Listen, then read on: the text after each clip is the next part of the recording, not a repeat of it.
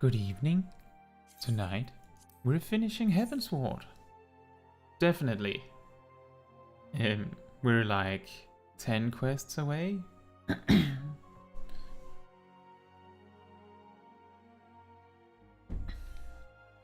And when we've finished Heavensward, we'll probably be spending some time watching the credits as we usually do. And then we go on side quests so that we can start next week with Stormblood. Now, as usual, let me just get a Discord link.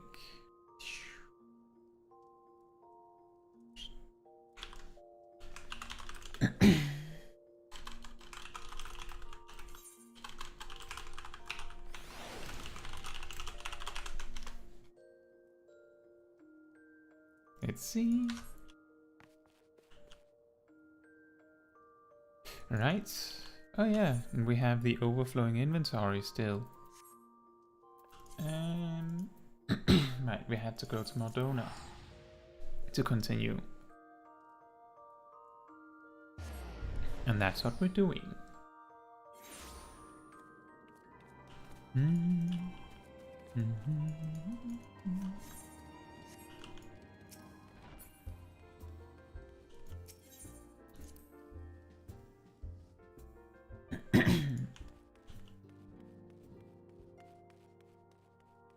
I believe we have 2 parts left, you could say. 3.5 and 3.56. And then we're done. Caetsu, just the hero I wanted to see. Would you mind doing me a small favor? I need you to meet me at the Diamond Forge. This won't take long, I promise. Sure. Where's that? Oh.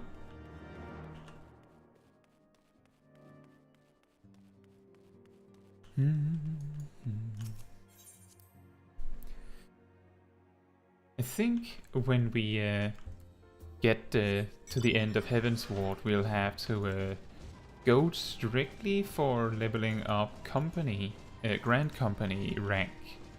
Because then we will eventually unlock the ability to trade in equipment we no longer need for more company seals, which then means that we can buy ventures, which lets us level up our retainer. So it's like a little bit of like a snowball effect of things. And the way we're going to do that is by leveling Black Mage that way, I think. And then when we've leveled enough to be able to trade in company seals, or trade in for company seals, that will be a great opportunity to deal with this.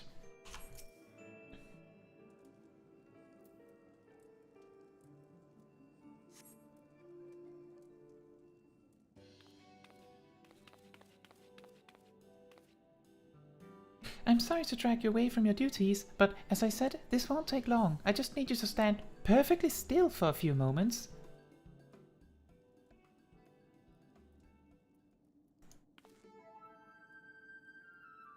Uh-oh.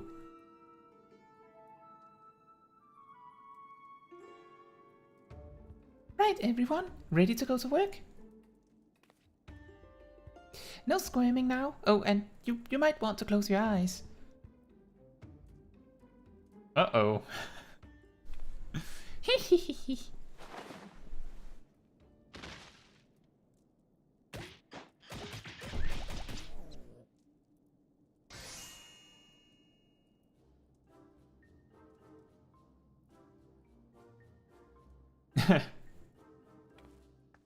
There, all finished. The Warriors of Light's every measurement, from heroic head to intrepid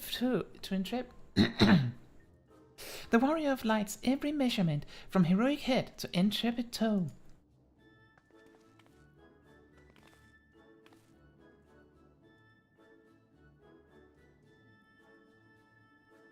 Well, wouldn't you like to know? All in good time, Caetsu. All in good time.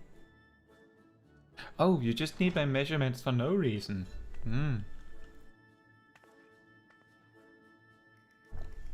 Aha! Found you! Elfino wants everyone in the Solar for a meeting. I don't know what it's about, but he seemed to think it was very important.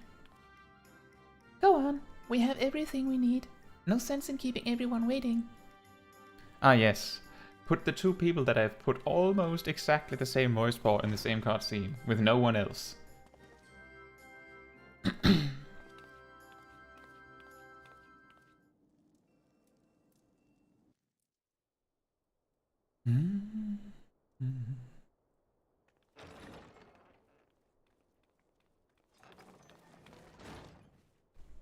We're here. Did we miss anything? We would not presume to begin without you, Ida. Orianger has returned to the Waking Sands, but everyone else is now present. Yes, but for what exactly? We all have duties to attend to, Alphino, so you may dispense with the preamble. Thank you, Elise.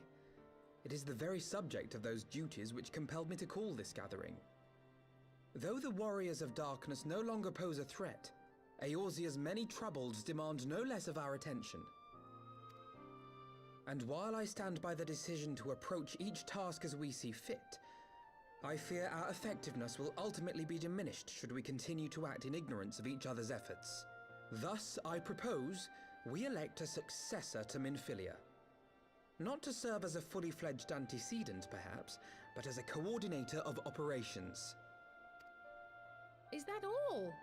Oh, then the decision seems clear. No one else has shown any enthusiasm for the role, and judging by your performance at our previous meeting, you would seem the perfect candidate. You always did have a flair for politics.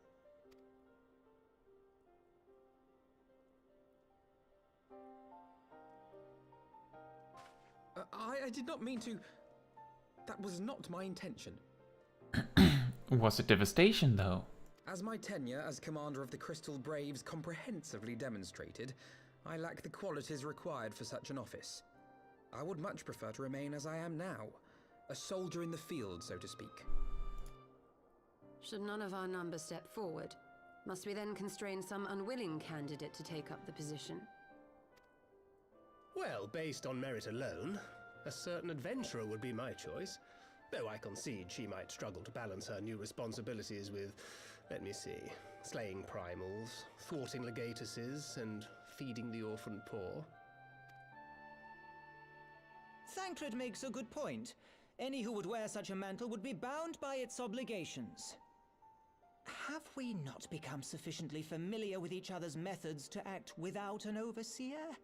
At present, I see no cause to so willingly limit one of our number. Oh my goodness! Help! I need some help here!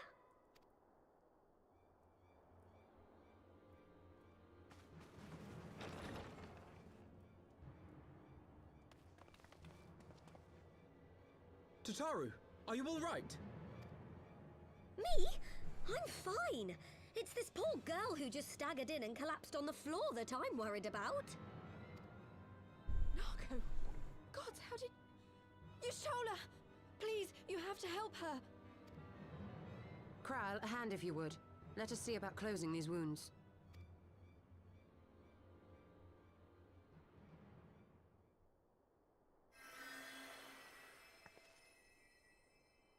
Now, we've staunched the bleeding, but it may be a while before you can move about again. Though having seen your wounds, I'm surprised you are still moving at all. Thank you. My message. It was too important to delay. I took the shortest route I could, though I knew it was more heavily patrolled. As you can see, my efforts at evasion were not entirely successful. Honestly, you're too brave for your own good. What was so urgent that you needed to fight half the Empire to get here? You could have been killed. I'm sorry, Ida. I had good reason. But I imagine your friends are wondering who this bloody mess of a Mikote is. My name is Minago, and I belong to the Alamegan Resistance. I came to warn Ida and Papalimo about one of our leaders.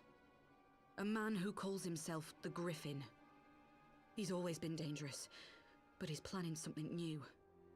Something reckless. The Griffin, you say? I've heard the name. Rumor has it your man is eager to test his claws. Aye, and on no easy target. He means to assault Belsar's wall from the Alamegan side. But what does the Griffin possibly hope to gain from such an attack?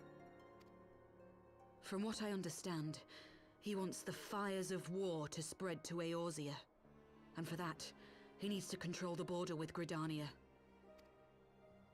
So, he means to spark a conflict between the Alliance and the Imperial forces stationed in Alamigo, to have Eorzea's armies aid in the liberation effort, whether they will it or no. His plan is flawed. Even should the Resistance succeed in occupying the wall, they would not be able to hold it. Imperial reinforcements would drive them out within a week.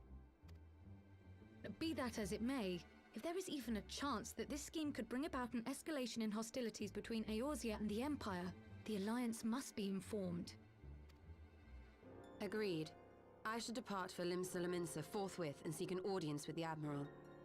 Thancred, Uldar is yours. Alphino and Alize, make haste to the Twelveswood and notify the Elder Seedseer of the danger to Gridania. She will duly call a council of the Alliance leaders, whom you must be ready to receive. You will be our voice in Ishgard. Explain the situation to Sir Emeric and encourage him to send an envoy. To Taru, Kryl, I leave the care of our injured messenger to you. See that she remains quiescent and her wounds closed. I believe that covers everything. Let us be about our tasks.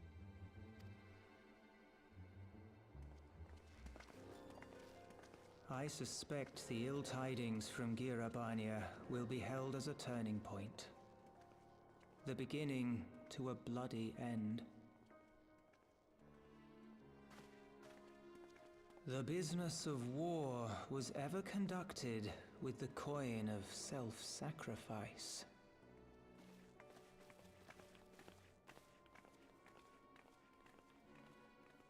'Twas Master Louis Soir himself who taught us that such costs are not to be ignored or denied.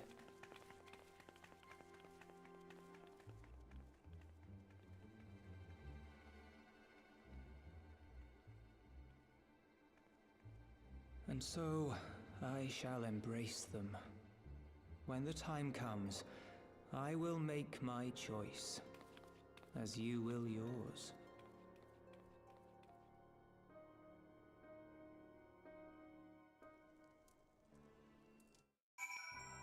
Alright, that was a little bit of a long cutscene. Well, surprisingly long. Hey Justin, I hope you're doing well. You say you just finished 3.5 yesterday. Did you finish 3.56 as well? Like, did you finish Heavensward?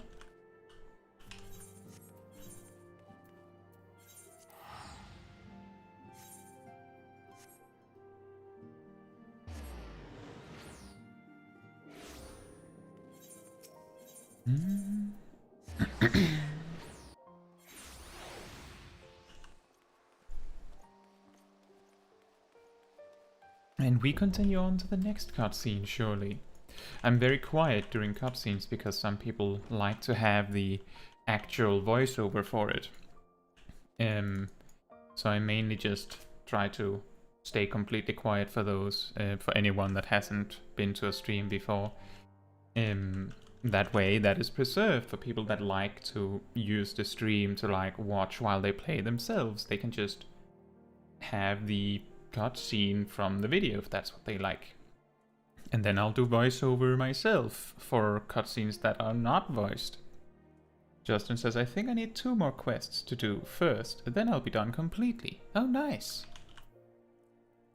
We'll complete this tonight.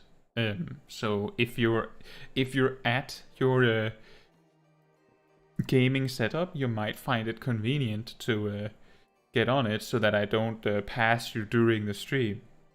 Or maybe you don't mind. That's also okay. Greetings, Warrior of Light. What business brings you to Ishgard? I see. Wait here. I will summon Sir Emeric.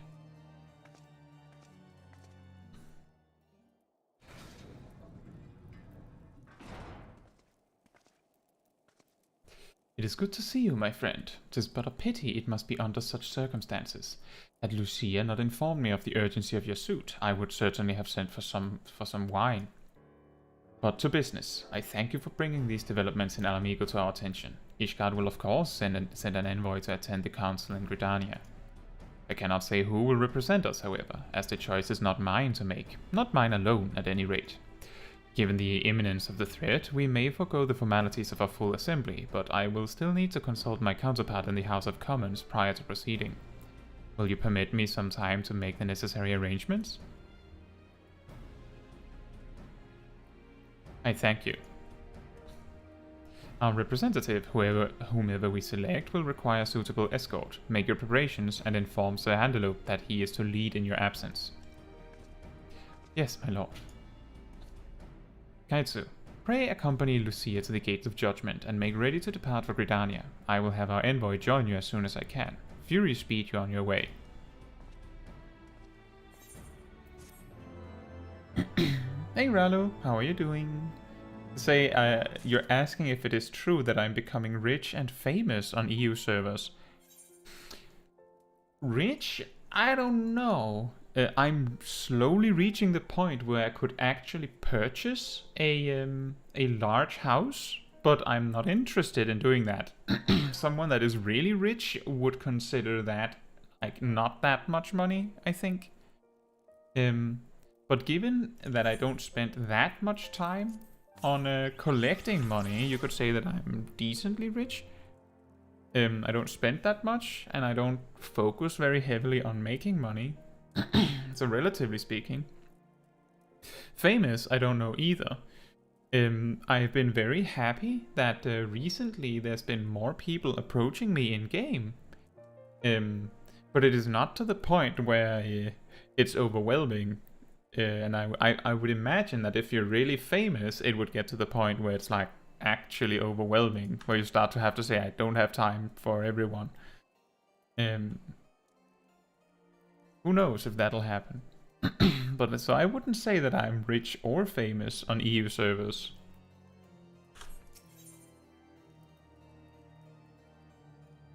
But I'd love to hear if you've heard that from anyone. Where did you hear that? If you have no other business in the city, join me at the Gates of Judgment. We must be ready to depart the instant the envoy arrives.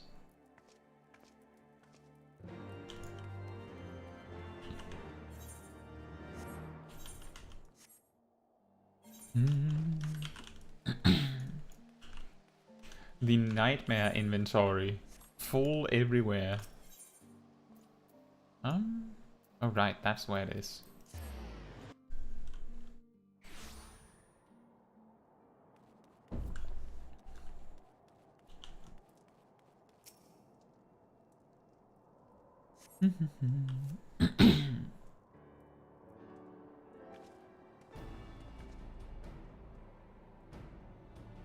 We meet again. As it happens, my counterpart in the House of Commons agreed that I should act as Ishgard's envoy. Not, I concede, that there was ever any real doubt. As Lord Commander of the Temple Knights, it is my duty to sanction any military cooperation. Be that as it may, I could not in good conscience make the decision alone, not with the ink scarce dry in the Republic's Book of Statutes. I trust you understand, my friend. Alas, I must test your patience still further by making a brief stop at Camp Dragonhead. Given the trouble brewing in the Black Shroud, I would see that the garrison is ready to defend the border.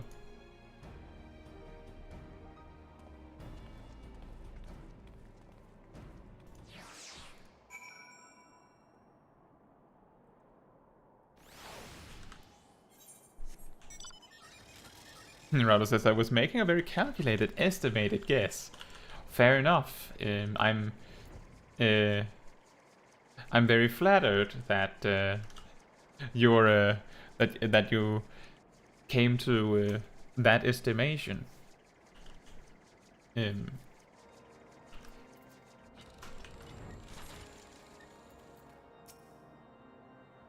The garrison commander waits within. Why not accompany me, Caetsu? You may see a familiar face.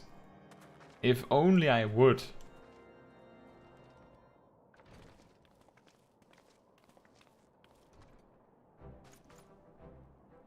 Caetsu, old gal, how wonderful to see you, and Sir Aymeric too. To what do I owe these unexpected pleasures? I will have some mulled wine brought up from the kitchens at once, if you will excuse. Nay, do not trouble yourself for a while. We shall soon be on our way. Lucia, a brief summary, if you will. Speak for me. Yes, Lord Commander.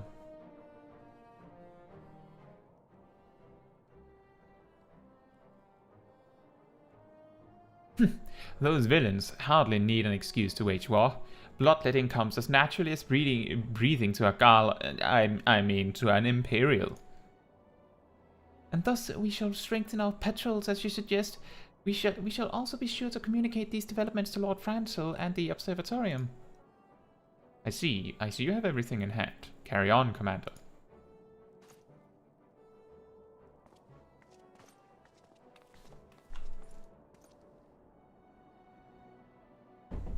Surprised to see yours truly at the helm?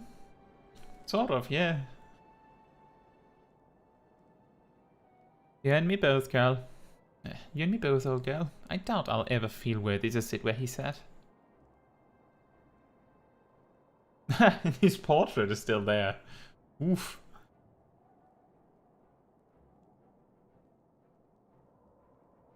Yet we can but play the hands we're dealt, and with a little help from the veterans and Onawa's ceaseless chiding, I'm sure I'll muddle through. So worry not, old gal. Off to Gridania with you.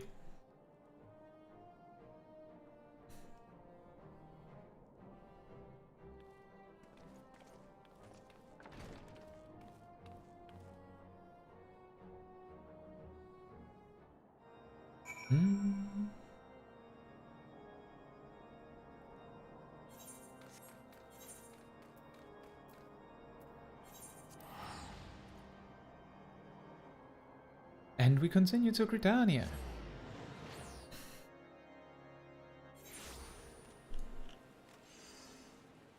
Oh, they're there.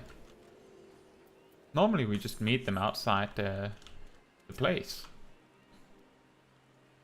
Diplomatic duties have brought me here on several occasions, but I find that I'm as enraptured by the Black Shroud's beauty now as when I first laid eyes upon it.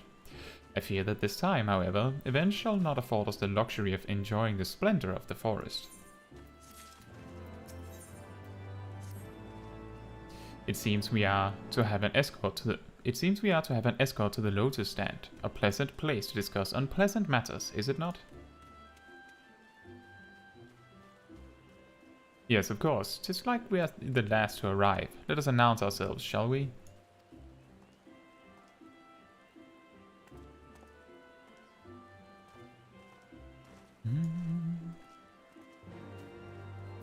You go that way, I'll go this way. It's the shorter path, you see.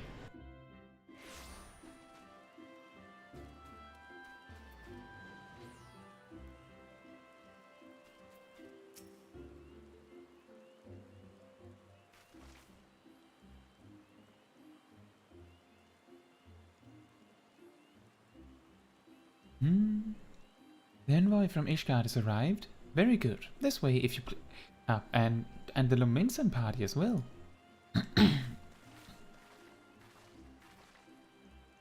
I had hoped to slip in unnoticed, but I see I was not the only one delayed in my arrival. Greetings, Sir Aymeric. Admiral, always a pleasure.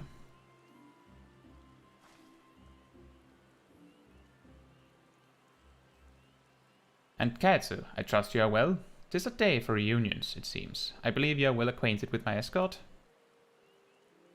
Lady Caetsu, I was glad to hear from Ryal that the missing scions have now been found.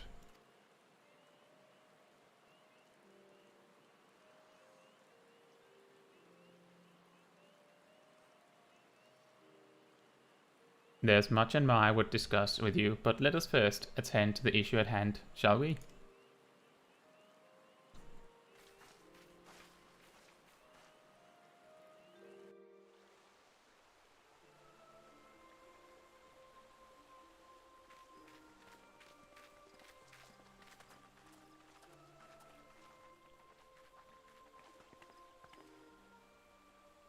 I bid you welcome, my friends. As you will by now be aware, The Scions of the Seventh Dawn have come into possession of certain intelligence concerning recent developments in the region of Gyr Abania.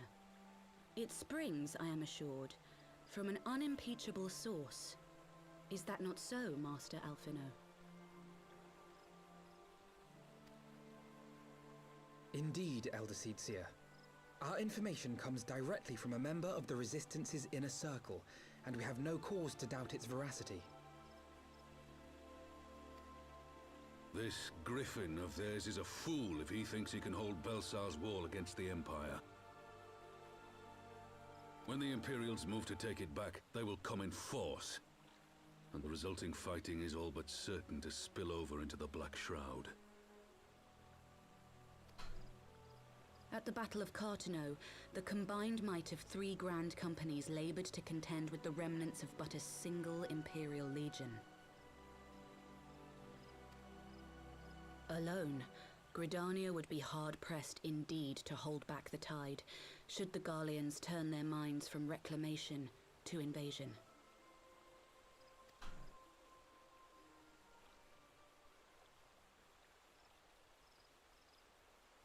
May I once more convey my nation's deepest regrets for our inaction in the days prior to the calamity. 'Tis a stain upon our ledger that I would fain remove.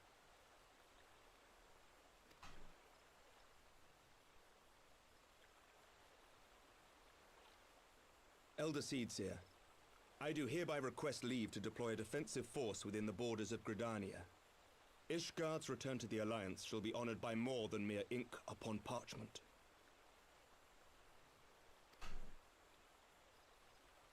The Doman people too would join any effort that weakens our common foe. We are few, but our most seasoned shinobi are at your disposal.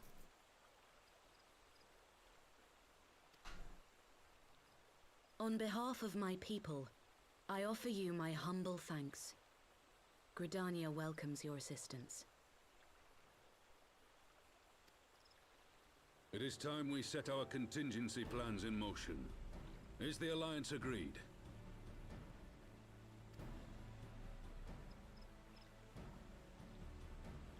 Then let us make ready for war.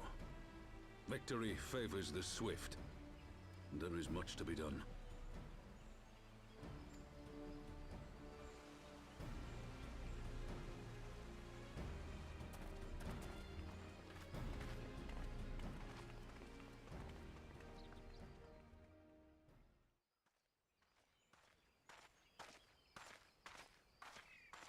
The Council knows that Alamigo will not soon be wrested from the Empire, and its decision to bolster the border's defences seems eminently practical.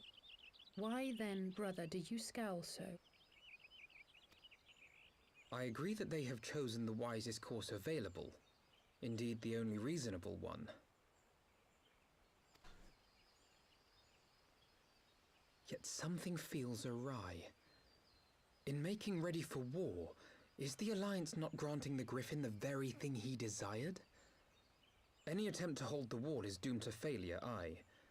But I wonder if we have misjudged the prize for which he plays.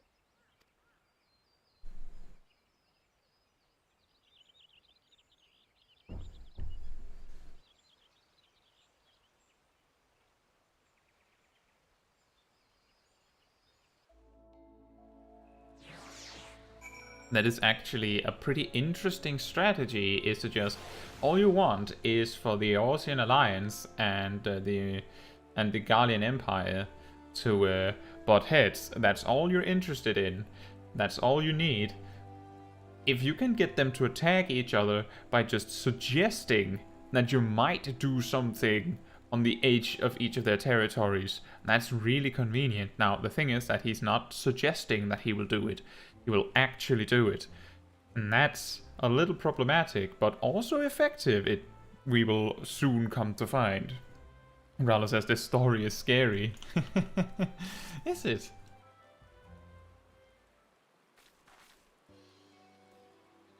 That the Council was able to reach an accord so swiftly is a heartening development in itself. I only hope my misgivings prove unfounded. Ah, good. You have yet to depart. I feared I had missed you. Sir Aymeric.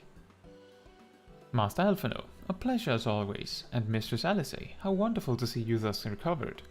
Pardon the interruption, I had hoped to thank Caetsu for serving as our escort before other duties called her away. I also wish to thank our Doman ally.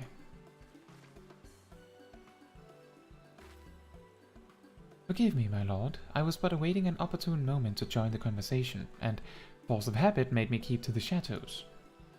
No apologies are necessary, Mistress Yugiri. I was most grateful for your interjection when I offered Ishgard support. My nation's historic failure to heed the Alliance pleas for aid is a matter of record. Even so, the Alliance leaders were plainly unprepared for my impromptu apology. The resulting air of awkwardness might have lingered longer were it not for your timely offer of cooperation, which allowed the Elder Seedseer to accept us both. I very much appreciated the gesture. I only did my duty, Sir Emric. The Empire is an enemy to us all, and we are grateful for the opportunity to fight at your side. And full glad are we to have you. Pray convey my regards to the Scions, my friends. We must return to Ishgard. Whatever is wrong with a simple sorry or thank you? Must these politicians always make a speech out of everything? That is how we adults speak, dear sister. Mayhap the one who liked the sound of their own voice. In any case, our business here is concluded. We should be on our way as well. Will you accompany us to Revenant's Hall, Yugiri? Actually, I think I shall first pay a brief visit to the East Shroud. I'm curious to know how Papalimo and Ida fared in their talks with the Sylphs, not to mention what has been going on at Balzar's Wall. I will join you at the Rising Stones anon.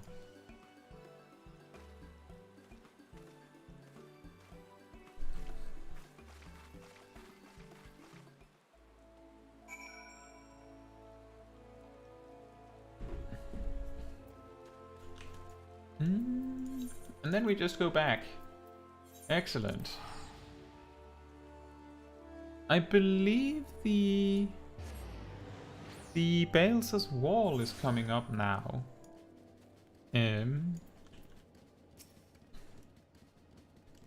Welcome back, Caetsu. I don't know about you, but I am heartily glad that all of the talking is over. Is it? I understand that these council meetings are important, but do you not find it tiresome to have to weigh every word before you speak it? I doubt I will ever feel at home in the realm of politics. That said, people have been known to change, and if my brother is willing to run his own errands, anything is possible. Harsh, but fair, I guess. Griffin on the wall. Well, as much as I enjoy the bustle of the toll, I think it's time we headed inside. My brother and the others will not be long.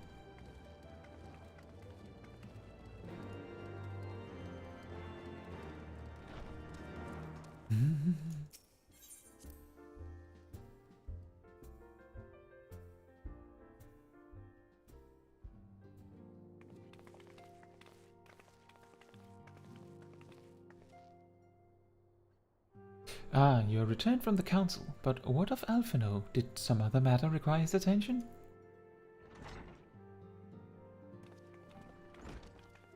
Mine apologies, friends. I trust we have not kept you waiting overlong.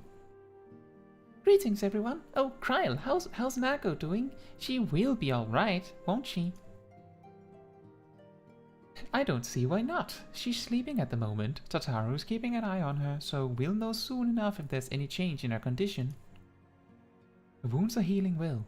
With sufficient rest, I'm certain she will make a full recovery. Thank goodness for that. Now, mayhap you would share with us the Council's decision? Each of the nations, Ishgard included, has committed to providing military support to Gridania. The Eorzean Alliance will soon have a significant force in the Black Shroud, ready to respond to any Imperial act of aggression. You know, I almost wish the Council would stop messing around and give the Griffin what he wants. I wouldn't like to be the Imperial court between the Resistance and the Alliance. Ida, you cannot seriously. One does not lightly go to war with the Garlean Empire. Quite. To open hostilities without due consideration would be to invite disaster. If only there was some way to reach the Griffin, some means to convince him to abandon this reckless course. It may not be entirely unfeasible. There is a network of tunnels beneath Balzar's wall, secret passages dug by the Resistance to provide a way out of Alamigo, which may equally serve as a way in? Precisely. If all are in agreement, I would be the one to undertake the necessary negotiations. I'm familiar with the route, and the Resistance is familiar with me. About as familiar as they are with me, you mean? Say what you want. I'm coming too. I have some experience in the practice of infiltration. If you would have me, my services are at your disposal. As are mine. It has been far too long since I shared a shadow with a shinobi, and I do not intend to waste the opportunity. 4 is quite sufficient for an infiltration mission. Greater numbers will only serve to increase the risk of detection. Ryle and I will direct our energies elsewhere. What of you, Leveilleurs? I will return to the East Shroud and stand watch over the border. Should matters take a turn for the worse, 'twould seem wise to be on hand. Might I prevail upon you to accompany me, Caetsu? Gridania will be safer for your presence, and while it may not seem the most thrilling duty, dear sister, might I ask that you remain at the Rising Stones to pass on messages and so on? To hold the fort, you mean? Very well, I suppose the task must fall to someone. Safe travels, all of you. I mean, Tataru's here to hold the fort, eh?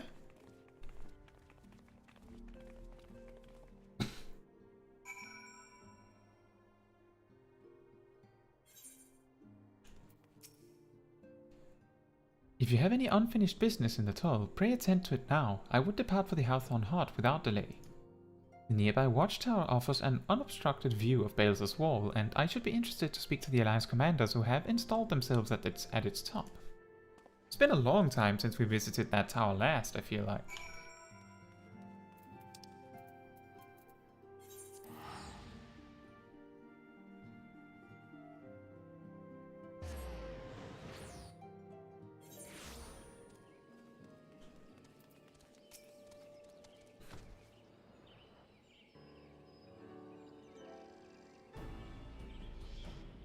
Ah, Caetsu, there you are. Come. Amarisai's spire waits. The Alliance officers on the platform should be able to apprise us of any developments at the wall. Fancy meeting the two of you here. We were about to set forth. Indeed, I was about to say 12 watch over you, but I doubt you have need of divine protection, even if you are venturing into enemy territory. Don't worry, Alphino. We'll have the Griffin by the scruff of the neck before you know it. Do make up your mind, Ida. Nary a moment ago you seemed ready to shake the Griffin by the hand rather than the neck, so which is it to be? It would be best to decide before we enter into negotiations. Trust me, Papalimo. I'll shake whatever needs shaking. The talking part I leave to you. Ching. I think I feel a headache coming on. Let's be on our way, shall we?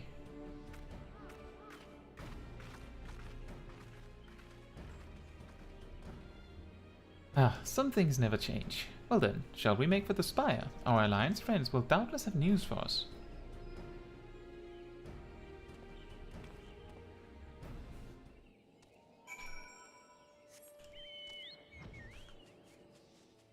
Funny how Papalimo and Ida is like always together like that when it feels like Papalimo just can't stand her.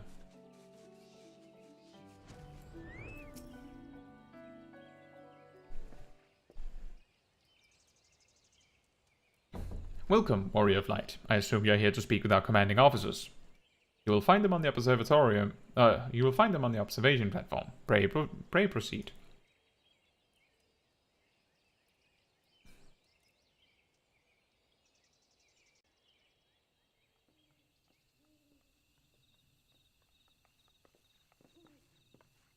Greetings, my friends. 'Tis good to see you both well. I was hoping you might turn up. I've dragged half the watch here, see? And the sight of you might help remind him why we bothered. If memory serves, I have not seen many of you since the day of the Grand Melee. Having borne the brunt of your blows, may I say what an honor it is to stand at your side. disheartening indeed to see the realm's most stalwart defenders thus gathered in common cause. Speaking of which, what news from the wall? All has been quiet. And now it isn't.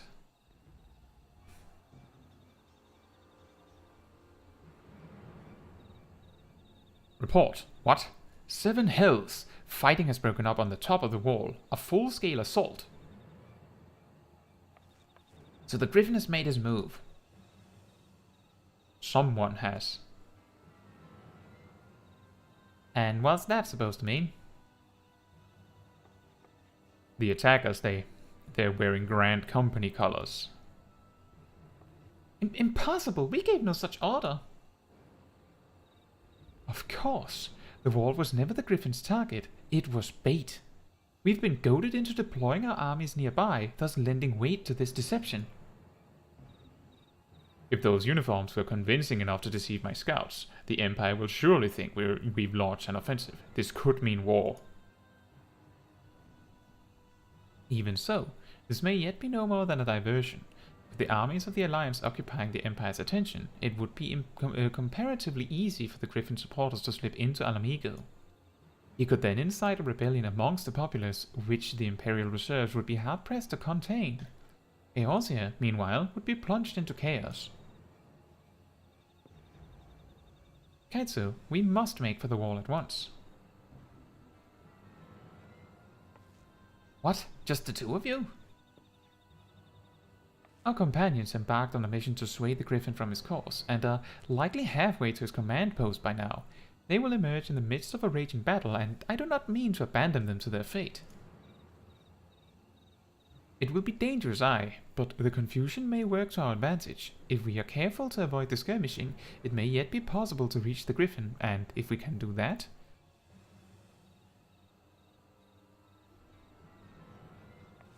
Lady Hilda, might I ask that you have an airship ready to bear the Scions to safety? Ah, I don't know who this Lady Hilda is, Marshal, but you can count on me.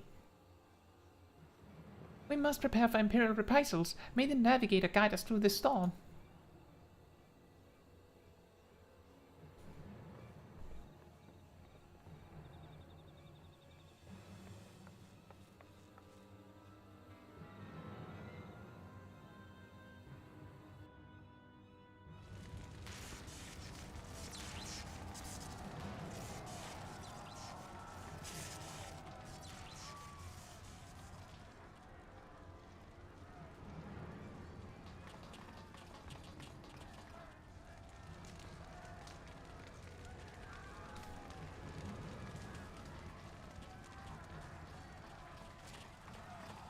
Forward, comrades! The time has come to drive the Empire from Alamigo, and force action upon those who have turned their backs to our suffering for so long. Let this victory be the first step in the liberation of our homeland. Alamigo will be free, no matter the cost.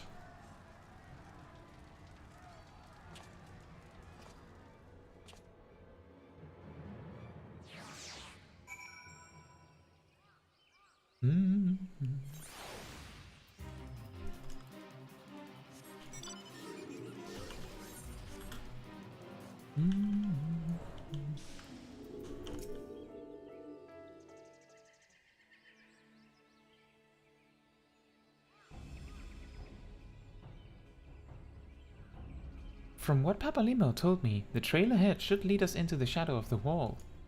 As we have 2 objectives, I suggest we divide our forces. I shall make straight ways for the tunnels and attempt to intercept our comrades ere they stumble into a bloodbath. While I do so, I must ask that you scale the wall. Know that I would not propose such a course if there were any other way, but the time for subtlety is past. Take a band of your most trusted companions, who happens to be in the area apparently, and cut a path through to the Griffin. Make him see reason, by any means necessary. Once we are free of the tunnels, we will make for your position with all due haste, and if everything proceeds according to plan, Hilda will then swoop in and spirit us all away to safety. I only pray that we have enough time.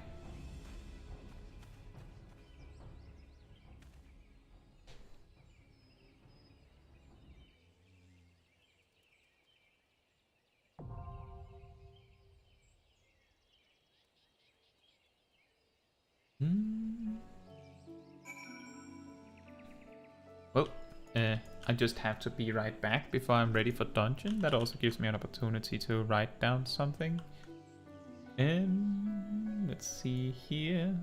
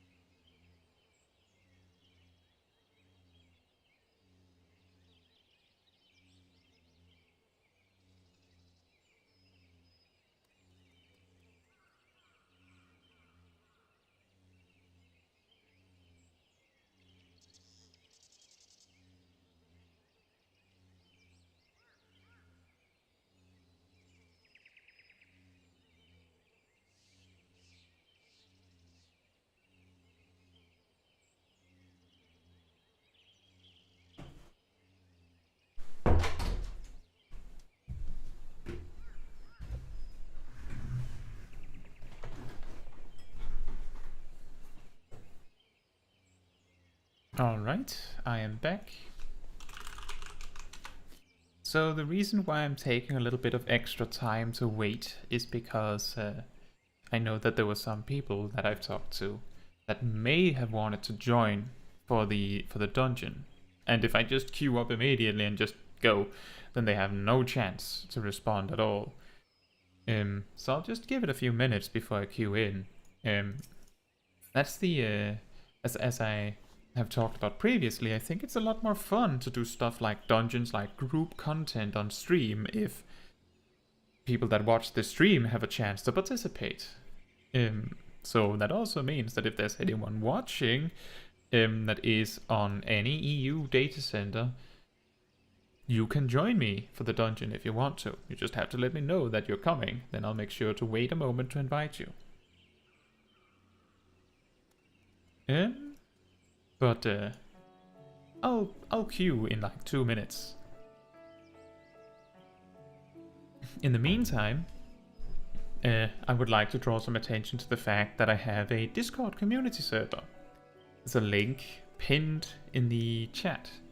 So if you would like to talk or talk with some other people from that well, watch my videos, I suppose. Then you might very well find them there. It's also an easier place to find everything that I post, because I both put up with the weekly schedules there in a specific space where they're easy to find. I make a little post every time there's a new video or a short or anything that I post, an upcoming stream, and those posts have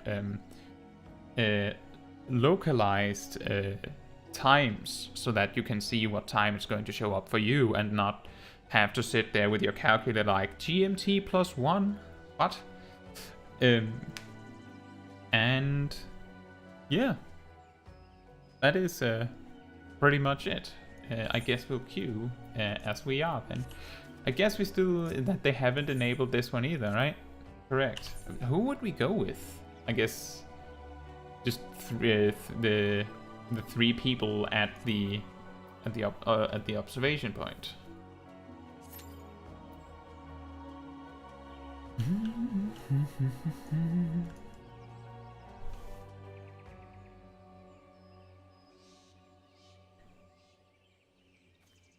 I'm hiding in the bush.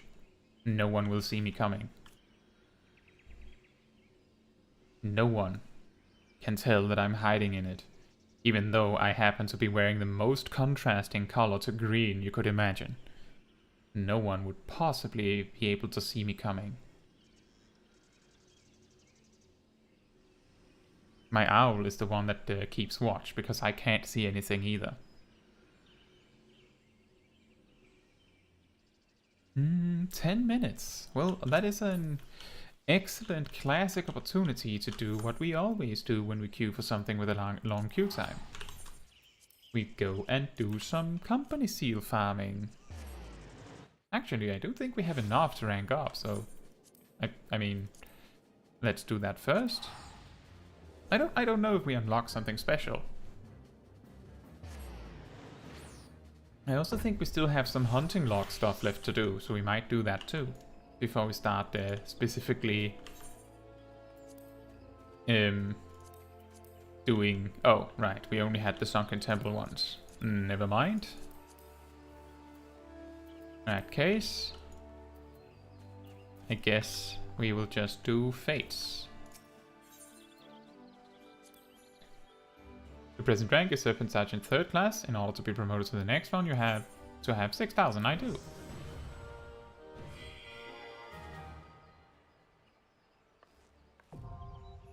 In the sight of the elementals, I hereby confer upon you the rank of Serpent Sergeant 2nd class. I am pleased to inform you that, as of this moment, you are eligible to undertake expert delivery missions. Go forth and do that which brings peace to the 12th and honor to our name. That's the one. That's the one we were aiming to get, wasn't it?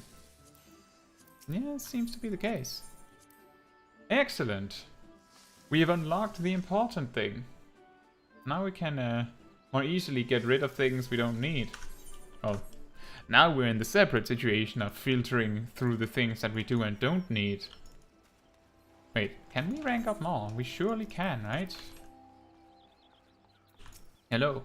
What if I wanted to rank up again? You would need 7,000. Oh boy.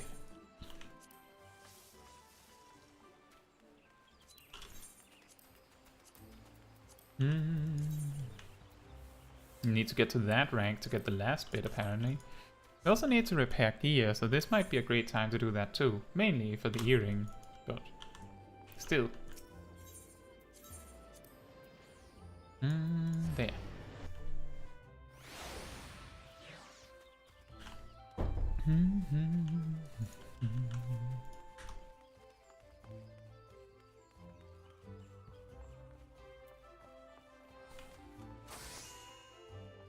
Isn't it? Wait a minute. Where's the repair guy? Is it over this way? I don't normally use NPC repairs because my main character has been completely up to date for ages, so I just normally just repair wherever I am, so I don't need to do this. But it's a little scarier when you're wearing a specific piece of equipment that you carry for long enough that it keeps getting near breaking. Now we go back and farm some more seals. Just because it's a decent thing to spend time on. Like, it progresses us in some sort of way. Regardless of what we want to do. And it's easy to just stop if the queue pops.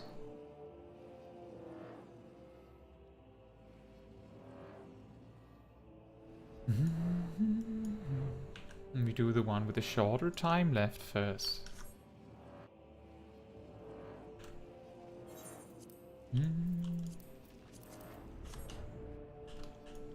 That's also something we could do as a side quest, leveler, crafter, or gatherer, but I don't think we have inventory space to even consider that right now. Could you imagine? we'd only get like 10 levels in and then our inventory is completely filled.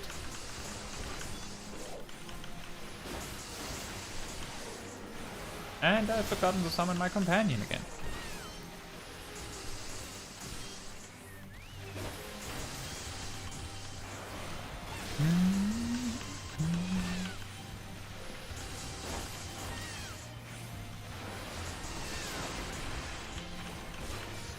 Oh, I should have switched to the disembowel combo ages ago, I just didn't. Oops. Oh well. Turned out fine. The fight was nearly over anyway, I suppose. Over to the other boss. We needed 7,000 this time. It's pretty important to just memorize.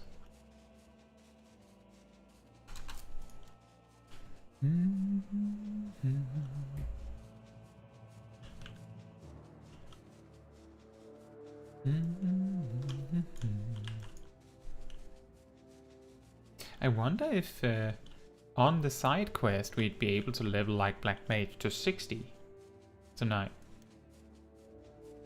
That would be a little wild in just a few hours.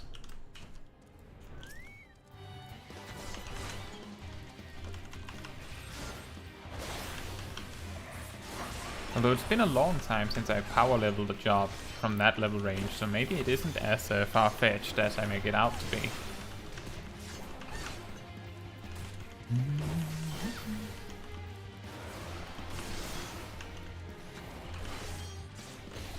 Another thing we might consider doing is go and collect ether currents in Heavensward zones to pass the time. It's a little difficult what is the best time spent right now, since we both need company seals and ether currents and like a bunch of other things.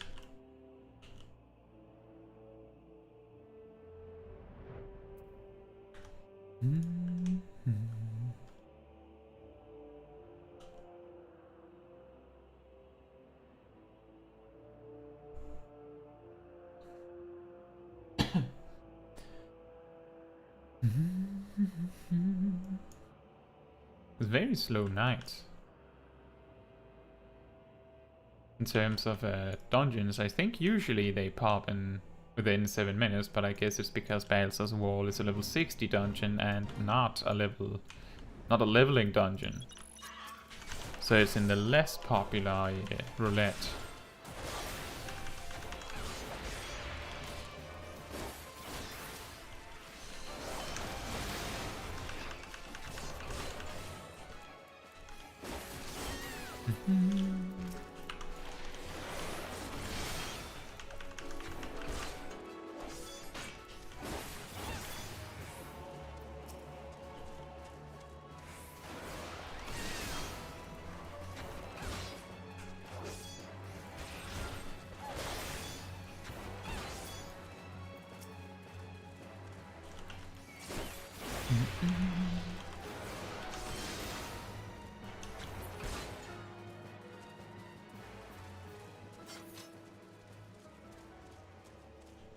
That's a big mud puppy.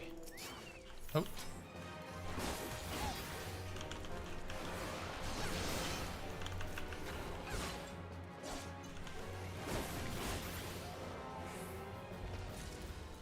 Fantasar says, sorry I'm late, some stuff popped up IRL and now I'm doing 161 to 200 of Palace of the Dead with my group. Hopefully I'll be able to join your adventures soon. Oh, that's okay. The only reason why I was poking you about it was because we specifically briefly talked about it yesterday, so I wanted to give you a chance if you had forgotten. If you don't, like, if something comes up, then don't worry about it.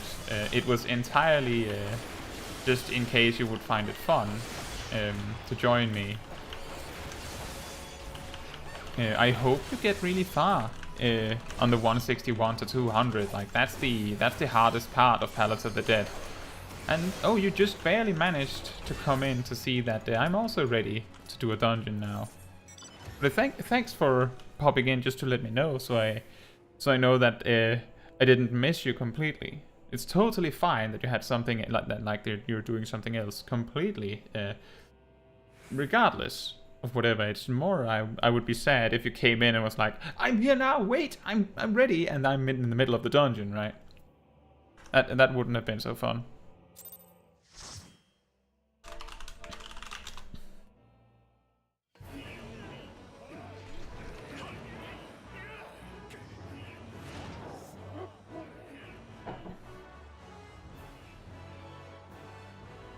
And that's really nice music. I don't get Bales's Wall much. And I guess usually when I'm doing a roulette, like 50, 60, 70, 80 and stuff, I'm listening to other music or something, so I don't get too much exposure to older content music like this. And Fantasy says, how much longer do you plan to be streaming for? At least 5 hours. At least 5 hours. I normally finish my... Are we just doing these? Are we pulling more? We're just doing these. That's fine.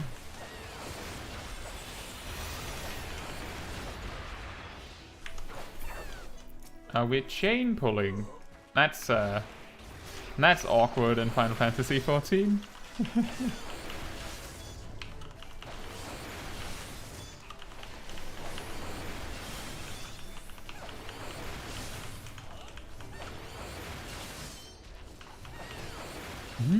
Fantasor says it depends on how long the last bit of Palace of the Dead takes. I suppose that the last bit of a Palace of the Dead run, those 40 floors, could take all the way up to 4 hours. Hopefully it takes less. But it's not unusual to be a little pressed for time. Hello Raven, I hope you're doing well.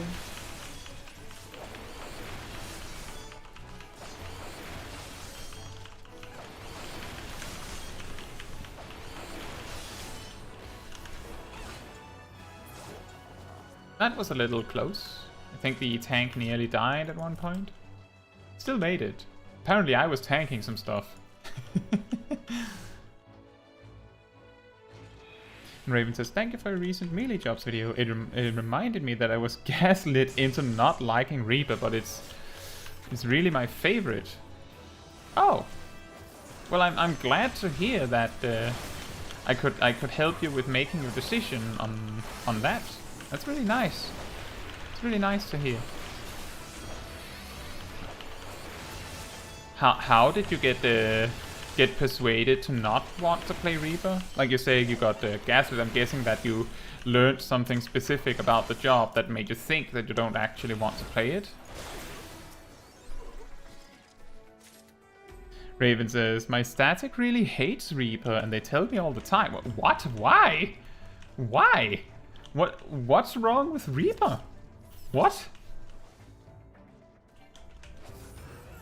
That's so random.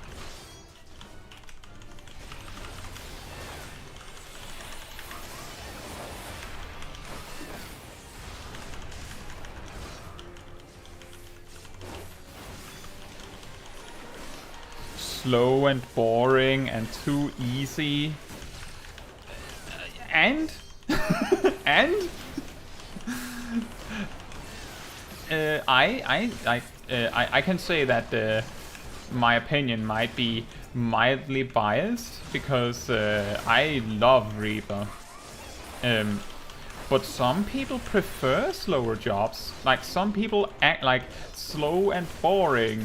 Like that, those don't necessarily go hand in hand.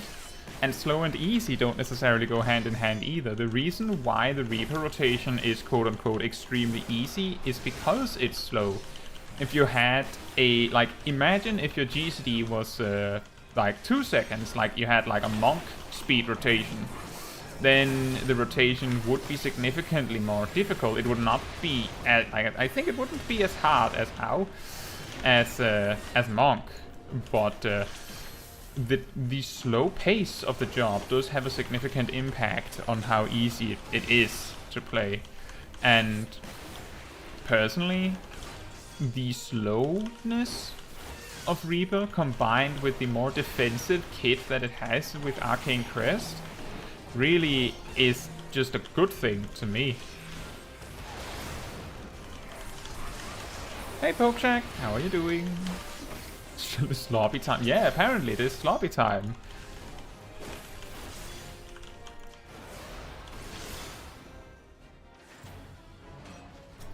But I hope, Raven, that your static doesn't deter you from choosing to play Reaper if you really love playing it. Just tell them that that they're silly for hating on a job for being easy.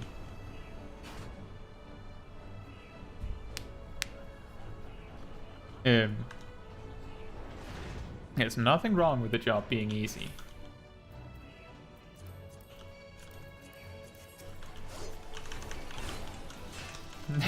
You'll tell them that I said they're silly. Do they know me?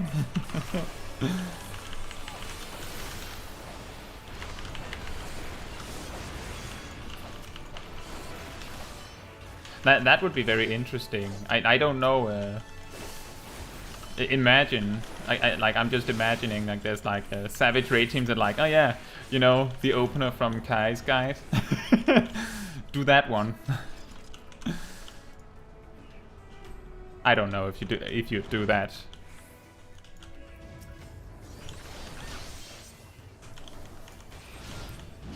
But you can tell them that. They are silly.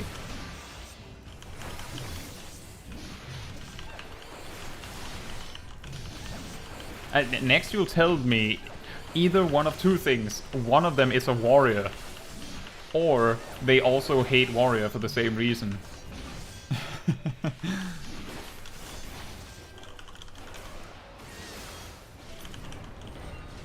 And depending on which one it is, one of them is a warrior. Isn't that the same thing? Isn't warrior slow and boring and easy?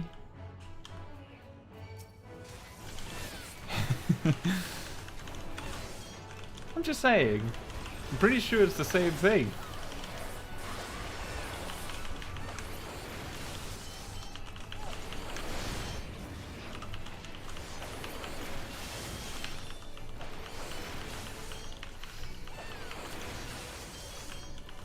Yeah, there's nothing wrong with slow jobs. I basically have a guide dedicated to highlighting the jobs that I find easiest to play in the game. And I think it's a good thing to have jobs like that. For anyone curious, it's my guide on easy jobs to play. I believe the thumbnail says head empty, play these. And Reaper and Warrior are both on that list. And they happen to be both my, like, the Warrior and Reaper are my tank and melee DPS mains. So, speaking from my personal preference, you could say. Raymond says, I played Dark Knight with the static, but we've been talking about everyone changing jobs for fun, thinking about either Reaper or Red Mage. Both are good options. I mean, Reaper has recently gotten some massive buffs in their damage potential, meaning that it's not so much necessarily a defensive option in a party or in a static as it might have been. But they're both Red Mage and Reaper are excellent options if, like, when you're trying something, like when you're practicing and progressing on something. I feel because they have some incredibly good defensive tools. Oh, what's this? Aha! That is an old school dice mechanic. So here's a little fun fact. If you've ever seen a mechanic where you see a dice, like a die countdown over your head, that always means if you're doing anything when this timer ends, you'll get punished for it. And it's like a universal marker. every single mechanic that has been introduced with such a mechanic attached to it since the die visual has been introduced to the game has had such a mechanic, and I had to run there. I had to choose between getting hit by a mechanic or moving in the timer. A prominent example of the die is, I believe, 04S uses it. The final boss of the first tier of the Omega raids, specifically in the second phase, exclusive to Savage. And we did fight that on a mount farming stream multiple times. I believe also Susano uses it. I don't remember if that's Extreme exclusive, but he certainly does it on Extreme.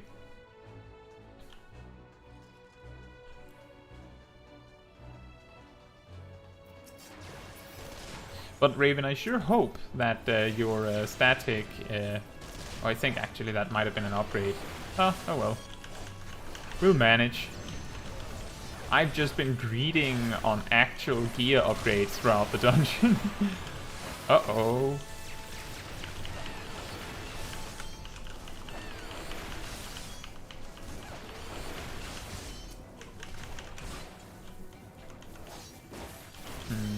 I should need on any remaining gear upgrades that I notice throughout. See, those were both... No, well, the helmet was a gear upgrade. How does that look? That is excellent.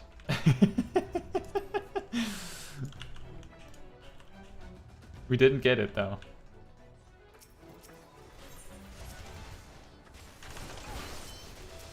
If I remember correctly, the Griffin fight is actually brutally difficult.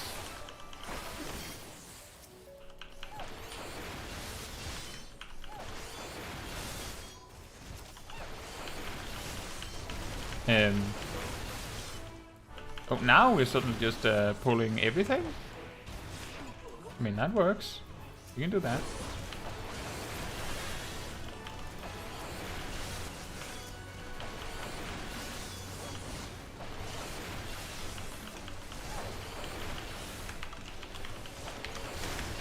I'll use my short cooldowns. I just don't really want to start the boss fight with Battle Litany on cooldown. And Raven says the Dragoon doesn't get its second AoE till so much later. You know, the worst part is that as long as you don't have it, you need to do single target stuff to get your damage buff up. It is, it's brutal.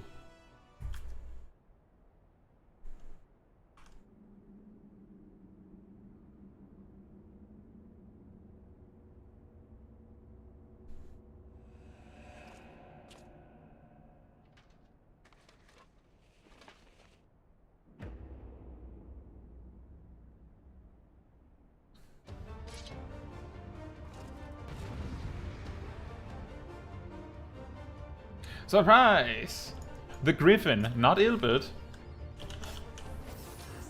Look guys, it's not Ilbert.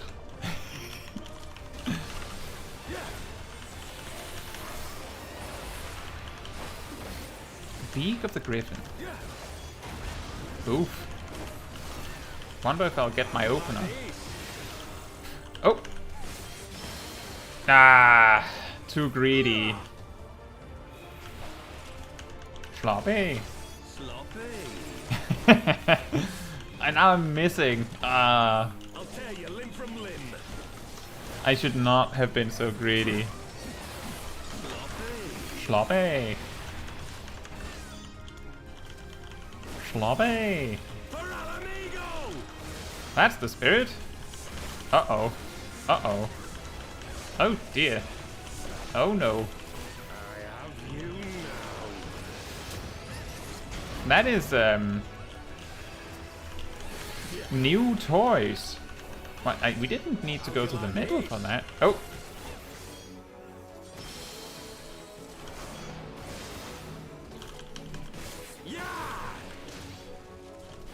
No, no, wrong button.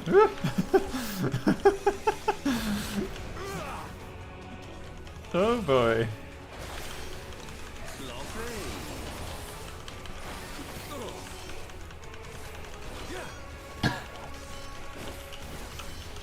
Sloppeh.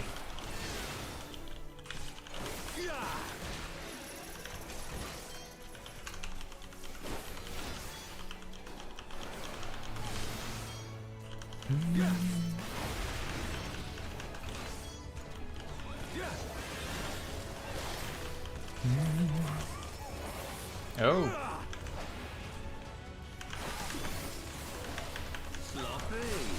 I wonder if people would would find elusive jump just like better in general if it was that you jump forwards instead of backwards. Oh, whoops. I should have waited with that for a little bit. And now I missed the correct timing to use Limit Break. There's no point when he's at like 3% health anyway.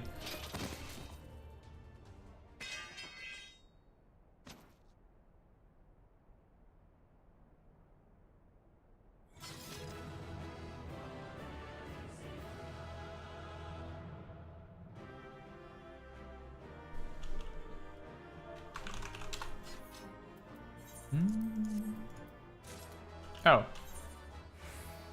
Okay. I'll just take the things. Let me just check chat before I move on. Pokeshak says, can you do a guide for the hardest jobs in opposition for most easy jobs? Because I have a friend asking me over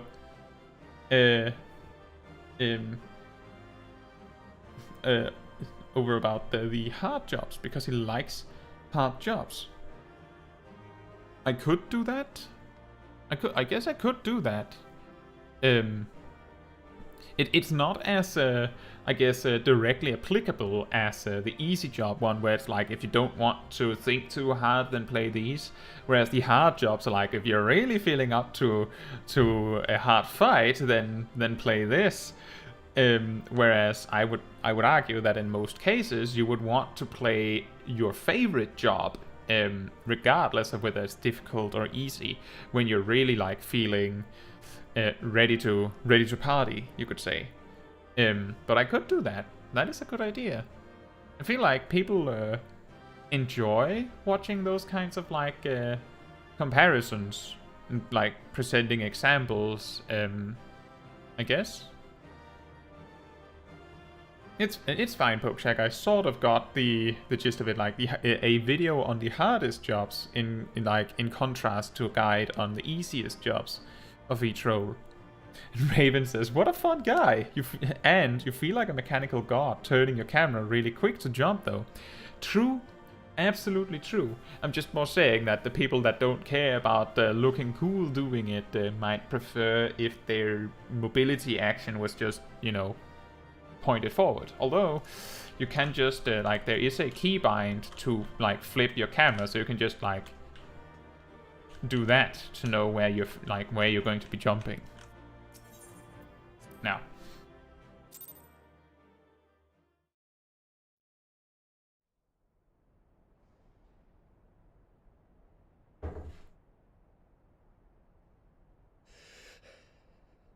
you've beaten me, aye. But you cannot stop what I've begun. Behold, a glimpse of things to come.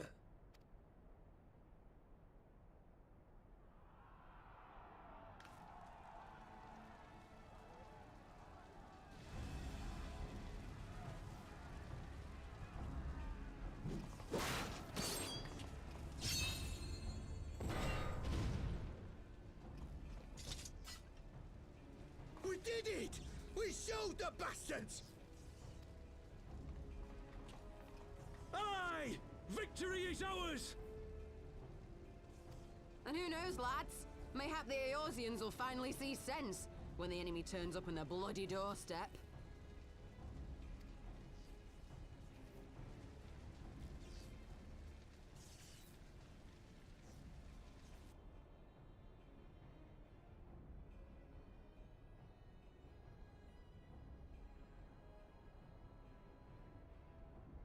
This is for Alamigo, for Eorzea. They die that others may live.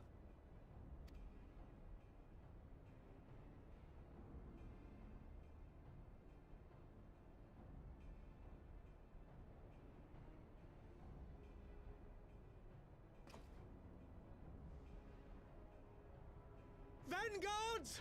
Attack!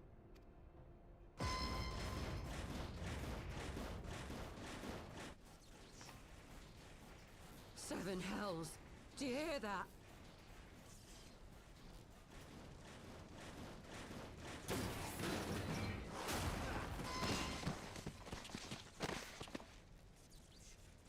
War machines!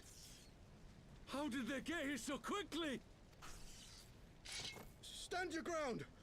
For the resistance!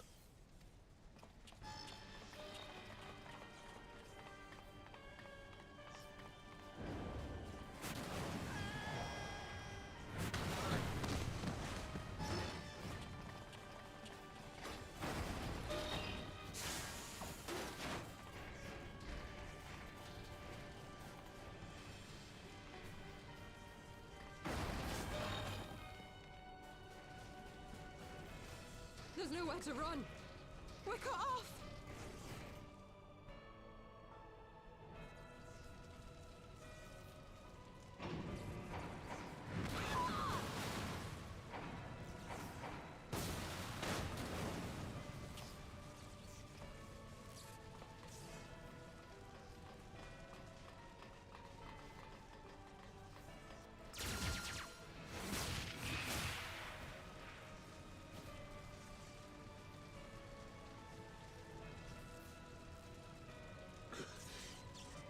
Gods help us! What were we thinking? The Empire's too big. Too powerful.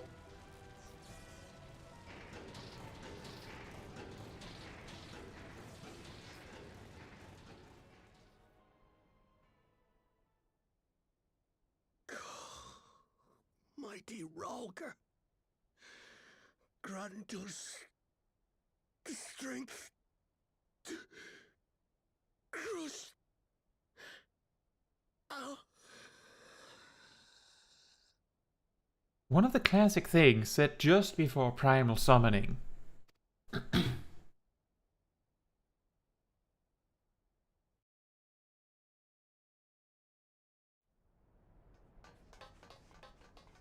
There you are. As you can see, our infiltrators did not elude me for long. Lady Ugiri is sending for an airship even as we speak. What do we do? This is a massacre! How wonderful to see you, Commander. Illbird. I should have known. This has to end. It has to end now. Do you not see your countrymen dying? Have your ideals rendered you blind even to that? Order the retreat, and we will help your soldiers to safety. Retreat? With the moment of my triumph so close at hand, you truly are a sheltered child, Leveilleur.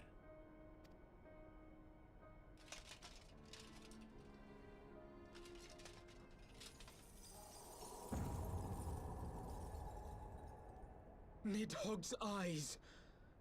No abyss is too deep for you, I see. But trust me when I say that such power was not meant for mortal hands.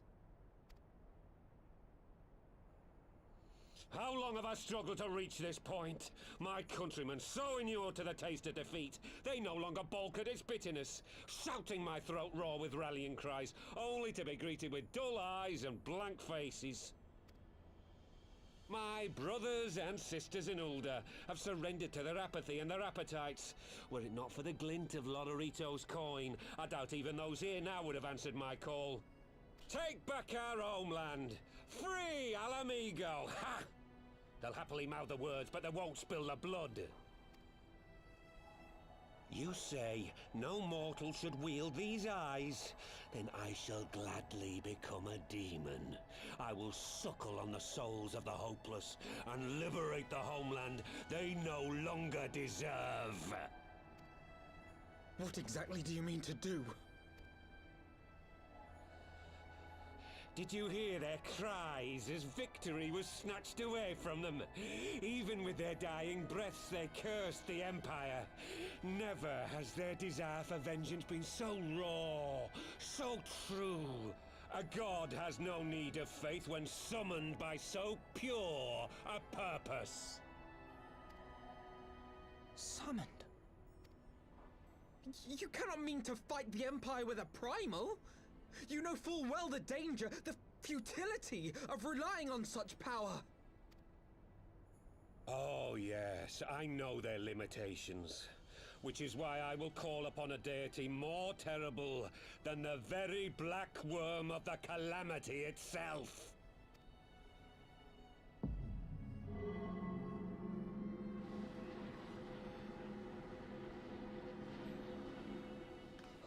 What?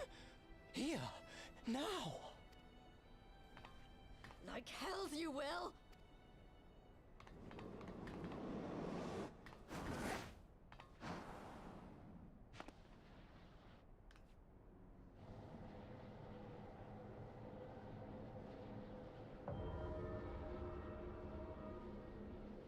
An ending to mark a new beginning. My pain, my longing, you shall have it all!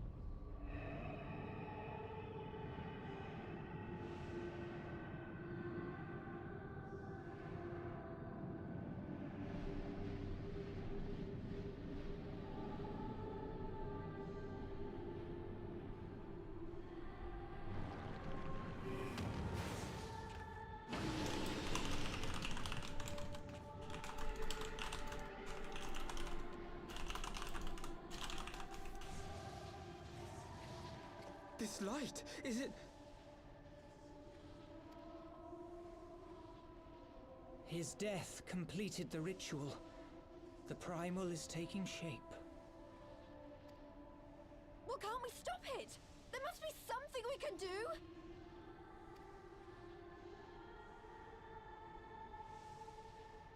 There is one thing. What? Hey! Where do you think you're going? Master Louisoix briefly contained Bahamut by means of a potent spell of sealing. I will now attempt to do the same. But that's impossible! We would need hours to collect the necessary ether, if not days! Ah, Alphino, though I concede it may not always be apparent, I was ever your grandsire's finest pupil. Tipsmati, of course! The staff still holds enormous power, broken or not. Don't you dare, Papalimo! I know how that spell works.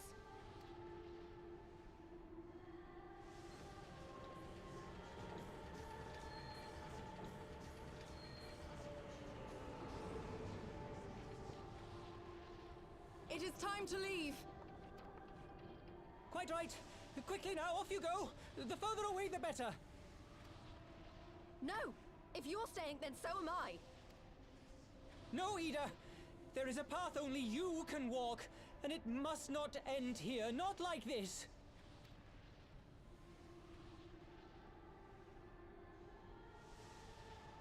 Take her! Please, you have to take her!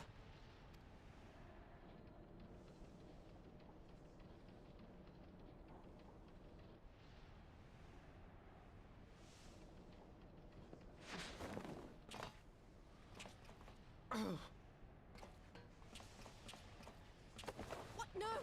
Damn it, Thancred! Put me down! Thancred! This is one battle you cannot fight. Away with you! Go!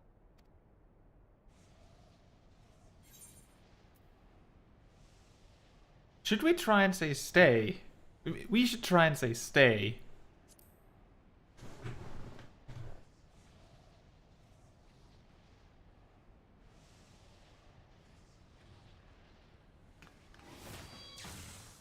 Whee! Hilda! I think he means now!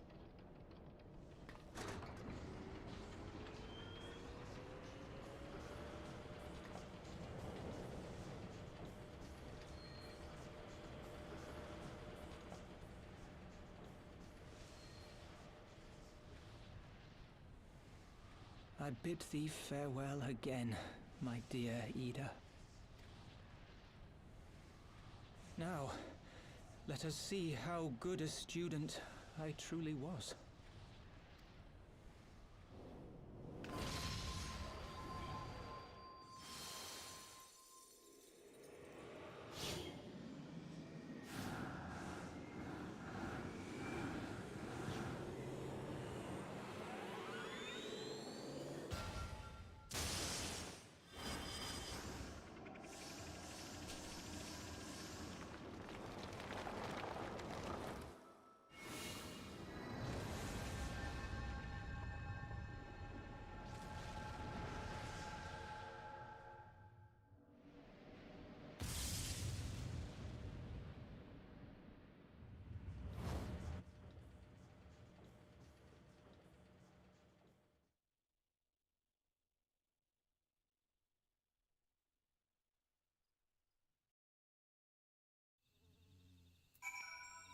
Dun dun.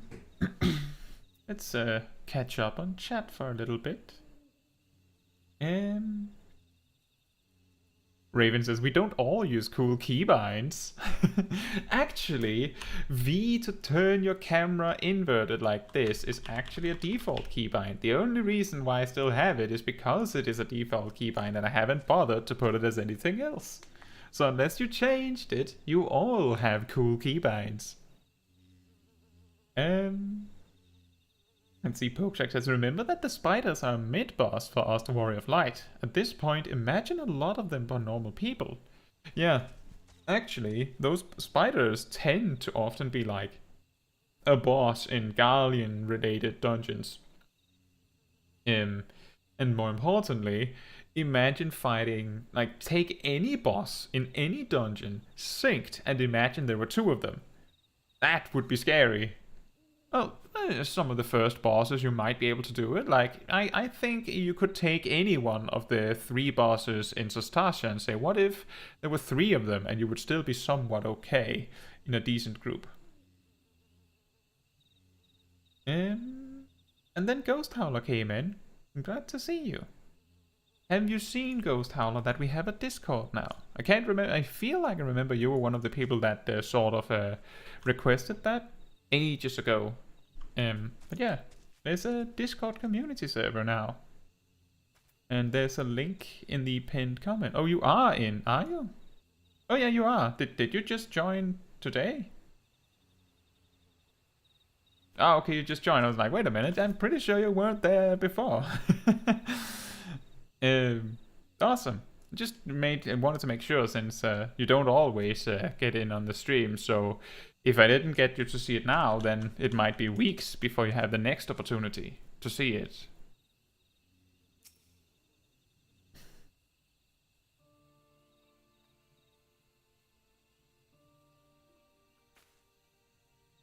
Why?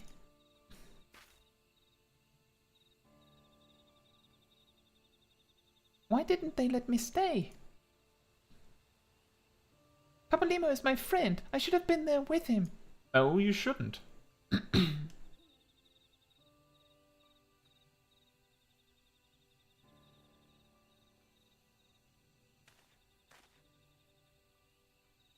You could see it in his eyes, Ida. He knew what he was doing, what had to be done. Master Louisoix wore that same look right before the end. Do you think I don't know that? I know, all right. I know. There's nothing more you could have done. Ilbert caught us all off guard. Even Caetsu was powerless to stop him. If you must blame someone, then blame me. Just promise that you will never forget what Papalimo strove to protect, or the lessons he tried to teach you.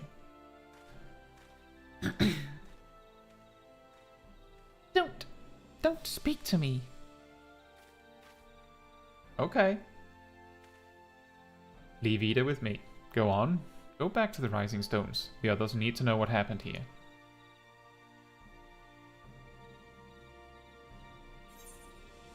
Ah, music.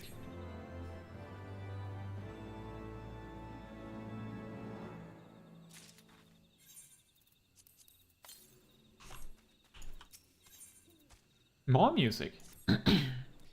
Once again, I find myself at a loss for words.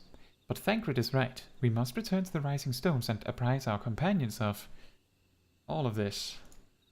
Pray make your way there at once. I will send word to Y'shtola and the others of our imminent return.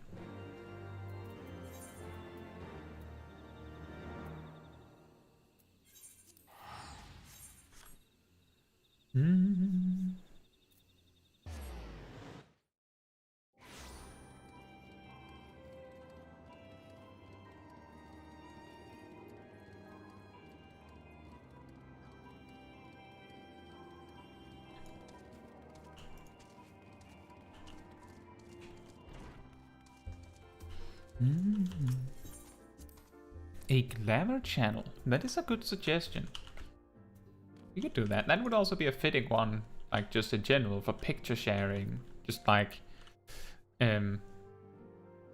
with no particular subject in mind, just for sharing pictures of glamours, for instance.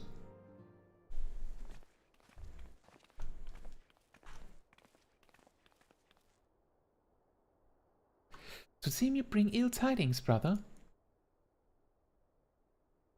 Aye, behind the Griffin's mask we found the grinning face of an old adversary, Ilbert. I know not how, but he had in his possession the eyes of Nidhogg, whose dread power he used to initiate a summoning ritual, even as we looked on. And then he explained what other stuff happened.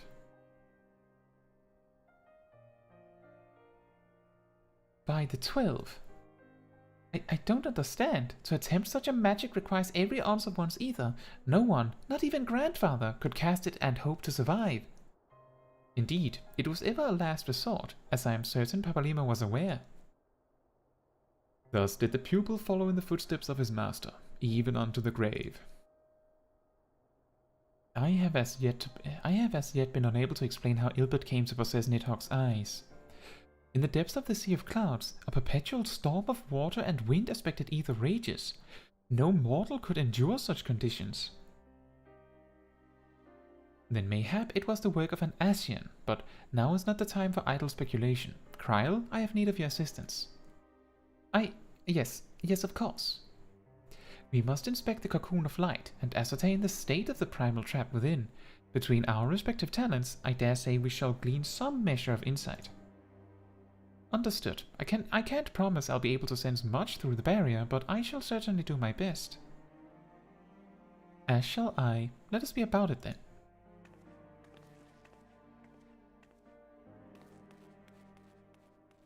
What? Without so much as a by your leave? Pray forgive Archon Y'shtola her brevity. She seeketh employment, lest her grief deprive her of the will to act. A desire to comfort Ida doubtless compoundeth her unseemly haste. I too must contend with this grievous loss in mine own way. By thy leave, Lady Alice, I shall honour our fallen colleague through gainful study. There exist writings which may yet further our understanding of this cocoon of light.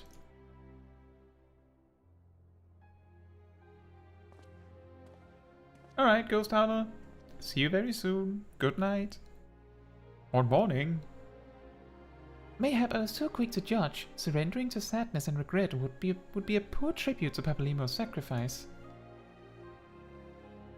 Quite. We must begin preparations to face Ilbert's accursed creation without delay. What time we have was purchased at too dear a price for us to squander it.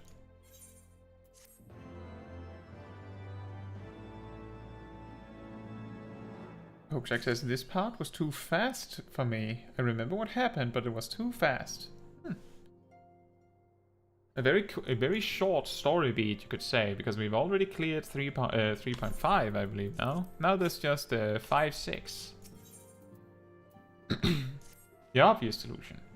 Ah, Kaitsu, I wish I had more to tell you, but the situation in the East Shroud remains largely unchanged. Meaning, we still have no idea how long it will be before... A communication from the Alliance? One moment.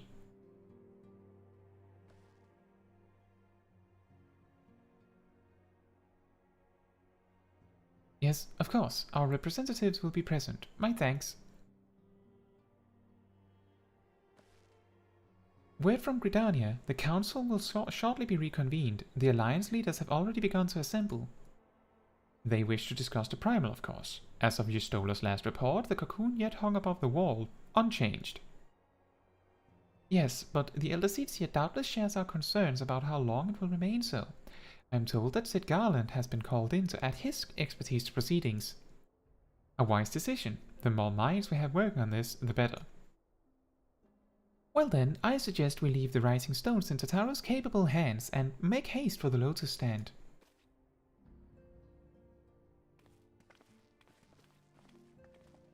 Pokeshack says 3.5 part 2 or not. Well, the final patch of... Oh wait, there's more cutscene now. Ah yes. This leads perfectly up to what I'm going to say about 3.5 part 2.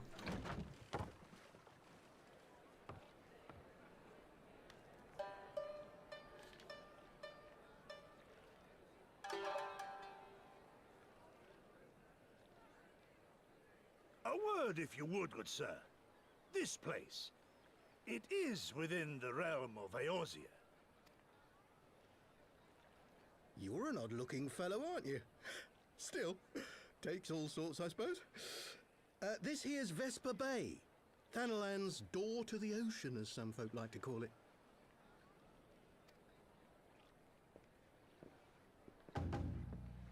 Am I to understand from your answer that I have indeed arrived in Eorzea?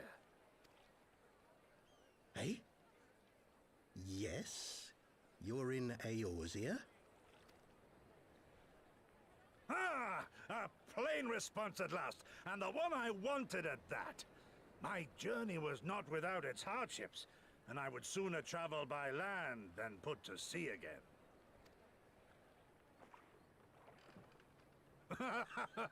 You do not believe that so small a bark could bear me across the ocean? Such timid little sailors. I had but to set my course and set my jaw till I made port.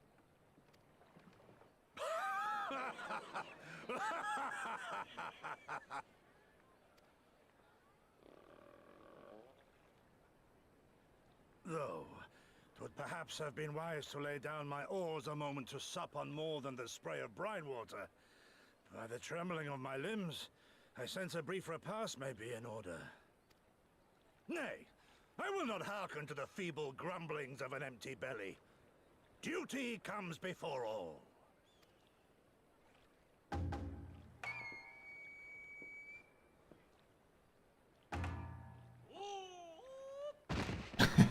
God, man, are you all right?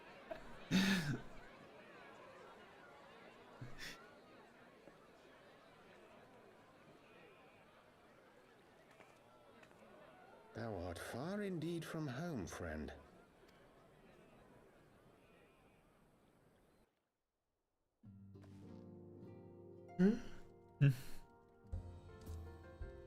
Right, so what I was gonna say, Pokeshak said 3.5 part 2 or not. Usually, you know how normally there's like, right now we're working with a 4-month patch cycle so that the major patches come every 4 months and they alternate between new raid tier and new alliance raid and stuff. Which means that a raid tier comes about every 8 months or so. Now, the patches in between the these things, you know, like these minor patches, which can be like 3.5.6, they typically don't really come with any main quest progression at all whatsoever. But the final patch of an expansion, like the absolutely final one, usually finishes with like a patch that obviously leads into the next expansion.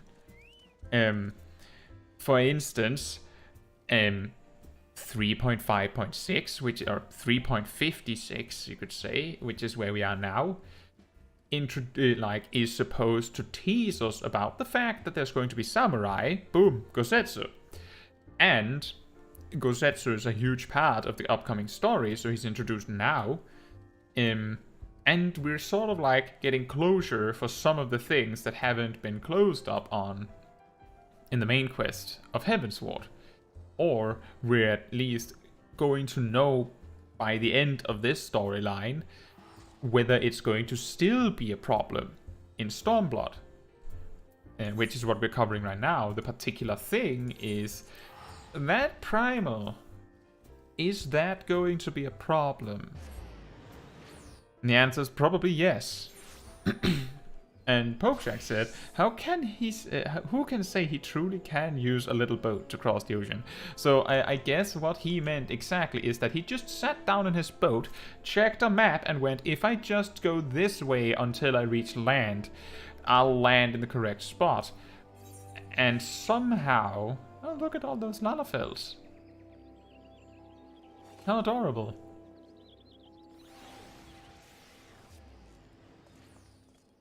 Anyway.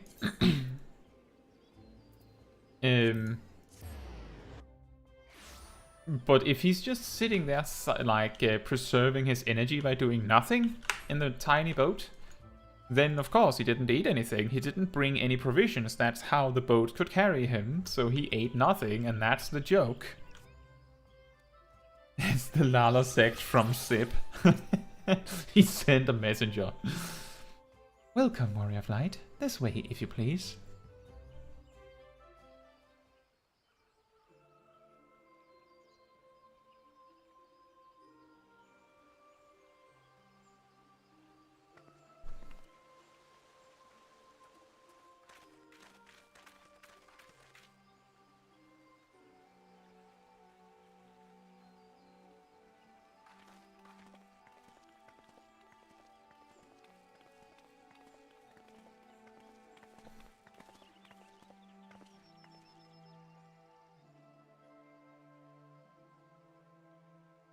Dear friends, pray accept my heartfelt thanks for your efforts in defense of Gridania's borders.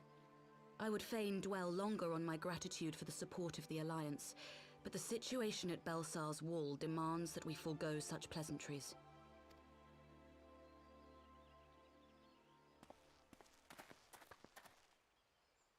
According to our most recent intelligence, the cocoon of light that formed in the air above the wall remains undimmed and unbroken. After measuring the cocoon's etheric concentrations, Archon Y'shtola has confirmed the presence of a primal entity.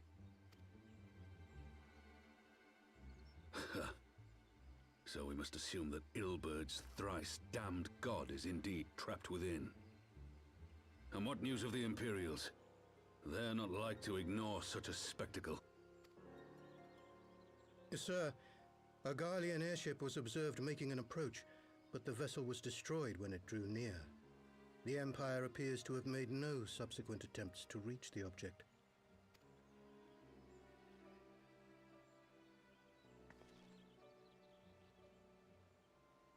The soldiers who witnessed the incident spoke of a lance of light issuing from within the cocoon.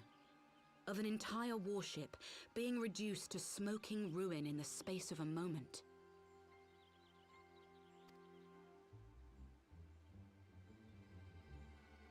Veterans of Cartano, meanwhile, likened the destruction to that wrought by the fiery wrath of Bahamut. We could face another calamity.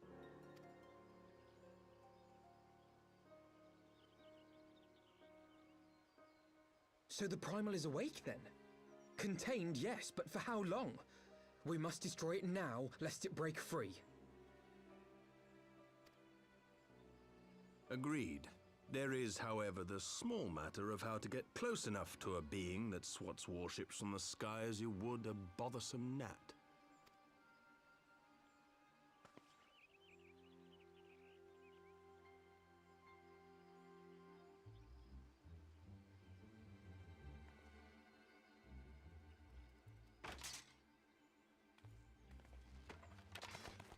Is this truly so complex a puzzle?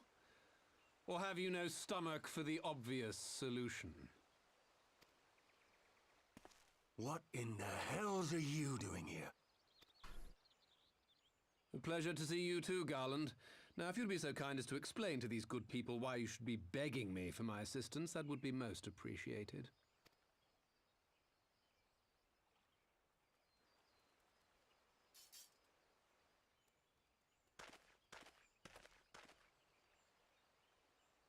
Who is this man?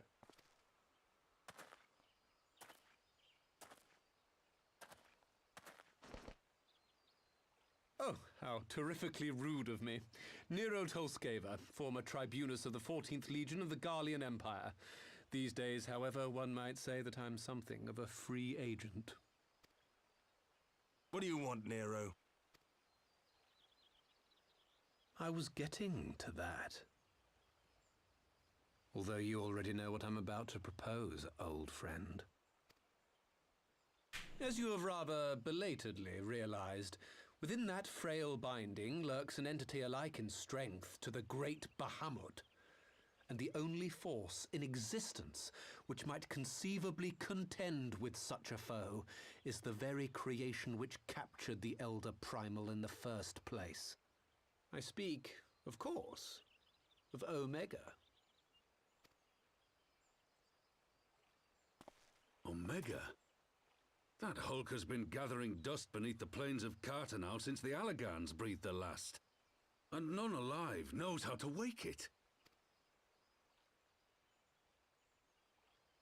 I'm sorry? Do you understand who it is with whom you have the privilege of speaking?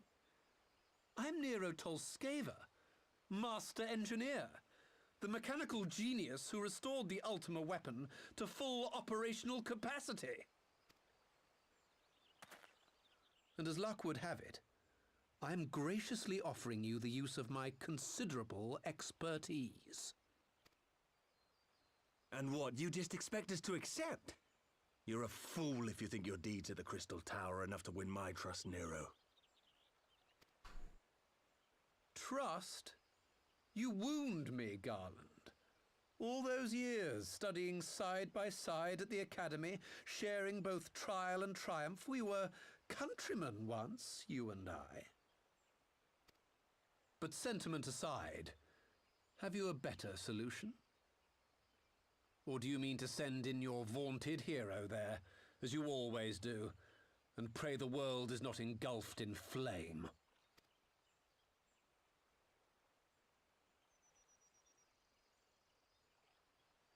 Let us approach the problem in a rational manner. Does not the fact that Omega slumbers in stasis point to the existence of some overriding technology? A means of control? I would ask a question, if I may. Nero, was it not? In the event that we succeeded in using Omega to shackle the Primal in the manner you propose, what then would become of it? Do we not risk repeating the mistakes of the Allagans? Omega is but a tool. How we choose to employ that tool is entirely up to us. Of course, if you would rather leave it buried beneath Cartano while you continue your petty squabbles above, then I suppose that is also your choice. Spare us, Nero. The Seedseer's concern is a valid one. He who controls Omega wields the power of the gods, the very power which led the Allagans to destroy themselves. And does it not fall to we engineers to prevent such misuse? What was your company's proud slogan?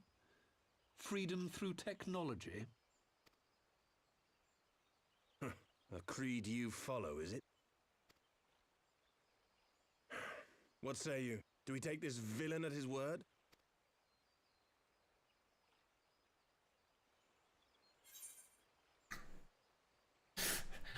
Yes or no, but still yes.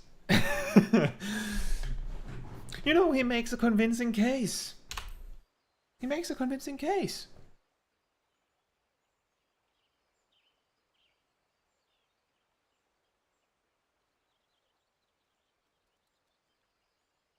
He makes me grind my teeth is what he does. But I suppose we don't have much of a choice.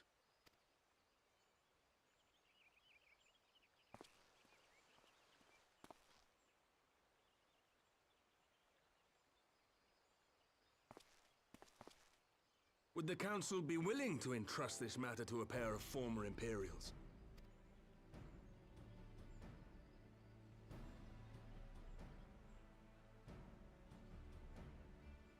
Yes. The task of restoring the Allagan relic will be yours.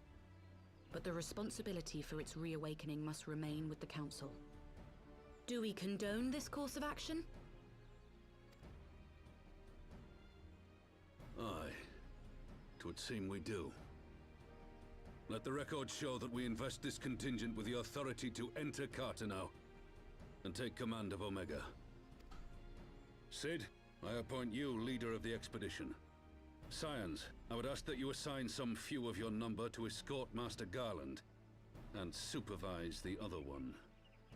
Rude.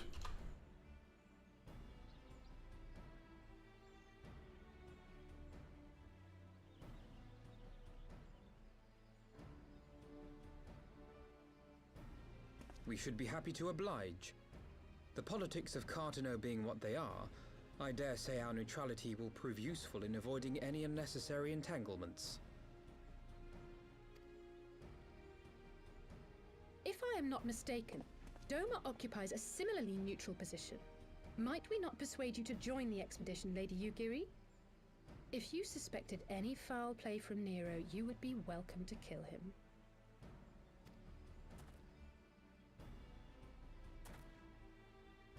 My blade is yours.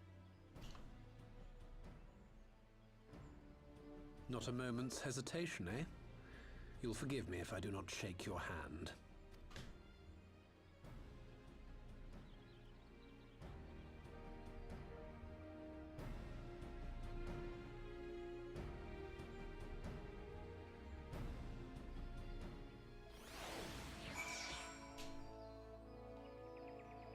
And Pokeshack says, curious point, later the guardman of Kane is still with her, but I never see again the Ellison woman.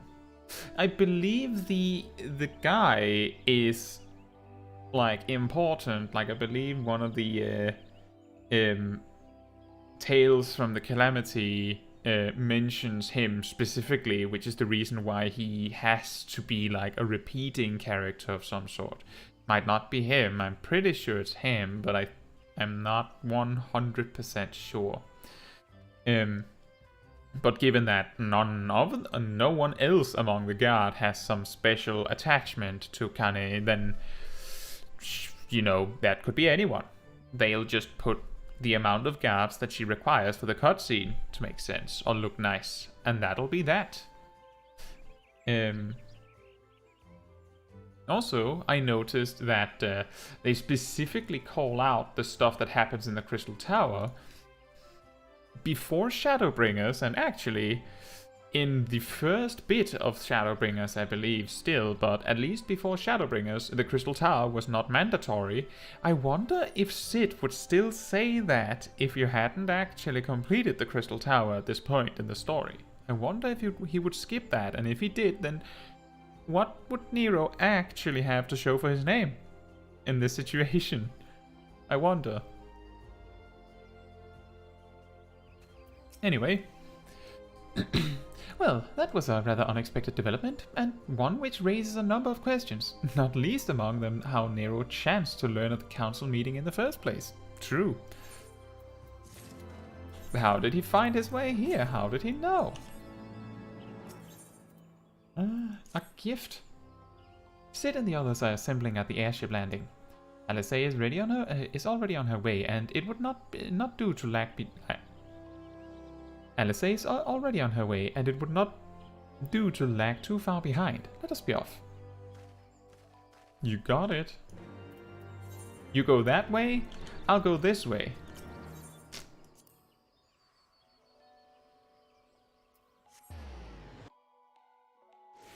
You know, every time you have some, like... Oh, there they are again.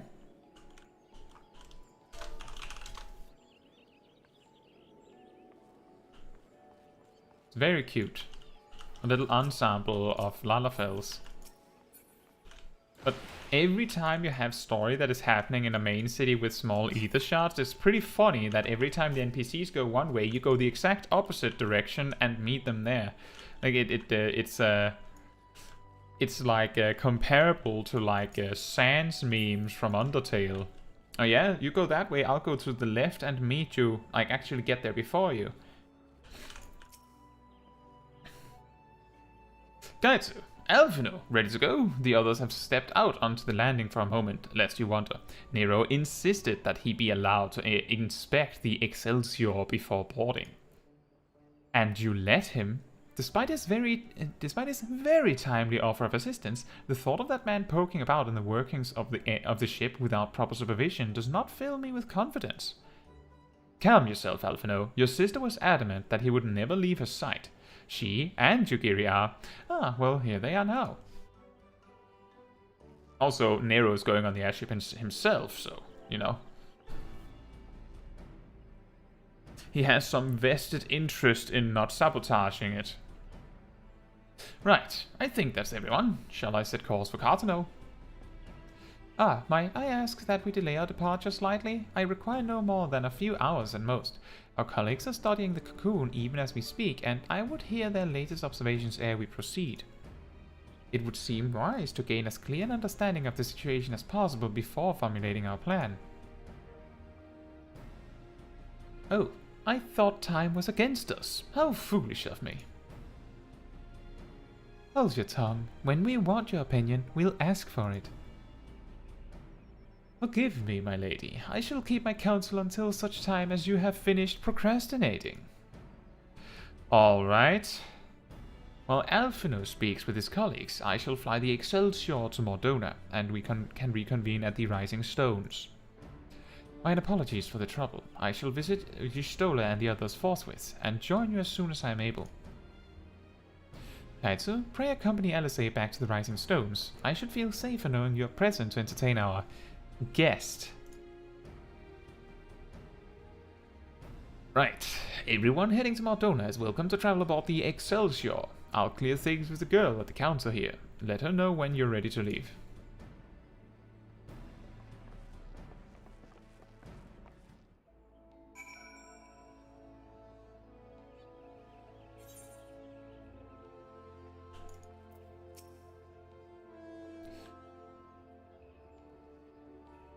You're traveling with Master Garland, miss. The Enterprise Excelsior is right this way.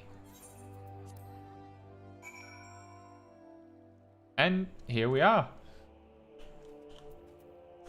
Why are we parked so far away? Not quite a door-to-door service, but I couldn't exactly land her in the Toll's main square. Okay, fair. Shall we adjourn to the Rising Stones then?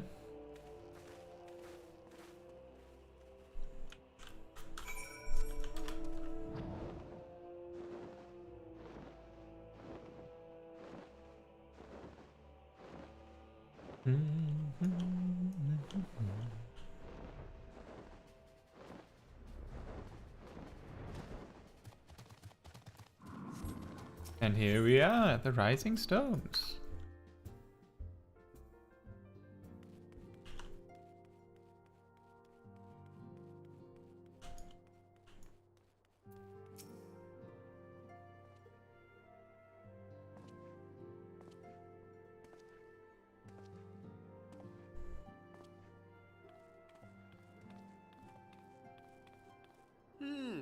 So these are the fabled headquarters of the Scions.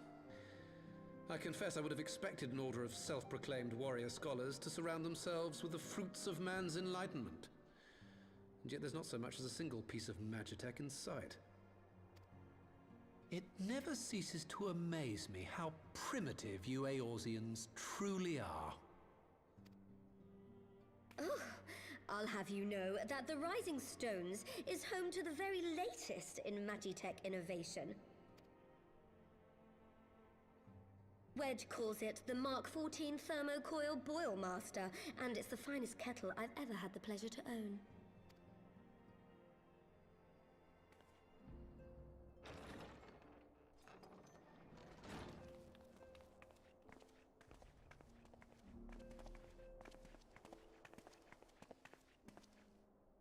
We are returned.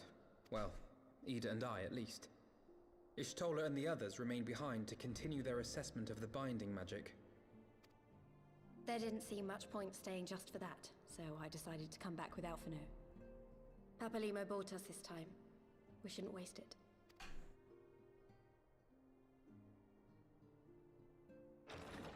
By your leave! Good God, that voice could fell a gigas. This is the Rising Stones, domicile of the Scions of the Seventh Dawn. I enter at the invitation of one Lord Urianger.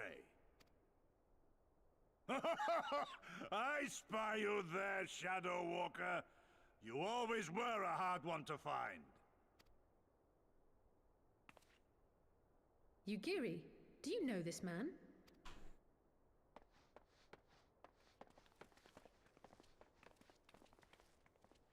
Caetsu, why are you come to Eorzea? In search of you, Yugiri. For days and nights did I row across the angry sea. I made port in good spirits, only for my own flesh to betray me over the trifling matter of an empty belly. Collapsed in the street like an unfed stray I was, until Lord Urianger came to my aid. Over a most welcome meal, we spoke of the plight of Doma, and I learned of our displaced countrymen's work to resettle this blighted land. 'Twas blind fortune that I was able to locate you so swiftly. But now we must make ready to depart. Our master languishes in dire peril, and Doma calls her daughter home.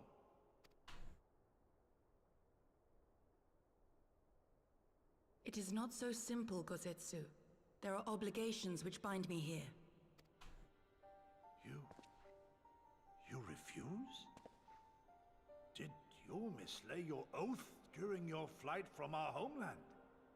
The laws of hospitality must be honored, but surely the vow to defend your master demands the greater obeisance. It was our master who bid me guide our people to safe haven by any means necessary. And it was the Scions you see before you who provided us succor and sanctuary when all others refused. Dire peril or no, were I to return without first repaying such hospitality, our master would cut me down at the threshold.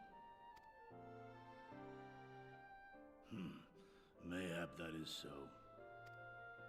There is more. A crisis threatens all within this realm, Eorzean and Doman alike, and I go to play my part in its resolution. I will not bring shame upon our liege by abandoning my people or my duty. How very noble of you. Now, in the name of honor, kinship, and, yes, practicality, might I suggest we get this expedition underway? Or would you rather debate the finer points of duty and leave Omega to the Empire? The Empire? Yugiri, you draw steel against the curse of Garlemald? Then why did you not say so? My blade is oath-bound to fall upon the ranks of the Imperials wheresoever they march. Lead on, Shadow Walker, and may the enemy tremble at our coming.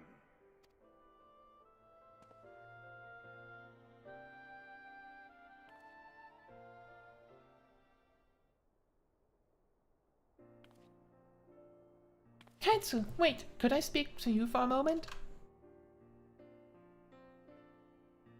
Do you remember when I had you meet me at the Diamond Forge and we ambushed you? Well, once we had your measurements, I set to work making your traveling outfit in my spare time. I've only just this moment finished the stitching, but I wanted you to have it before you left. Here! She just throws it at me. You can try it on right now if you like.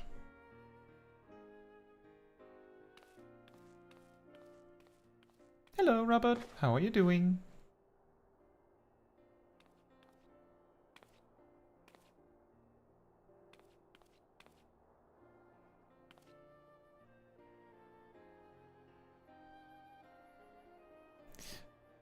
Never has Smol Kai looked this wise with a monocle and everything. Assuming we measured correctly, the fit should be just right. Snug but not too snug, if you know what I mean. So, how does it feel?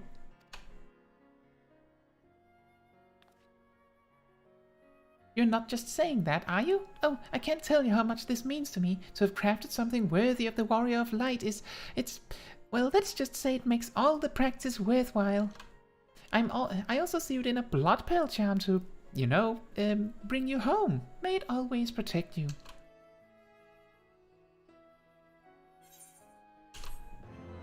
That is a good outfit, though. I'm doing well, Robert. I'm glad to hear it. We're just about finished with the Heavensward story, actually.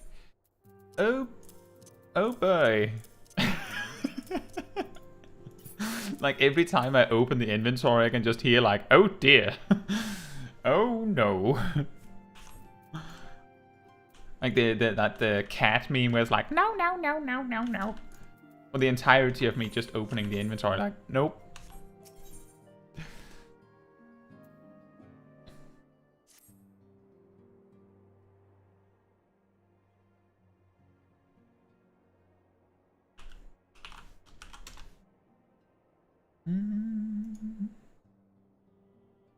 Oh, there's still 2 quests left. I actually thought we were just about done. So we have to wake Omega up, right? When do we start? Ida, are you sure that... I'm sure, yes. I won't lie and say I'm completely fine, but I'll feel a lot better if I'm doing something useful. Very well, I will remain here and continue coordinating our efforts with the Alliance. Alphino, mayhap you could return to Gridania and assist Y'shtola and Kryl? Fine suggestion. The rest of us will form the Cartano expedition party. Nero and I will focus on rousing Omega, while Caetsu, Ida, and our Doman friends take care of security. Yeah!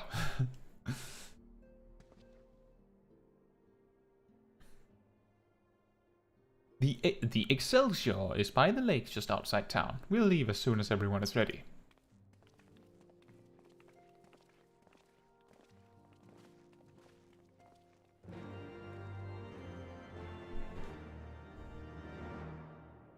It was a very nice nice outfit you tweeted at me earlier, Robert. Really nice. I do remember you were talking about finding a way to get some cherry pink dye. I'm glad to see that you got it.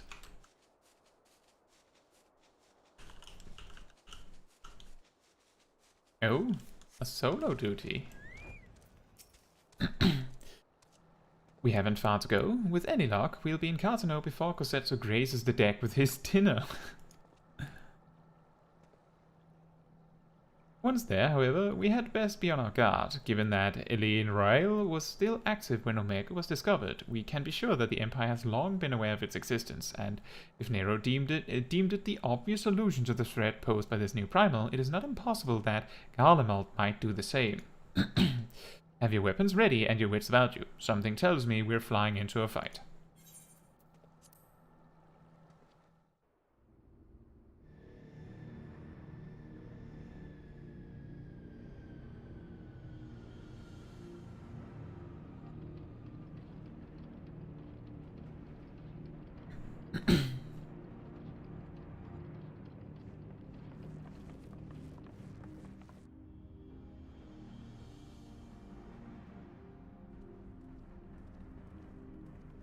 You just got to Firmament. And you started on 3.4, so I'm ahead of you. Now, where was that? Ah.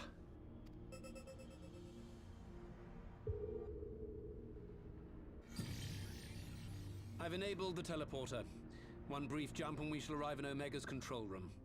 If I remember correctly, the last stream ended on like a meanwhile kind of cutscene that showed Nero finding this. Just for a little recap. How convenient. You've been here before. Of course. It was no easy task threading a path through all the skirmishes. But how could I ignore the existence of such a fascinating toy? You may trust that my preliminary examination was suitably thorough. Trust? Aye. I trust your appetite for technology. I chased down a suspect airship, and who should I find but the traitor, Sid Garland.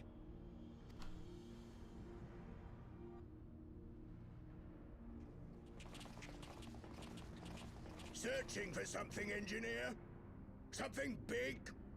It's close, isn't it?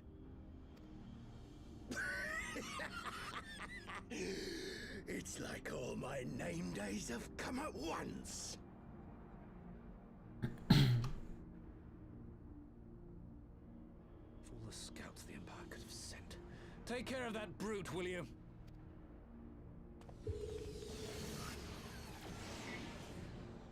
God damn it. Can't let Nero tinker around in there by himself. I'm sorry to leave you to it, but I dare say you'll manage without me. This clod has no idea who he's dealing with.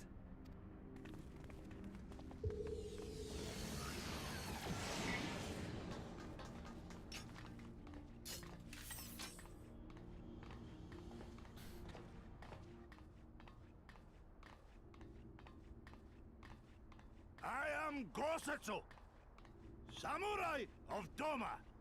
You will rue your choice of opponent this day.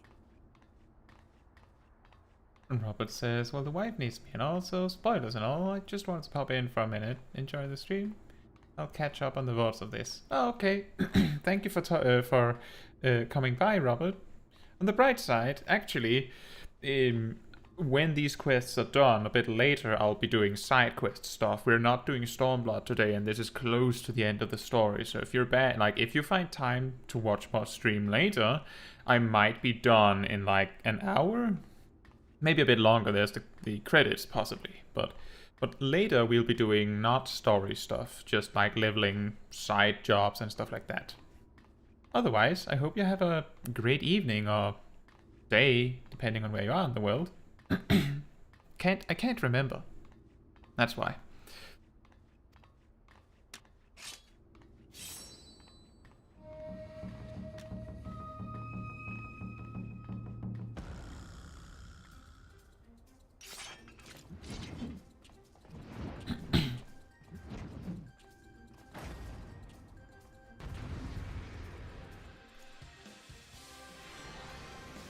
Imagine if warriors could also wear a shield in addition to their axe. Is it just him? Oh, okay. Cool. You watching, Pavelino?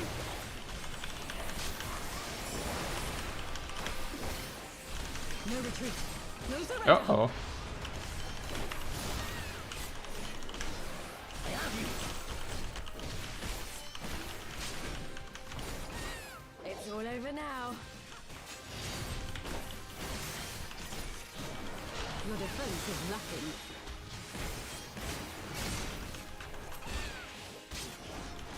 Can we ignore the ads? Should we ignore the ads? Probably the more important thing. Maybe the NPCs has got it covered? I don't know.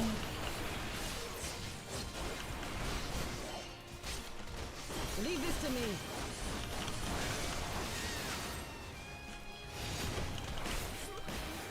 No.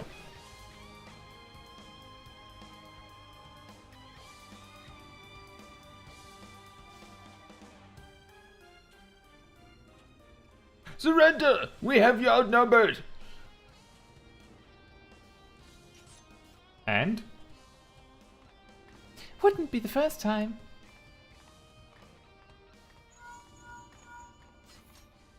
Sorry, phone? Are you still playing with those soldiers? I suppose I can lend you one of my toys, but only if you promise to give it back. Eh?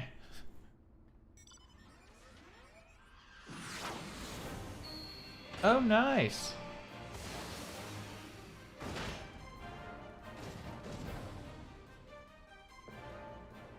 Behold, the Red Baron. No, now end this nonsense. What? What the? No one told me they'd have magic armor. Forward for the Empire.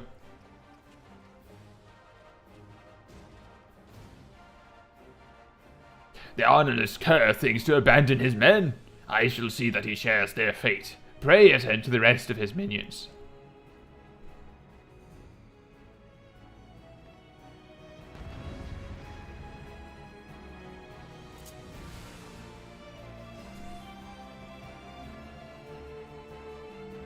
What do we have?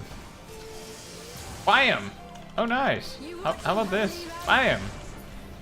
What's this? Oh yeah, the classics. It just has super the same moves, and I just missed everything there. Look upon a samurai of Donna. Where? Where? It's all over now. Oh, nice. No retreat.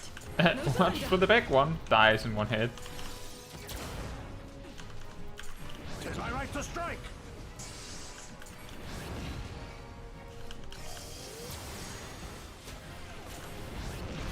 No holding back.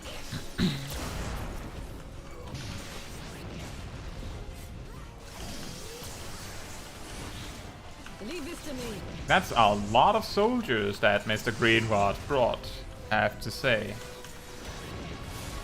I have you.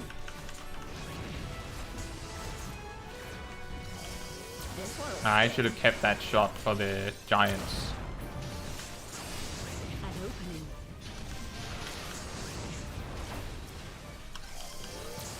With soul and steel.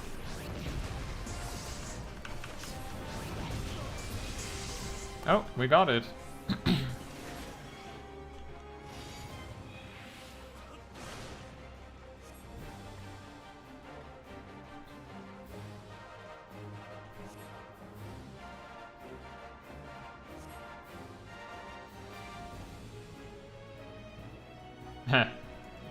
That's awkward.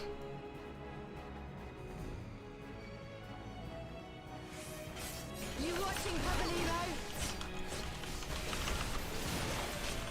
Your defense is nothing. Just his entire army leaves because they were tired of getting hit by collateral damage by Greenwald swinging his weapons too dangerously. Oh wait, he's taking damage from himself?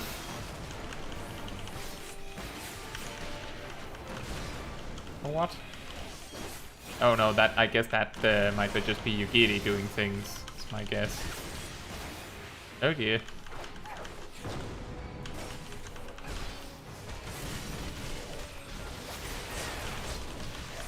No retreat. No surrender.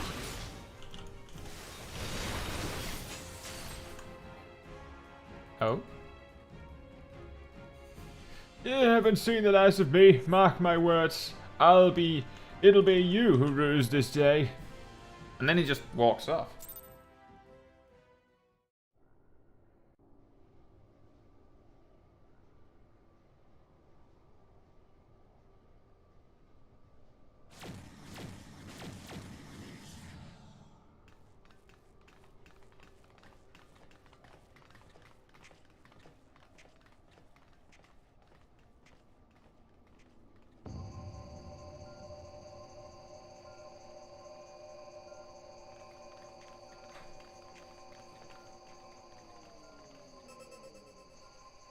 Temporal stasis disengaged. All systems operational. Garland? All clear on this side. It's waking up.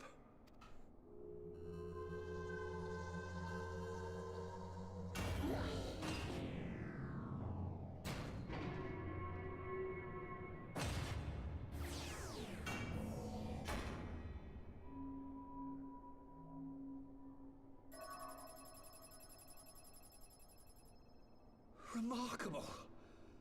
Omega sensors immediately detected the presence of the cocoon, even at this distance.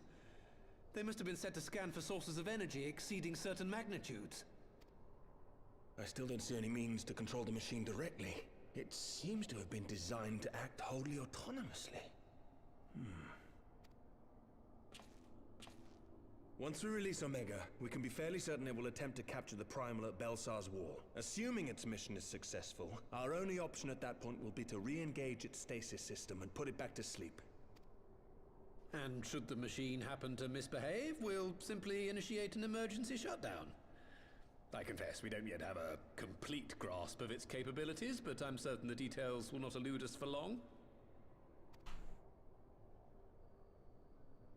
Well, I understood less than half of that.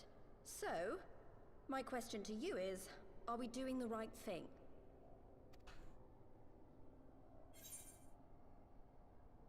Well, what do you think?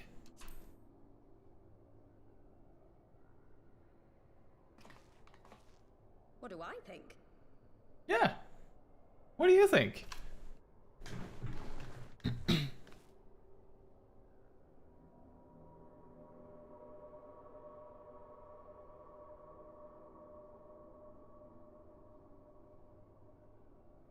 All right. Step aside, Sid. Is this the thing I need to press? Yes, that's the one.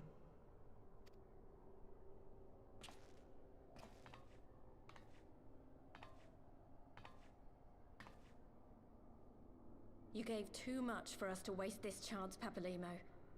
So this is for you. And me.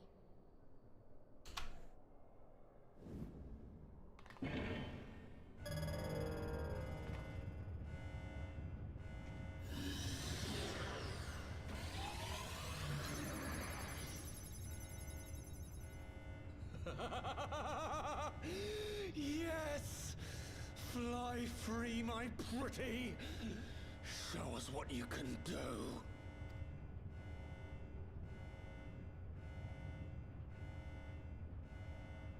The launch sequence has begun. Omega is loose.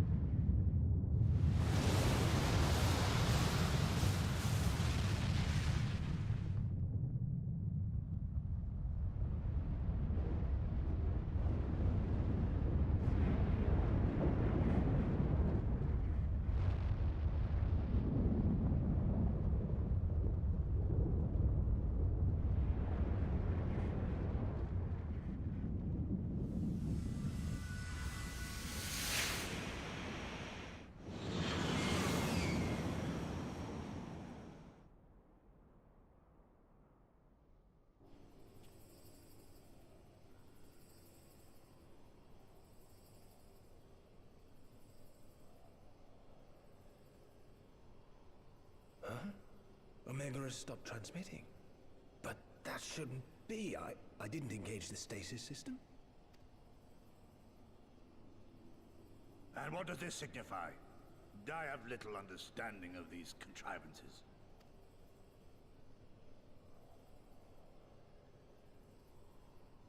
The launch went exactly to plan, but all signals emanating from Omega have ceased. This may indicate any number of things, but we will need to join the Scions out in the field if we are to ascertain which one.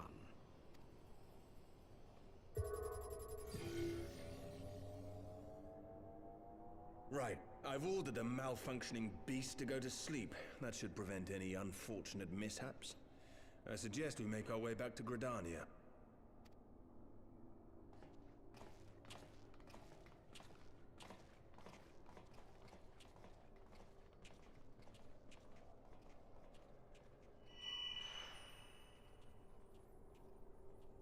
Omega destroyed the cocoon.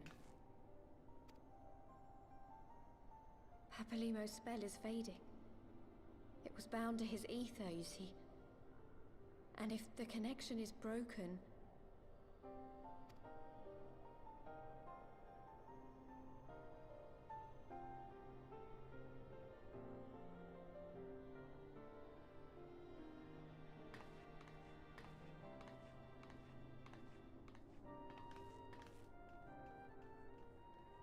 Yeah, that makes a lot better sense now that I paid a bit more attention than when I did it the first time.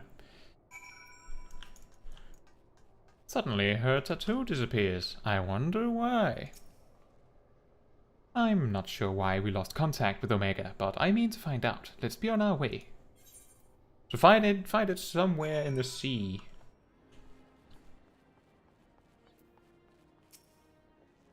One moment, everything was functioning perfectly, and the next, it wasn't. It makes no sense. We need to see what happened for ourselves, and soon. More music. Oh boy.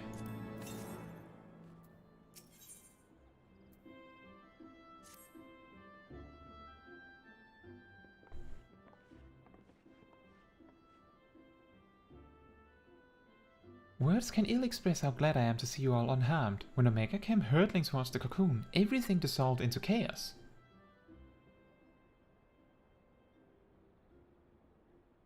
I have to see it. I have to see it with my own eyes. Ida, wait! We must first... The Elder Seedseer is expecting us. Worry not, Alphino. Caetsu and I will watch over her. You may safely attend your meeting. My thanks, Yugiri.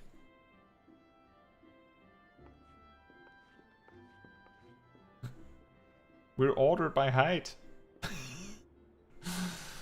The council reconvened a short while ago. Let us make haste for the Lotus Stand. All there are eager to hear your testimony.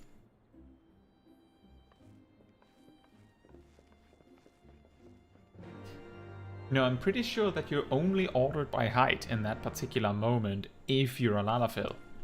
Because I'm pretty sure Alphino is still just slightly shorter than the shortest female order.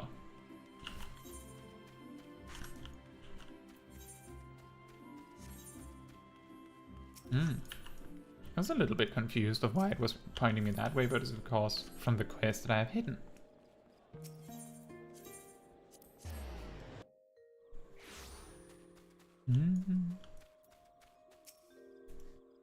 The Elder Seedseer awaits you within. Okay, let's go.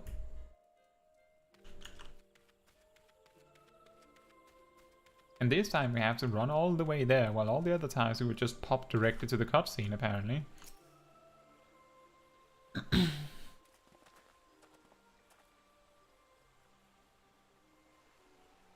My friends, full eagerly have we awaited your return.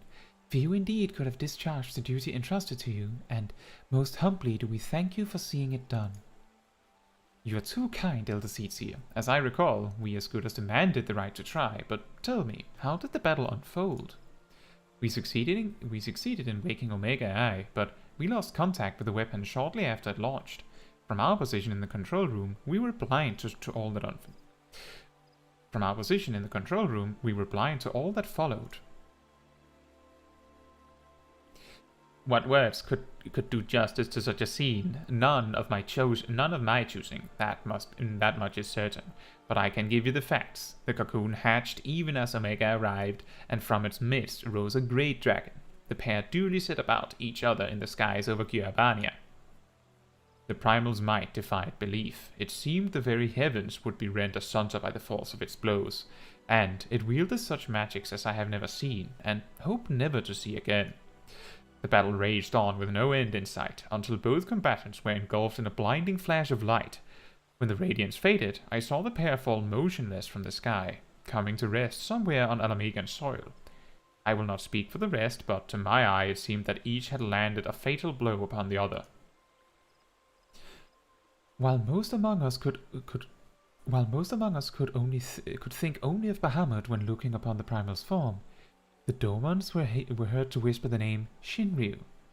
It would appear that the being resembles a creature of Far Eastern legend, and we have found it convenient to refer to it as such.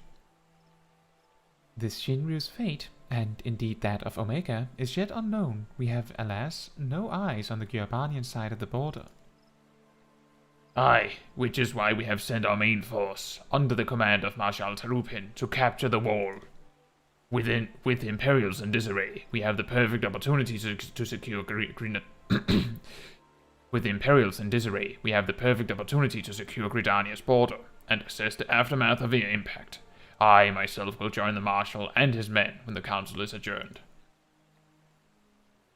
Well, that explains a few things. I'll wager that flash of light coincided with our loss of contact. Lest you wonder, we quickly re-engaged Omega's stasis system, so even if it has fallen into the Empire's lap, it will be of no use to them, save perhaps as a statue. Correct. Without me to guide their efforts, it would take them decades to decipher Omega's core functions, if they managed it at all.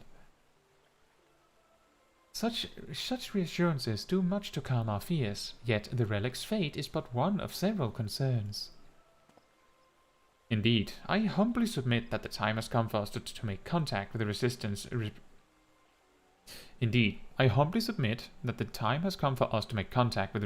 representatives in Gyabania. Though Ilbert has forced our hand, it would seem only logical to seek an alliance, given the inevitability of Imperial retaliation. And by working in concert, it is not impossible that Alamigo might finally be wrested from Garlemel's grasp.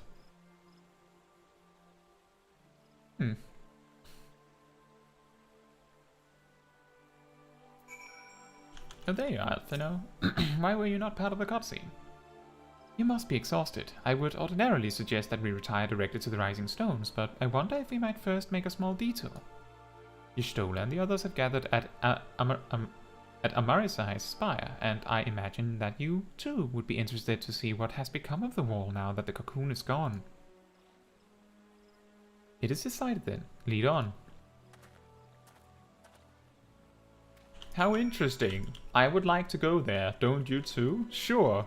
Okay, you lead the way then.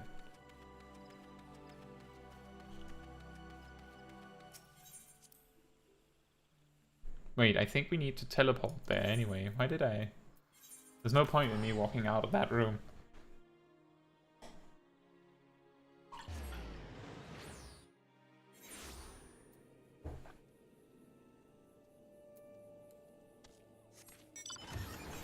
I was wondering.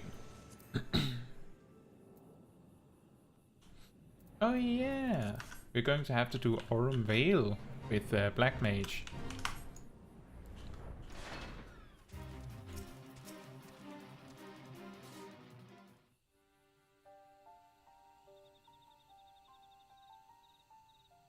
My friends, I cannot well express how glad I am to see you both unharmed. They say that Omega's clash with the Primal shook the very firmament. You need not have worried. The battle took place far above the ground. We were able to observe in relative safety, though I'm given to understand that there were casualties on the far side of the wall.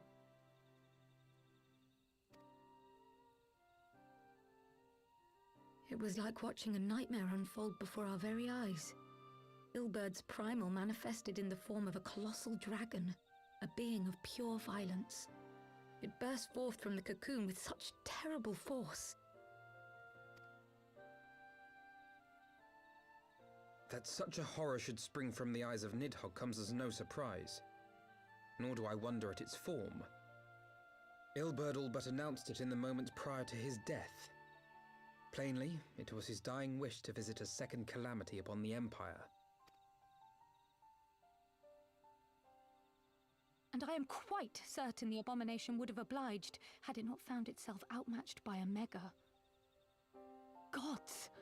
I am no stranger to the works of Alag, but even I was unprepared for the machine's furiosity. It beckoned belief.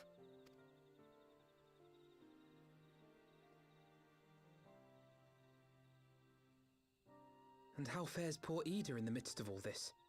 Have you spoken with her? She's up on the platform, lost in thought. We deemed it best not to disturb her, but mayhap she would welcome some company after all. Shall we?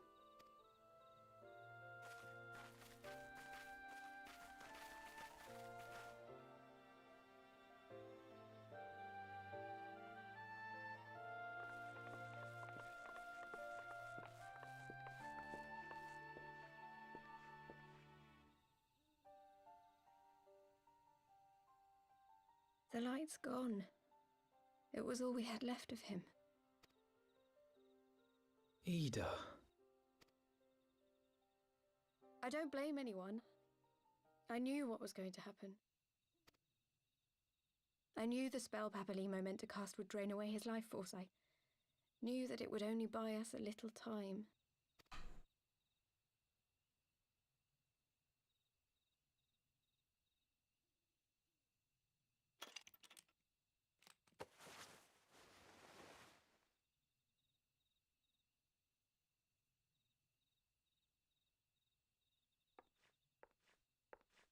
Ida, there is no need to explain.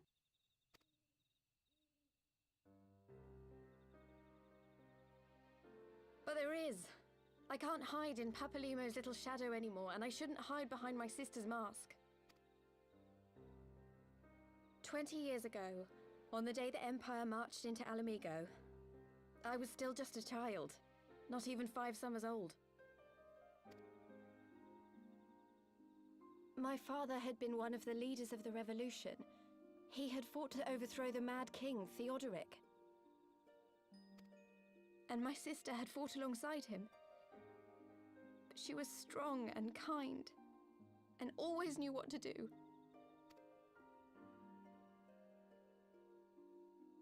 But when the Garleans came, everything changed. My father went to war against them too, and I never saw him again. After that, I remember a lot of running. My sister dragged me for malms and malms until we came to the city of Charlian.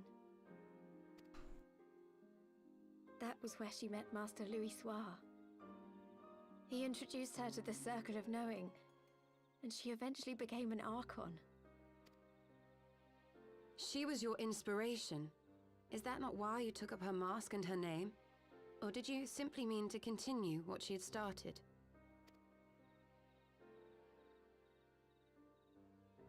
You've known all along, haven't you? That I wasn't Ida. Of course. We all recognized you at once. 'Twas Papalimo who persuaded us to maintain the charade. It was silly to think I could fool you. I knew that even then, but I sort of decided not to know.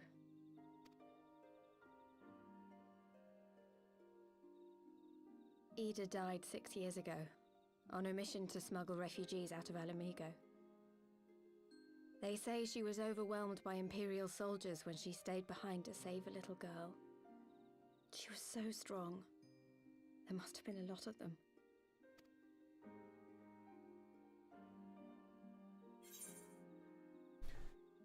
Why did you never tell me?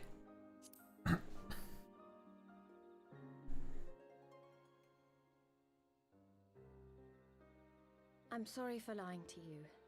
My real name is Lise. When Papalimo brought me Ida's mask, it was meant as a keepsake, but I decided I wanted to be his new partner, to keep alive all the good that she had done. I didn't want to become Ida, exactly. At the time, though, I still didn't know who I was myself. And it almost seemed easier to play the role. Papalimo agreed to help, of course, but it was never what he wanted for me. He wanted me to walk my own path, and those were his final words to me.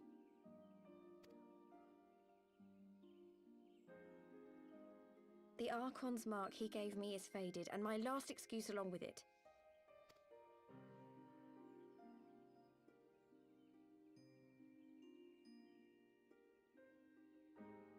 So this is it. Whatever I choose to do from now on, I do as Lys. And I choose to continue my family's fight. I want Ala Mhigo to be the country that Ida and my father always wanted it to be.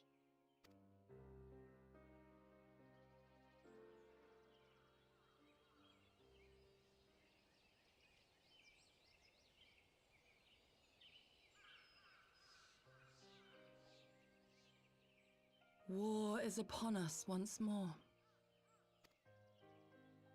Do you regret standing against the Empire? Would you have chosen a different road, knowing what you know now? To claim that I never doubted the decision would be a lie. But I made my choice, and I have defended it with blade in hand ever since.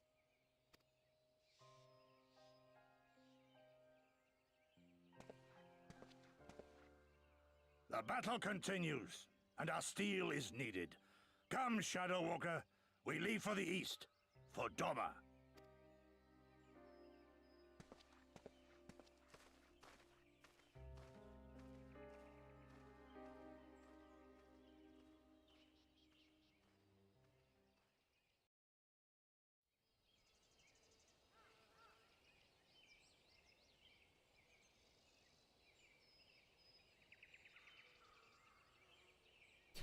It was brave of Lys to remove her mask after so long. Though she has scarce begun to come to terms with Papalimo's loss, that one act made her plain her determination to move forward.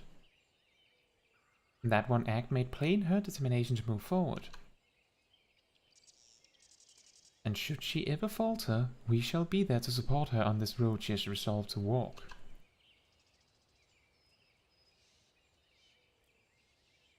Let us return to the Rising Stones. We have quite a story to tell Tataru and my sister.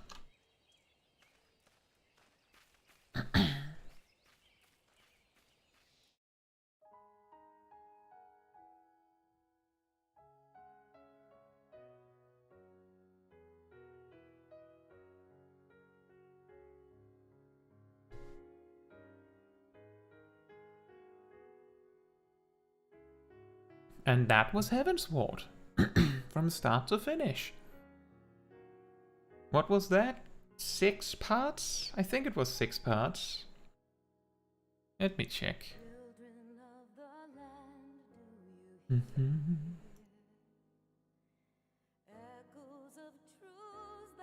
Let's see. Part 13 was Heavensward. So yeah, we finished in 6 parts. So the big question is whether we can do that again for Stormblood. It's going to be a little different for the first few parts, I think, or at least one of the first few parts, because of how Christmas is coming closer, you know, the holidays. Depending on whatever you celebrate. But we'll continue forth. The aim is to complete the entire story, at the very least. That is the minimum target.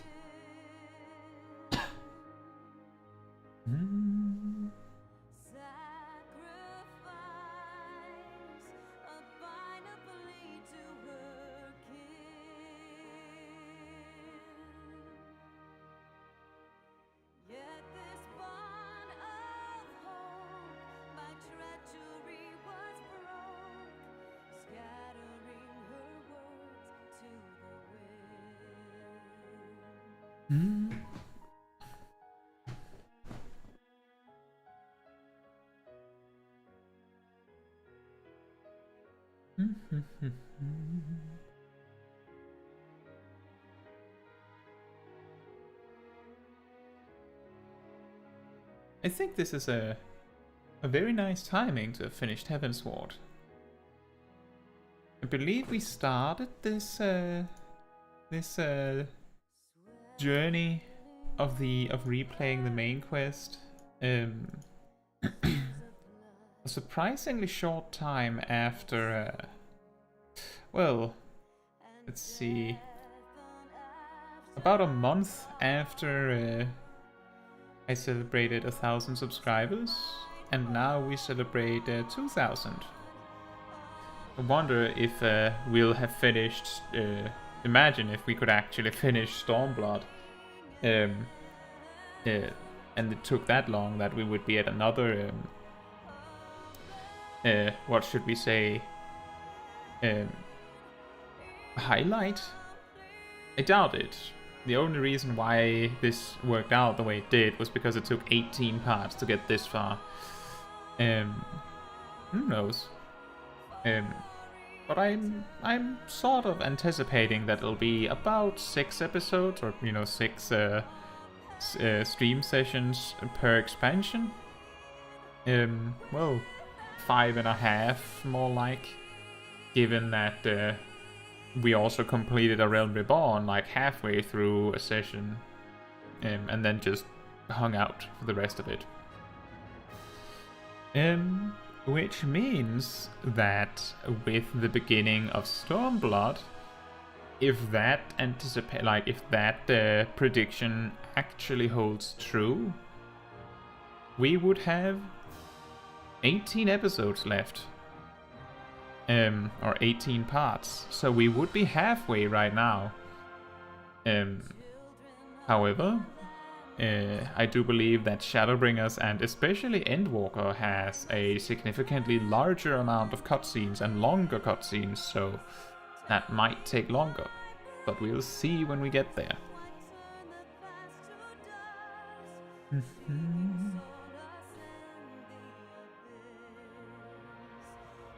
It's a little funny in retrospect that they decided to just throw those eyes into the abyss and assume that no one would be able to get them, forgetting that Ascians can pretty much go wherever they want. They just throw them somewhere. Like, in hindsight, they should have thought about doing something, although in the moment it would have been really difficult to just bring them with you. You weren't exactly in a safe spot yet. Like, sort of, you weren't sure if it was safe at that very moment. So just throwing them away was the best decision in the moment. I also think that it is interesting that Bales's Wall is, in my opinion, it's one of the harder dungeons that you'll find throughout the story. I have wiped in random groups against Ilbert at the very end a couple of times, mainly because he crowd controls the healer specifically, and it requires assistance from the team to save the healer, and his cleave that cleaves like over half the room, if I remember correctly, is like an outright kill. Like, you will not survive that, even as the tank. Maybe as the tank. But often, these kinds of dungeons don't have that, so it sort of comes as a surprise that the attack is so brutal. And it sort of combines a mechanic that we meet when we fight Nidhogg the first time, that he crowd controls a random player in the party, and then the party has to work together to help the person. And, well, often the problem at least used to be that people just wouldn't, because they didn't expect it, didn't know that they had to do something about it. And this then happens with Ilbert as well, where in this case, not only does he crowd control the player, he crowd controls specifically the healer every time, I believe, and then he follows up with an attack that requires that the healer has been helped to be able to survive it. So that means that unless one of your DPS can rest the healer, you're in a really bad spot immediately after that, and the probability that one of your DPS is a summoner is extremely small, at least back then, because, well, not to say that summoner was less popular, I don't actually know, but it's more that out of all the DPS jobs, you needed it to be a summoner for a DPS to be able to res, because Red Mage wasn't a thing yet. And even if you did have access to Red Mage, that would just, you doubled the probability that you could raise someone. I don't know how easy it would be to just raise someone back then, because I started in Stormblood. I've mentioned this before on stream, that what brought me to the game was finding out that Red Mage is a job in Final Fantasy XIV, which actually meant that my journey originally was leveling as summoner, well, arcanist, up to level 30, and then becoming a summoner, and also scholar. I did actually heal a few dungeons because the queues were not great for content back then. And I didn't want to wait. I was used to tanking and healing from other MMOs, namely World of Warcraft. So I wasn't really appreciating the long queue for things. And then when I reached level 50, we're talking like exactly when I reached level 50, I switched to Red Mage and then played the rest of the story of like up to and including Stormblood as Red Mage. I believe that at that very moment that I reached max level, the most recent dungeon that I had access to was the Drowned City of Scala.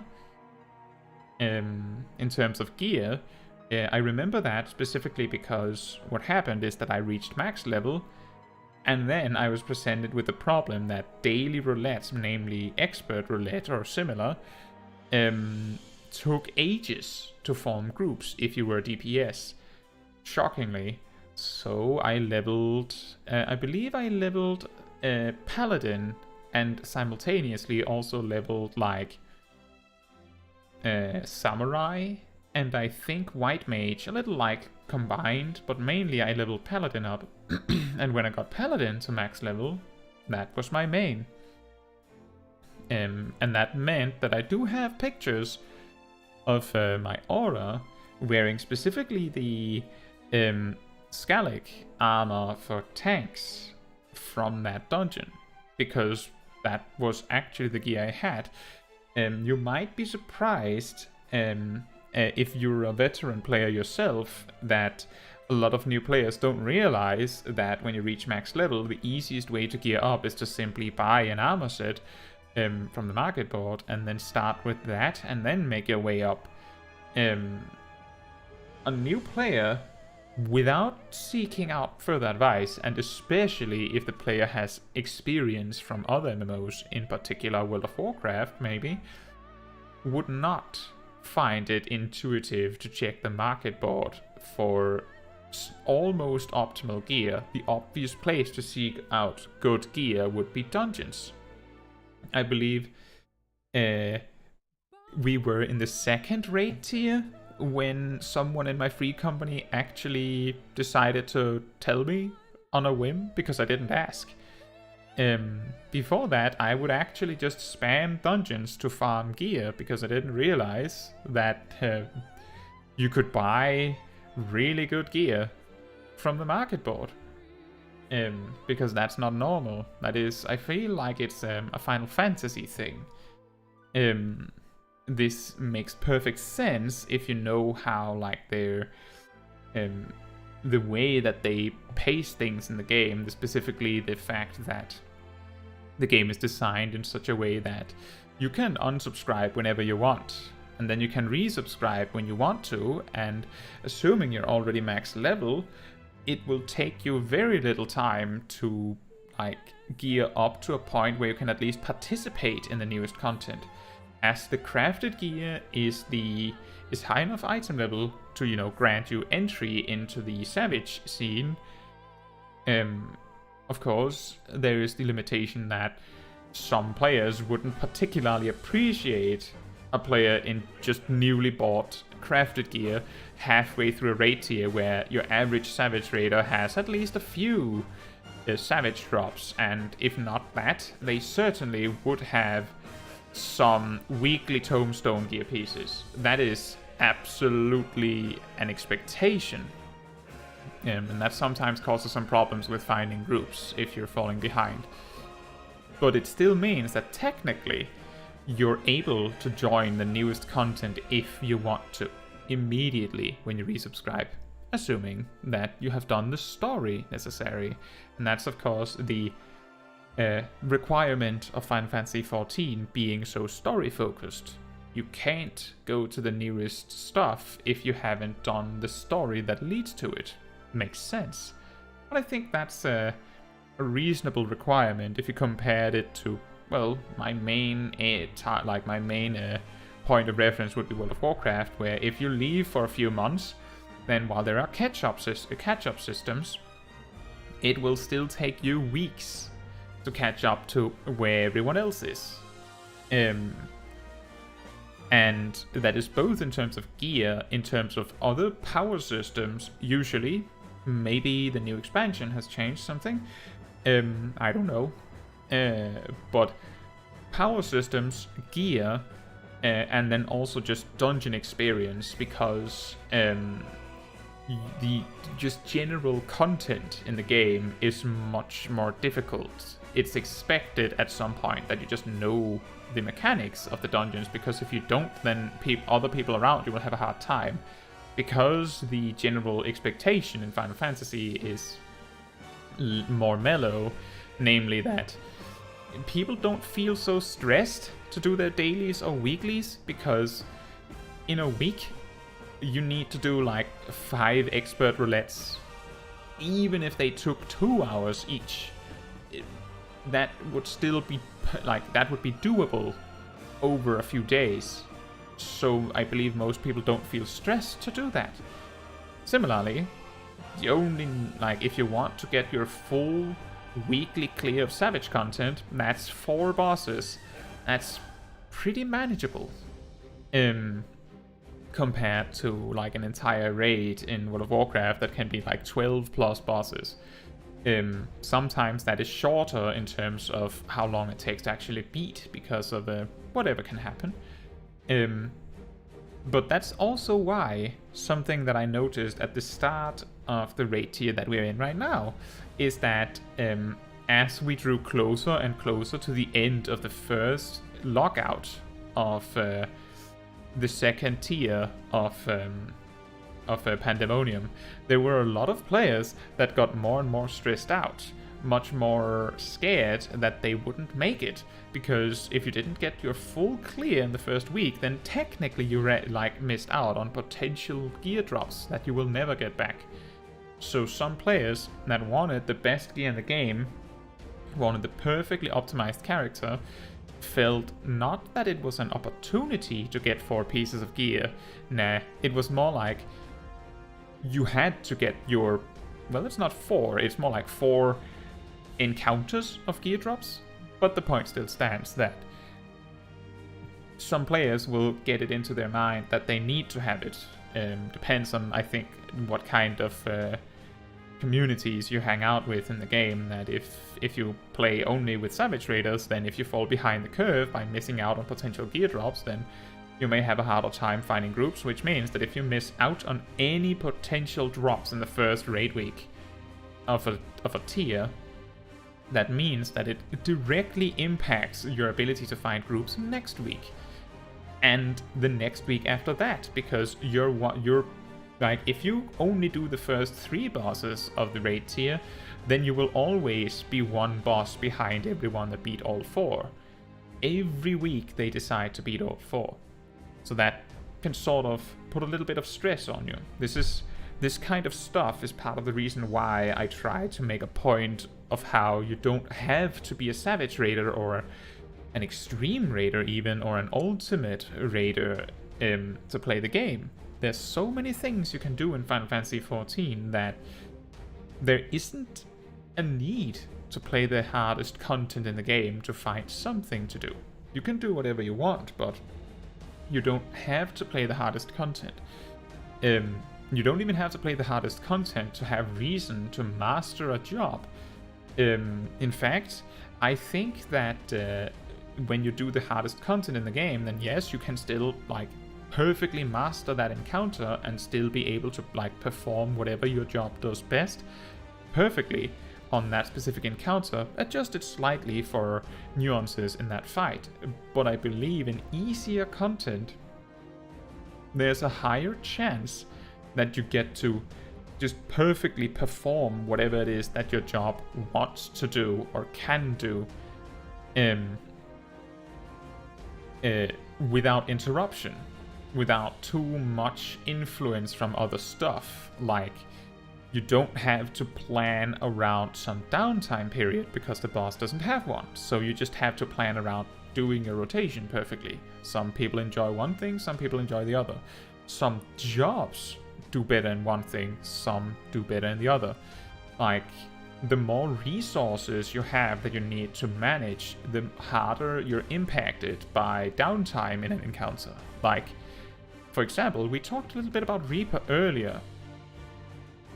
While the Reaper can stockpile, like, will always be given one Enshroud every 2 minutes by virtue of Plentiful Harvest, you need to actively put effort into getting 2 more.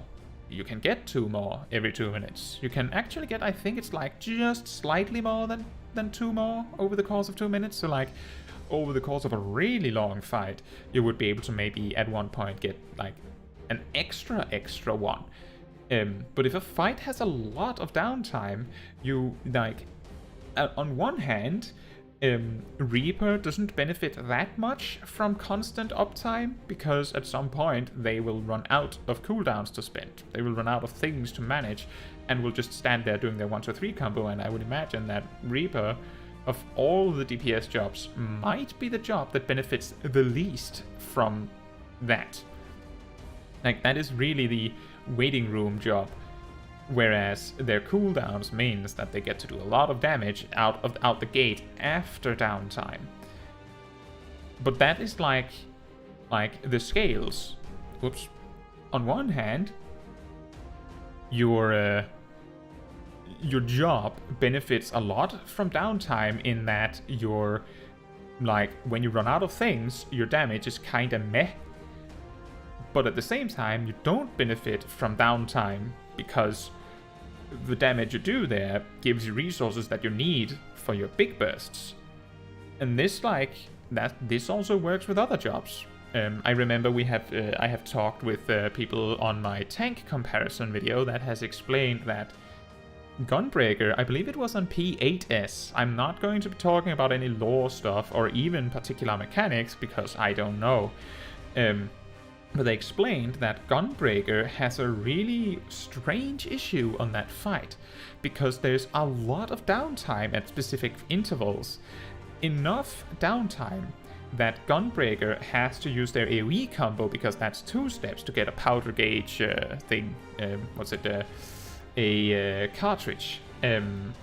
Whereas their 1-2-3 combo is, a 1-2-3 combo. So it's faster to stockpile your powder gauge by doing the AoE combo, and you will do that because that means you will be able to have your powder gauge filled for your next No Mercy window after a huge amount of downtime. And I find that very interesting. Compare that to the other tanks where the Dark Knight, technically, if you go into your burst with no MP at all, then that's going to feel very bad, especially if you don't even have your 10% damage buff. But if you've had downtime for 60 seconds, then the probability is that you've at least recovered enough MP to do a 1, and your blood weapon is going to give you at least 1 more. So you will have your damage bonus there, so Dark Knight doesn't care that much. It's a little bit of a loss, but it's much less than Gunbreaker could have. And Warrior does not care in the slightest. Like, okay, yeah, if you have enough downtime, then you won't have Storm's Eye, and that means that your restart is going to be a little slow. But a lot of jobs will have a little slow of a reopener, and I think most cases, if you have that much of a downtime, I think people will pretty much do a reopener like an actual opener. Like, well, we have to wait 7 seconds for all the cooldowns and stuff. And, well, I believe Paladin might have a hard time with a lot of downtime as well, because you won't be sure where you're supposed to start. Like, if you have 30 seconds of downtime, do you use Fight or Flight 18 seconds before it ends? If you're fast Paladin? I don't know. That's something you would have to master as a player, and that's what I'm talking about when I'm saying that you can master an encounter as a job and then do it perfectly as that job. But mastering the job as a whole can be done anywhere. Like, you can become a master of the job that you enjoy without doing Savage content. Of course, when you go in and do Savage content, you will be at a huge disadvantage because you're not used to the sort of mechanics that are coming. But if you've already mastered your job to the point where you don't actually have to think about your rotation to perform it at all, that will help you when progressing Savage content. The difficult part becomes entirely on mechanics. That doesn't mean that you can't learn both simultaneously. You don't have to master your job first and then do Savage. As I say, you can do both. But I just mean to say that no one has to feel obligated to go into Savage content. No one is obligated to go into Ultimate content or Extreme content. It is all about doing what you enjoy. To put a very specific example on it, the other day, I saw a tweet from Jonathan Young that said something to the effect of games with a social aspect is made for the social aspect primarily. Everything else, and I'm not going to say that that's exactly what he said. This is like more like what I interpreted it as, because I cannot remember the exact quote, but he said something to the effect of a game with social interaction as the key focus. Such a game, you don't need to care that much about all of the mechanics. What matters is that the mechanics of the game lead to social interactions. However it manages to do that does not matter. In particular, there's a lot of these mechanics that you can't interact with incorrectly. As long as you have fun, you're using it correctly. And that was what I decided to add, that MMORPGs specifically are social games. The main point of an MMO is to drive social interaction, or at least it should be. Which means that the point of Final Fantasy XIV's enormous mandatory story is that it gives all of us something that we all can sit down and talk about. We all have our favorite characters, our favorite moments in the story. All of us have that, which means we have at least one thing we can all talk about. Well, most of us. There are some people that don't like the story, but most of us can talk about the story. And beyond that, there are so many other things that can drive social interaction. You teach your friend a trick. You show your friend something in the game that isn't obvious. You teach your friend how to play a job better. You discuss a funny video made by someone in the community. You group up together to beat a difficult boss. A savage boss, for instance. In all of these cases, what it ultimately boils back down to is something in the game led to social interaction. And that's why it is important that you try to, focus a little bit on the social interaction. Don't join a savage raid team if you don't enjoy being there. You should really raid with friends. That is what makes the journey worth it. If you don't raid with people you like, or rather you raid with people you don't like, then you'll end up being so focused on just the progression that comes out of beating the bosses that it sort of potentially drains the enjoyment of the game, because you're not enjoying playing with these people. Maybe you're enjoying the encounter itself, I don't know.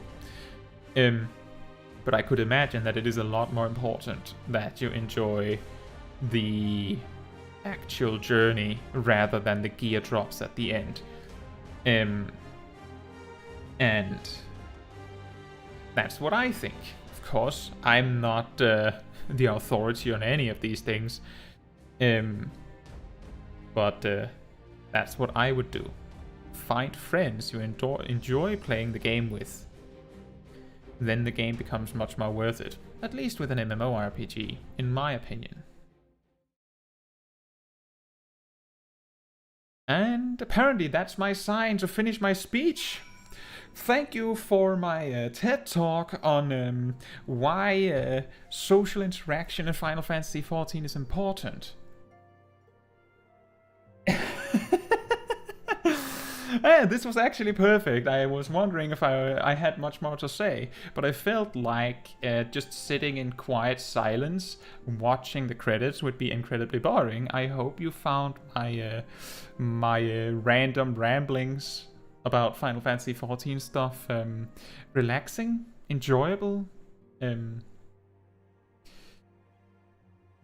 fulfilling, agreeable. I don't know. I hope you find it agreeable. Yes. And Pokeshak says, welcome back, Pokeshak. Paladin's silly opener, indeed. Let's hope that Paladin doesn't keep having a really ridiculous opener when they get reworked, right? And hey, Sip.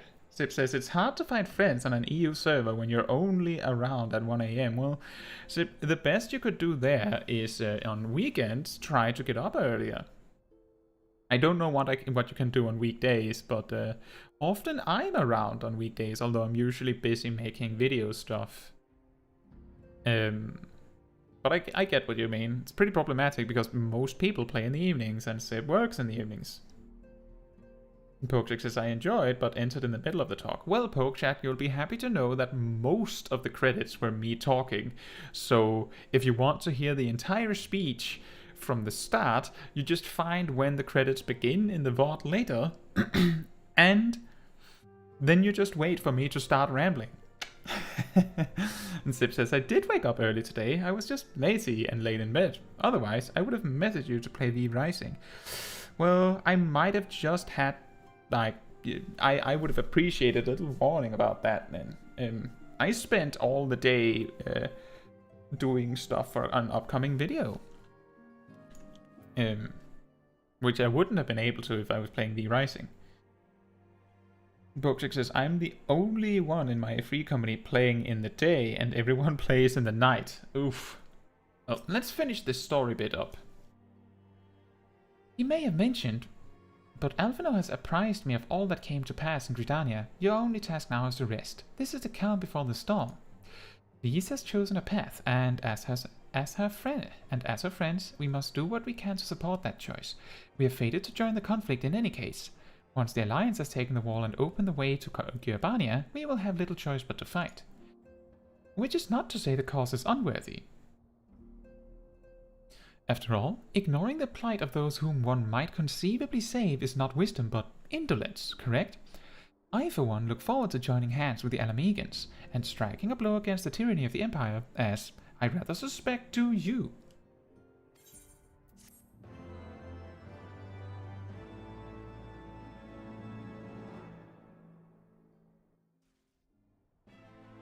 Meanwhile,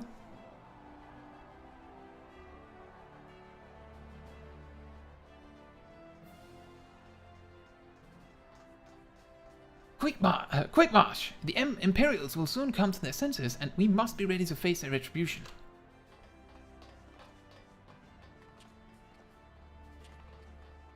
That's a very square sword.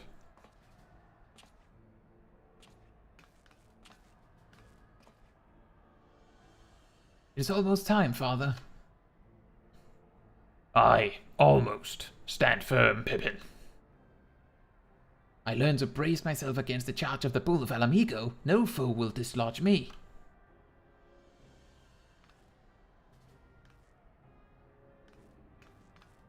Anyway, bye.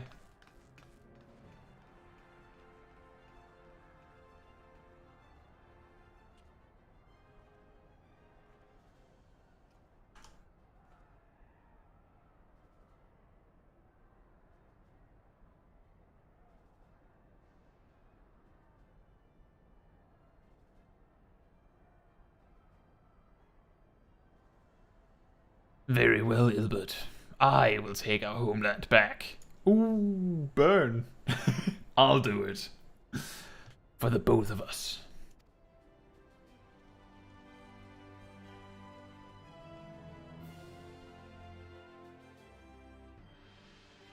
Meanwhile...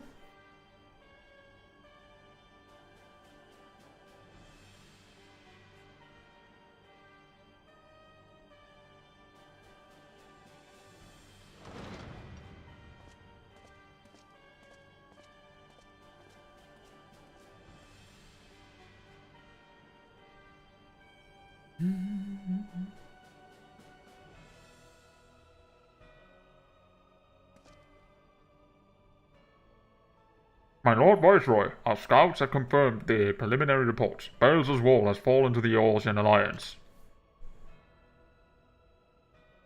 The hunt for Omega and the unknown icon continues, though both yet elude us. My lord, the battle caused considerable damage across the region. Should we perchance divert some of our forces from the search to undertake necessary reconstruction work?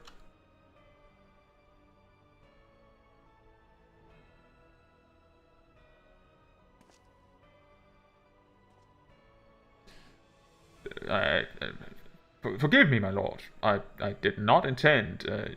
Your will be done.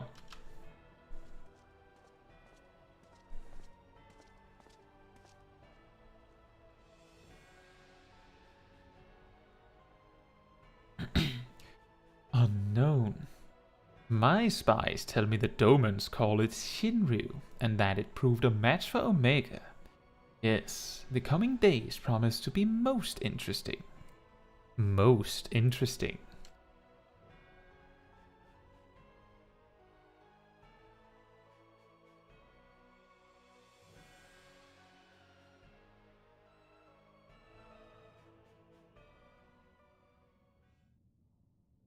At the far edge of fate, the road begins anew. The heroes look to eastern skies and behold their crimson hue. A dawn of liberation, a gathering storm of blood.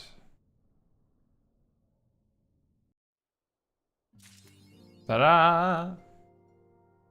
We did it! We completed Heavensward in 6 episodes.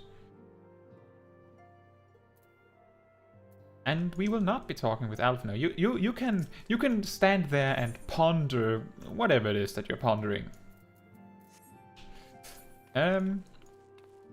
So the plan now is that I will be right back, and then we will just have side quest rewind replay for the rest of the stream.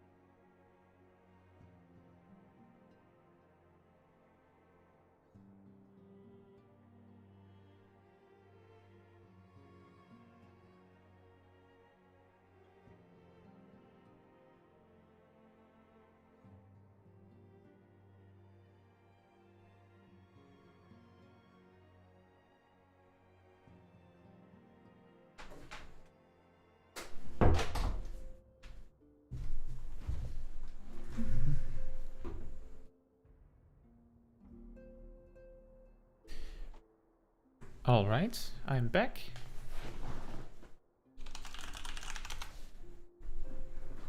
Why, Sip, would you queue for raid when you're about to eat? How would you finish the raid while you're eating?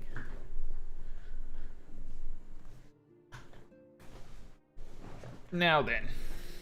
Because I forgot about my food. Oops.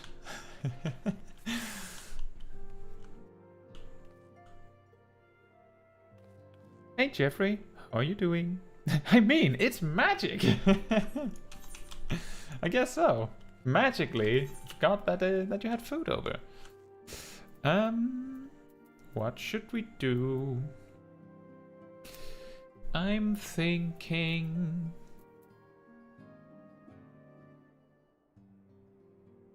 Jeffrey says, doing alright. I wanted to join the stream earlier, but I just got on. That's okay, Jeffrey. I'm glad to see you. You just barely managed to catch us as we're about to have sidequest stream, because we're doing Stormblood next week. Let's see, can we actually start on... Let's start with that. Let's see if we can do the Dragoon level 60 quest. Jeffrey says, oh wait, my name is exposed. Just come. Oh, you're pointy. Oh. Well, in that case, you unfortunately missed the opportunity to do Balesar's Wall with me. Also known as the Sloppeh dungeon. I think there's some way to change your displayed name on streams, but I'm not entirely sure how. It's doable enough that I've seen, I believe it was Phantasaur that Tuesday just changed part of their name during the stream. Their displayed name, I mean.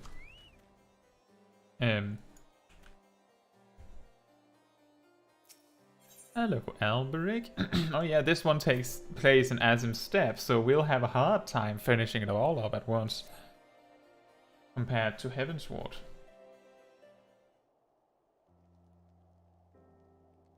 Ah, Caetsu, word of Estinian's disappearance from the infirmary has reached mine ears.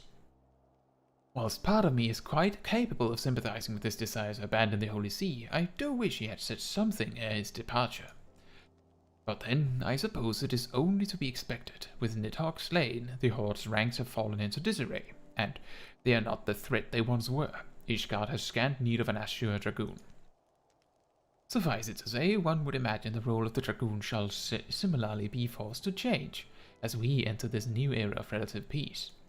However, whilst you may have saved Estinian from the Great Worm, my mind is yet plagued by Heustene's internal strife. May Halone lend her the strength needed to shake free from the Dragonblood's fierce grip.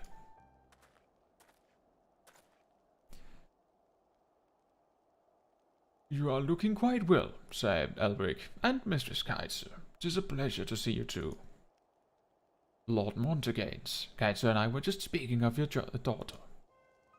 That daughter of mine is in fact why I've sought you out. I was recently handed a letter by a merchant that had passed through the Chocobo Forest. If his word is to be believed, he was entrusted with this message by Heustene herself. The letter was a call for help. Mistress Caetsu, she bade you search for her. By the Fury, has she been set upon by heretics once more? Alas, there was no more information in her message. Oh, not a day goes by that I do not pray for her safe return. Caetsu, I must ask that you take up your lance once more to aid your fellow Dragoon. Are you willing? Thank you, Mistress Caetsu. Heustene awaits you in the Dravanian Forelands. Please, help her with whatever she requests.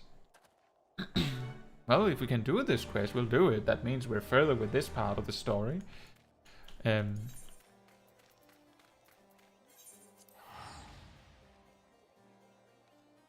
I guess the plan is to see how far we can drag the Dragoon quest while we're here. And once we run out of Dragoon quest, we can feasibly do... I should have gone to the other Aetheryte, I think. But now we're here. It's just used to being able to fly over that gap. Wait a minute. we actually need to go over here. It says up there. I cannot fly. Yeah,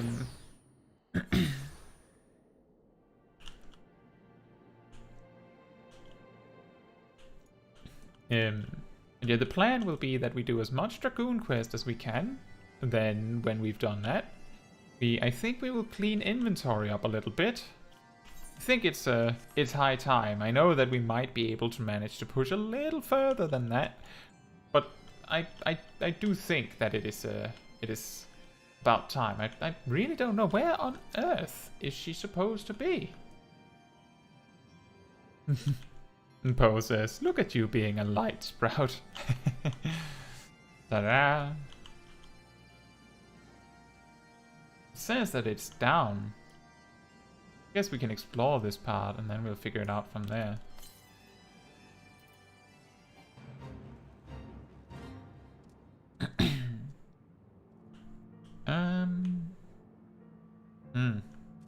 Well, if we don't enter combat... well, actually, there's a trick that we can use to get downhill without taking damage. Let's see what we have to work with right now. I would like to explore this while we're here anyway. Northwest. I don't think we are going to reach that from here.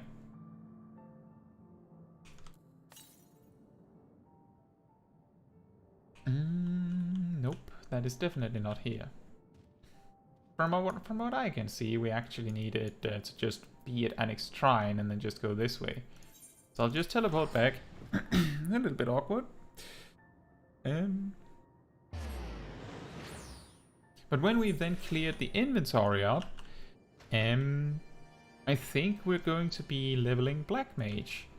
And I believe Black Mage is in the level range where the obvious thing to go for is to unlock Aurum Vale. And do Aurum Vale. Yeah, so Poe, a while back there was a poll on which job I should level on the side of the main job of Dragoon. And the vote ended up being Black Mage. I can't remember all of the jobs on the list, but if I remember correctly, it was like... I think it was like a tank and a healer. And 3 DPS or some such. And among the DPS was Black Mage, and I do believe Ninja was looking like it might win. And then it didn't. How on earth am I supposed to get up there? What in the what? I think the conclusion is that we actually need... We might need some...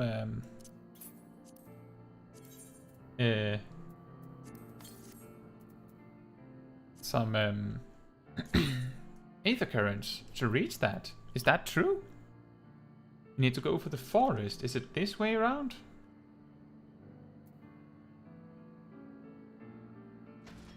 Like, it's very strange. I guess the height matches. Can I not go over this ledge? Are you serious right now?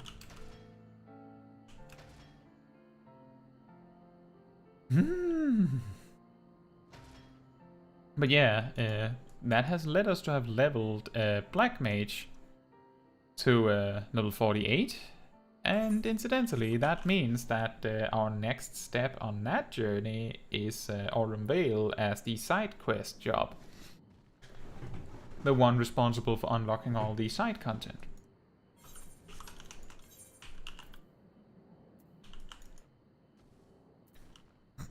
We really have some interesting items in the inventory.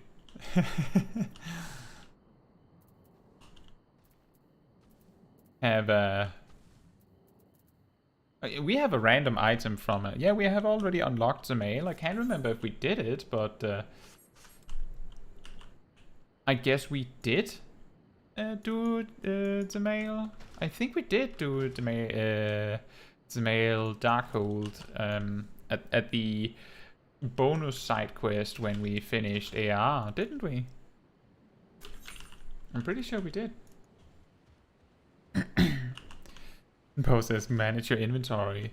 Well, the aim of this is that I have not cleaned the inventory at all since we started.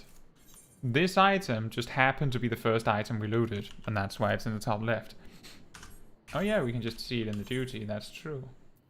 Yeah, we have completed it.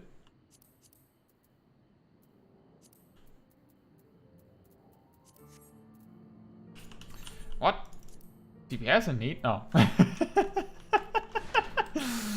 Just for a moment. And Zips says this is a replication of what I do. But we'll clean the inventory when we finished up any Dragoon story we can. A lot of things. Caetsu! So the letter reached my father. I'm sorry for having you journey so far just to meet me. As you well know, I cannot return to Ishgard in my current condition.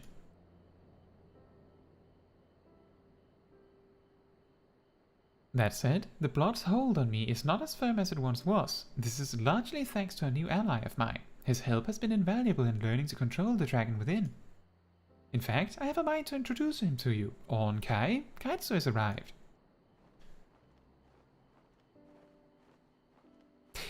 It's an honor to meet you, hero of men. Much have I heard of you from my father. He would often talk of the warrior that boasts the strength of a dragon.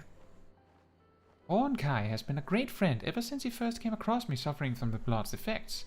I very much doubt I would be capable of standing here exchanging words with you were it not for his help. I called you here in order to repay my debt to him. Kai, tell Caetsu what troubles you.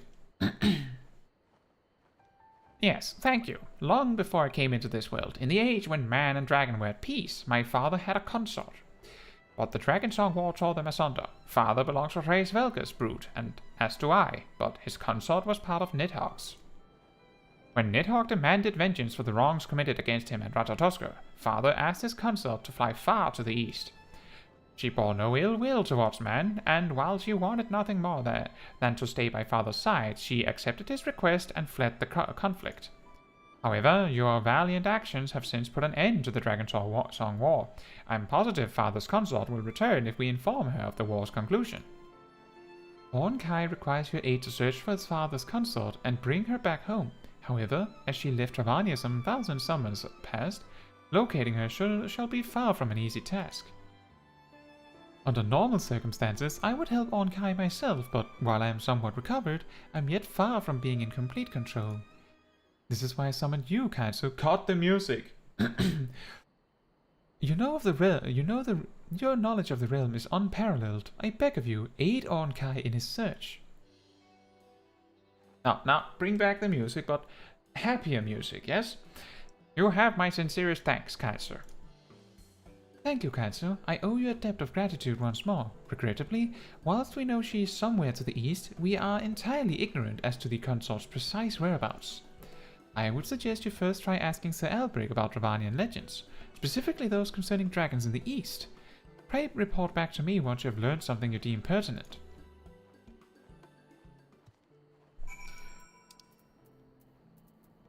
Well, so we have to go to Alberic and then back again?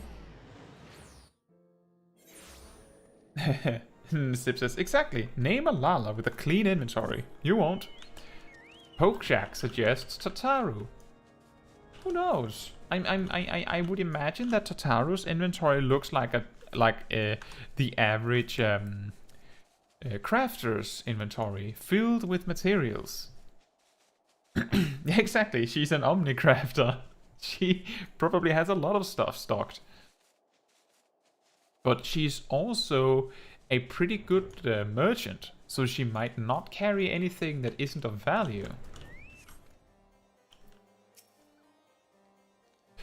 Glad to see you safely returned. Were you able to locate Houston?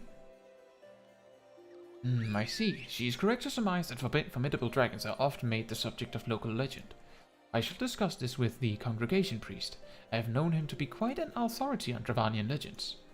Although to think that a dragoon once gripped by the sole desire to slay dragons should now wish to help one. 'Tis a queer new world indeed that we inhabit, though not one I dislike. But that matters not. I shall seek out the priest at once and raise your query with him. Pray return anon, and I shall impart my findings unto you.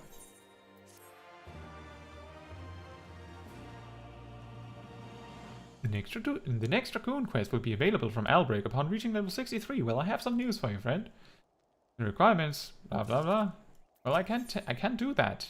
We can maybe continue a little bit? Ah, Caetsu, just the woman I wished to see. We finished examining the Dravanian legends known to us but a short while ago. However, the priest bade me make it clear that to you that these kinds of legends are oft told in increasingly colorful ways as the years go on. Quite common is it for a mere scalekin or puck to, with the keeper's help, transform into a fearsome dragon. I suppose it should come as little surprise. Legends gain fame by capturing the imagination of the masses. It would not do for an unadorned winged lizard to be the protagonist. But let us put the issue of authenticity to one side for a moment. I have summarized the first tale which seemed most relevant on this piece of parchment. Pray put it to use in your search. Oh, and lastly, tell Husni that she is ever in my thoughts. Back again. We'll see if we have to go east. I want to progress as far on this quest as we can, because what we experienced on our Heavensward journey is that the first episode we got not very far because we kept getting interrupted by, ooh, Dragoon quest. So let's see if we can push that like a little forward. It would be nice if we can just push it to a point where it's like, well, we need to get to Azim's Step before we can progress any further. Then we know at least that that ball is kicked pretty far down the road.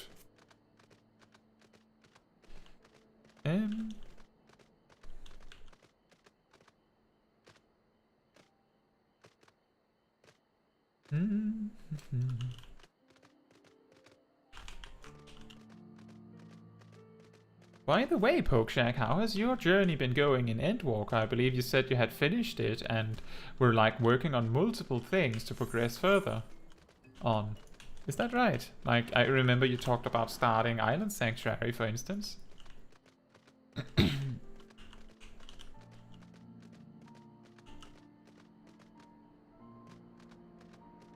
Oh yeah, and I believe Poe, you were still working on P8S. How did it go yesterday? I remember you went back into the fray and then I went to bed. It went well.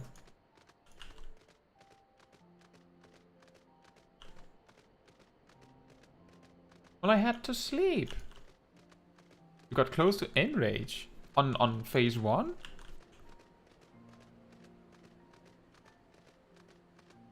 Yeah, of course. Last mechanic. Oh, okay. How close was the boss to switch phase in phase 1?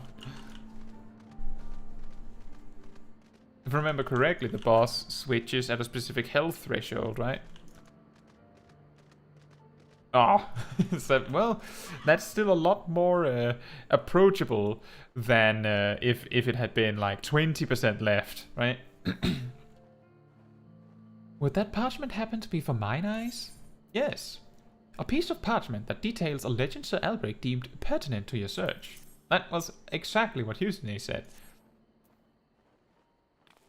Ah yes, I would never forget Sir Albrecht's exquisite handwriting. This information shall be of great use, I'm sure. Let us see. It seems he thinks we ought to commence our search with the slumbering worm of Gyrbania. This is my first time seeing these patterns that men use. Fascinating indeed that you can share information in such a manner. Dravanian history is chronicled not with letters but through song. These verses have taught me much about Falnum, my father's consort. Falnum, you say? Well, knowing her name can only aid the search. Caetsu, pray accompany Ornkai to the ruins of the First of Rhalgo Temple, to the ruins of the Fist of Rhalgo Temple in the Fringes. Sir Albrecht states that this is where the origins of the slumbering worm lie. The journey ahead is long, and it will benefit us to not to delay our departure any longer. Whistle for me when you have reached our destination, and I shall come to your side.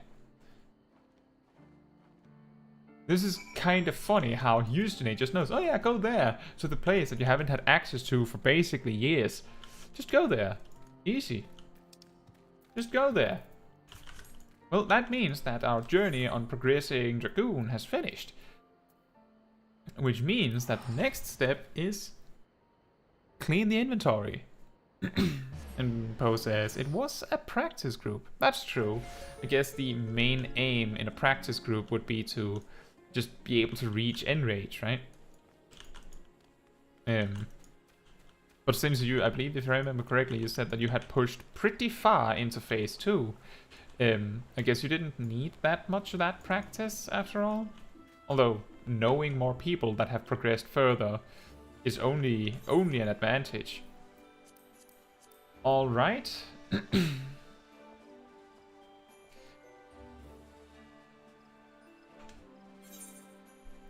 See, what things do we need and what things do we not need? Also, and Pope Check says, I finished this 6.0 and I do the thing I do with all the expansions when I reach that point. Begin to level all my jobs to the final level of the expansion, but I don't play too much these days. I begin the first quest of the island, but I didn't enter it. The only thing I did, in addition to spamming dungeons, hunts, and tribes, is continue with the quest of Hildebrand for the relic.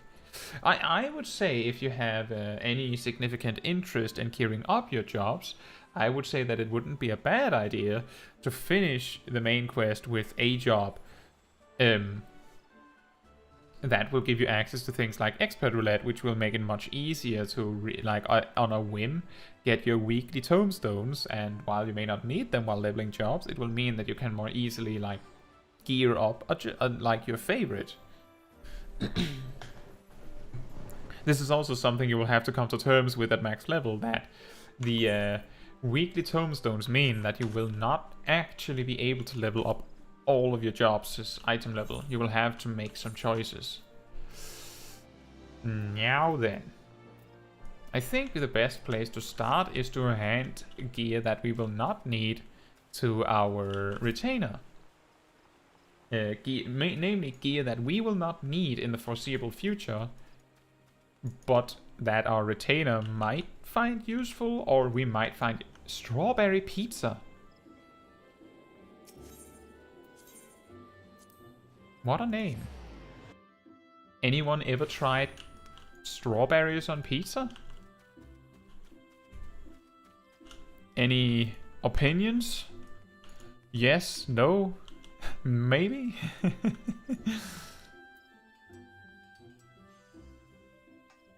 Sounds very strange, but I've heard of weirder things to put on a pizza. I could actually imagine.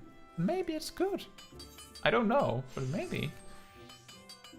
Look, it is not Kai. It's totally not Kai.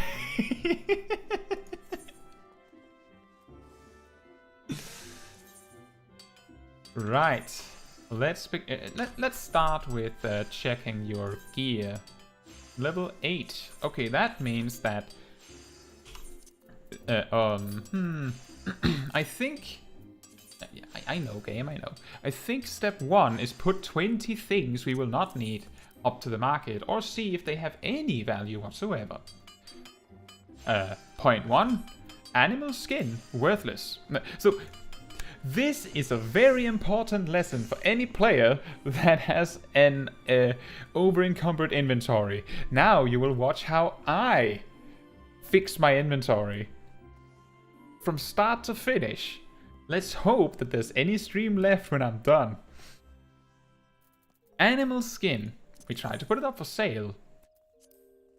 Because it is worth 1 gil, it means that the tax to actually put the item up is 5% rounded up, which means that it'll cost us 1 gil when it sells. Which means if you put the item up for 1 gil, you get nothing. Actually 0. Which means that these players are gaining 0 gil, this person is earning 1.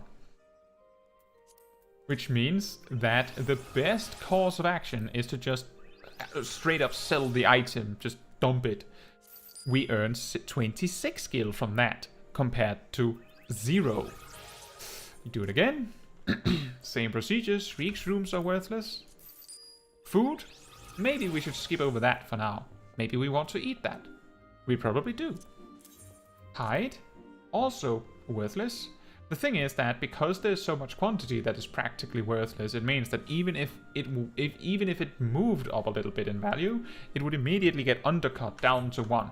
This item will not sell. Naturally, elegant pieces are intended for selling, but just for the sake of argument. Let's see here. This this is an interesting move. We will simply sell the item. Beastkin blood? Also worthless. Heist skin. Oh. So, some people would argue that undercutting by any number is bad because you're pulling the price of the item down. Now, the thing is, if you put the item up for 198 gil, it is just as likely that my item appears below Lysiana here as it is above.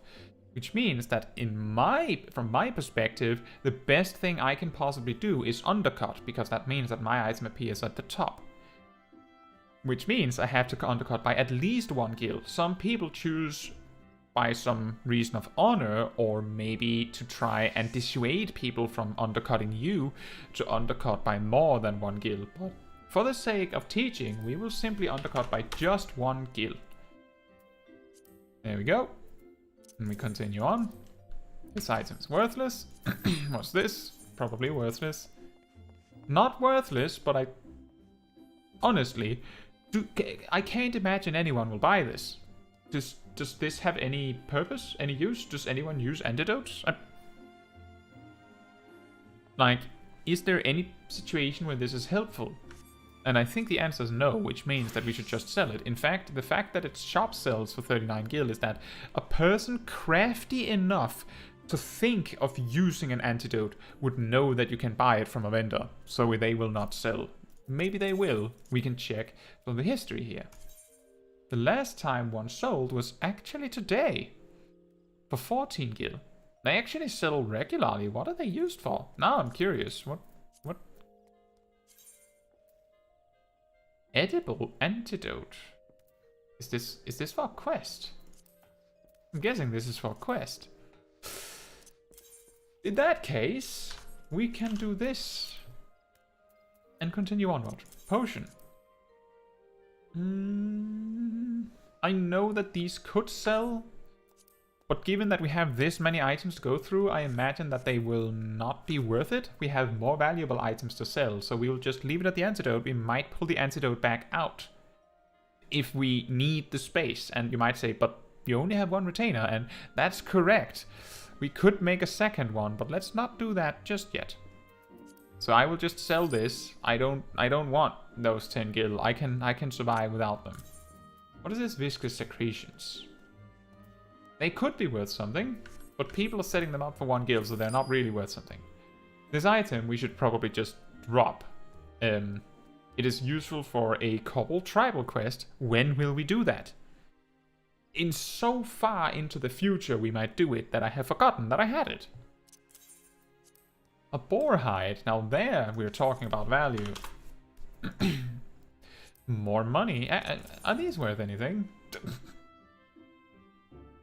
Anyone wanna buy 25 gil for 280 gil? Any buyers? No?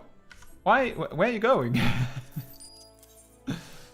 Raptor skin. Now, this one is where you just ignore the top one. Actually, if we're really smart, we go and do this.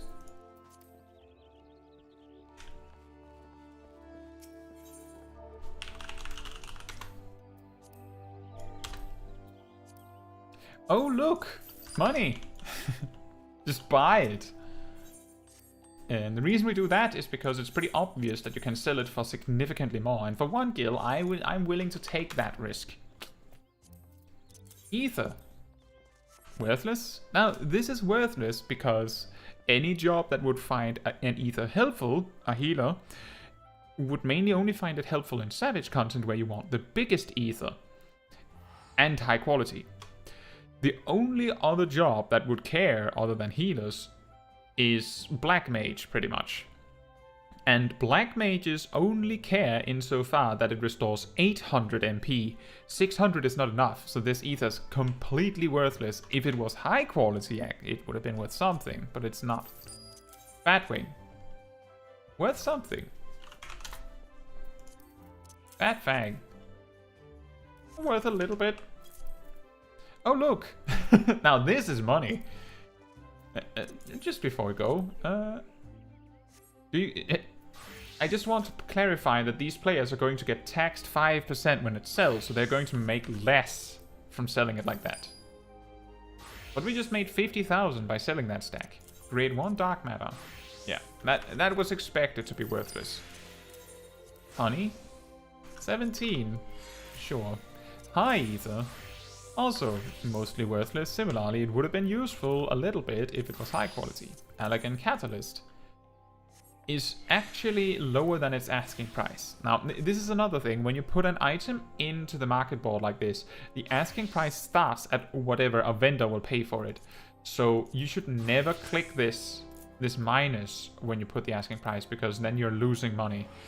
More money than you would even just posting it, because even posting the item for the selling asking price, like the starting asking price, is losing 5% of the money you could have earned by just doing this. Now there's something. More food. Scale, kin, blood. Mole meat. Worthless. 2,500. Anyone want to buy 2,500 in an item for 10 million gil? That's absurd. Tin ore. What? What? I'm pretty sure you can. Yeah, you can buy this for 2 gil at a vendor.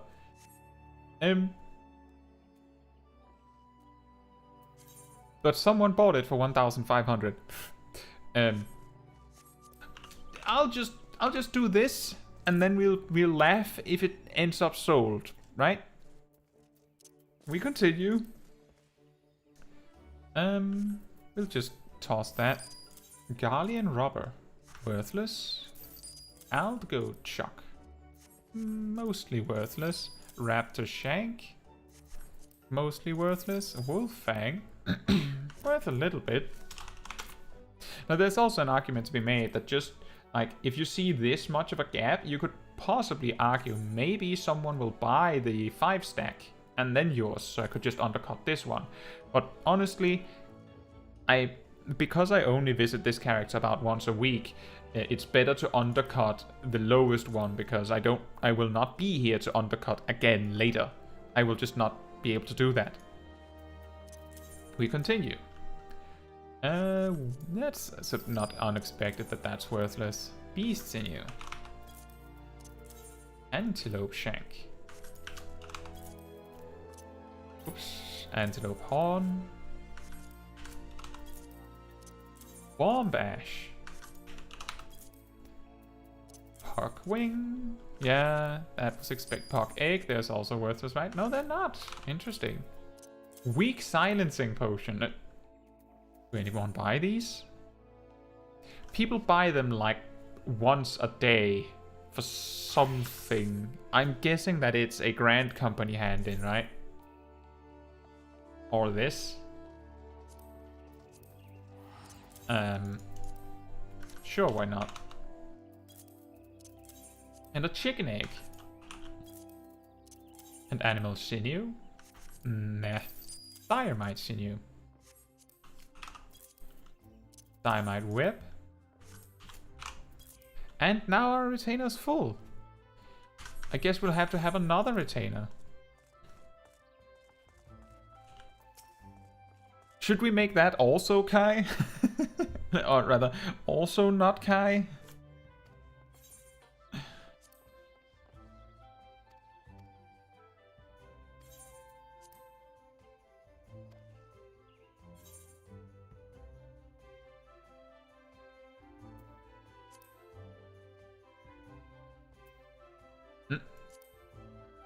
Ha!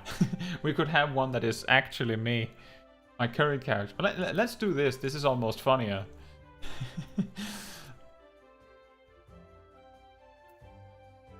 Pokeshak says Mikote. No, so the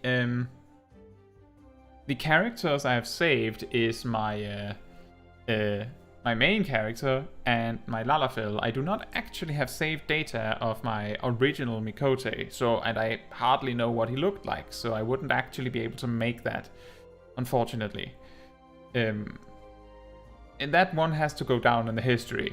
But wouldn't it almost be funnier that big small dragon Kai just runs so fast that that she's two people for small.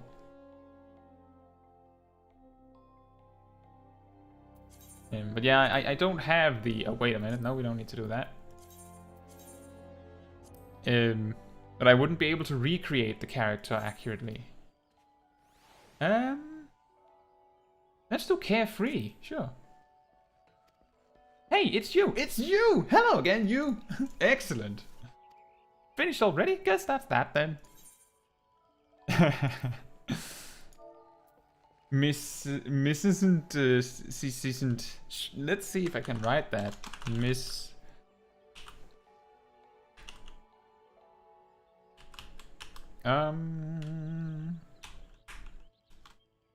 Wait a minute.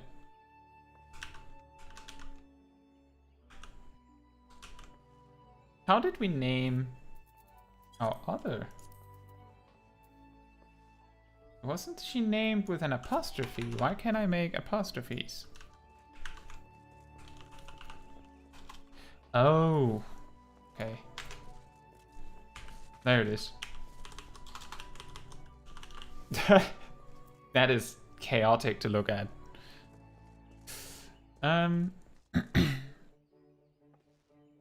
Sure. It's because my keyboard was set to the wrong language. At some point I had hit Control and Shift. The game was over here thinking I was trying to speak Japanese.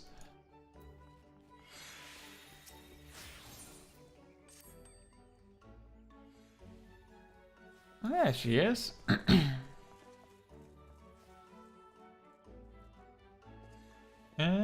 Yeah, we just continue. This one will just be vendor because we don't even have any ventures to use right now. So we'll just continue our inventory cleaning endeavors. The most exciting stream in history, am I right, guys?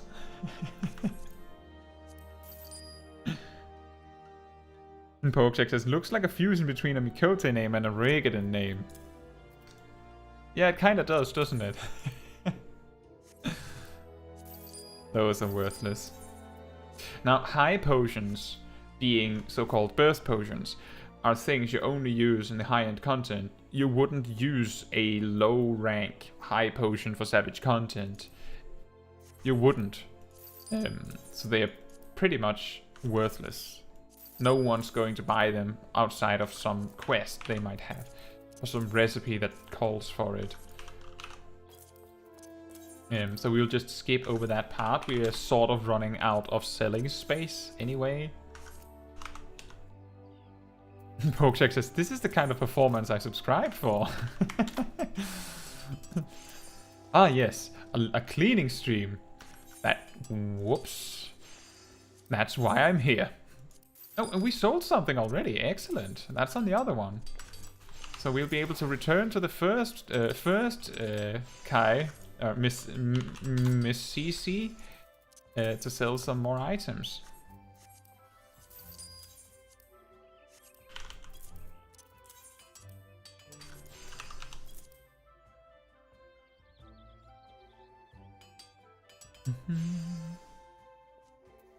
Spirit Bond potion. Those are actually a little bit useful. We should hold on to those just in case.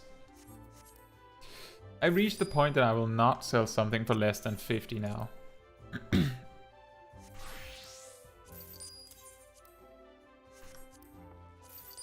More food.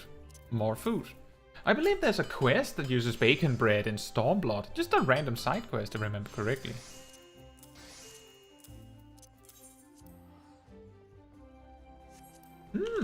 I think basilisk eggs are used for workshop stuff, like free company workshop stuff. Something like that. That's probably the reason why it's so valuable. More food. Eft tail.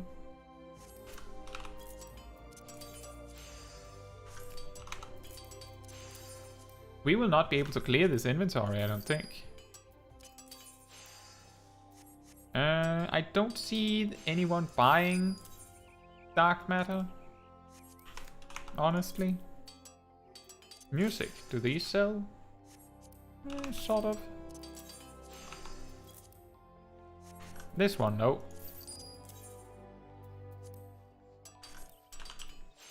I remember having bought D by Tears. Look at this again. Why? Why? Why? What are you trying to do? Is it... Are you using it as inventory space? I want to keep those clear prisms. Those are my clear prisms. There's a genuine chance someone would buy some max potions. So, see, max either now it's starting to look like something, but we don't have any more space to sell. Didn't you say that I sold something? Why are you saying you still have 20 things up? Let me just check which one of my items are most valuable before we close out this bit. That's 1,000. That means that you're out. And you're out, honestly. Maybe.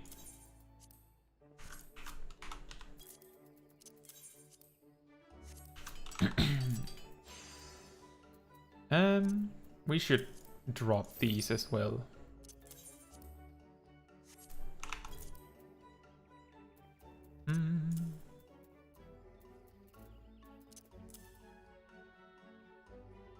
Those are unsellable. Why are they highlighted? I don't think this is worth anything either, so...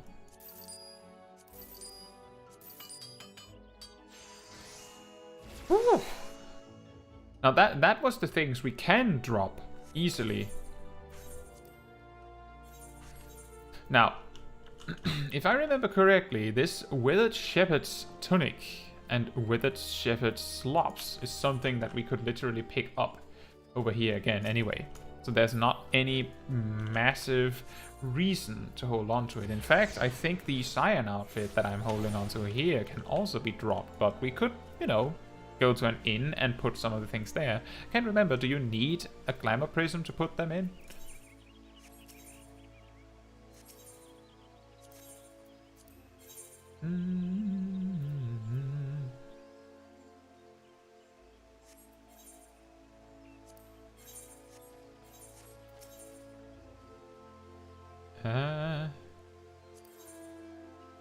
I'm not sure where I would find those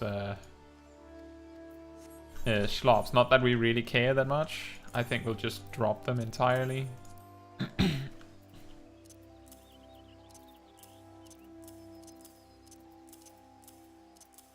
These items, I think, sound far more useful than they actually are.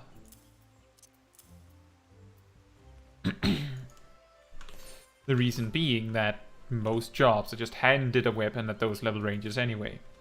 Now, the reason why we really needed to clear out the inventory is to figure out what we do with all of this. This is when the boss music begins. And Poke access for the Black Mage. Well, our Black Mage is level 48. This stuff is useful. This not so much.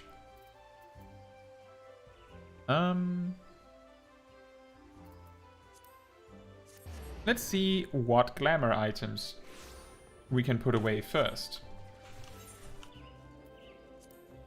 So we need to specifically find items that are glamour or intended as glamour. We don't need this. We can sell this out again. I don't know why it's there.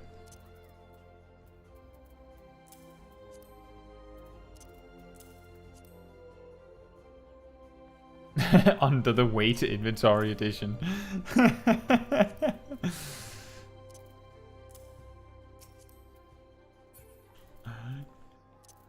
But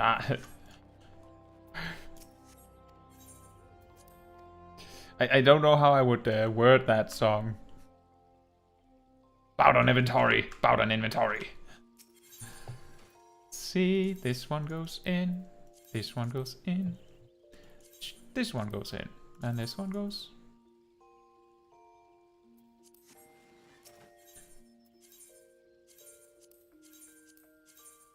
And we put it in the armor. Sure then. Wait, do we have anything else that goes in that? No.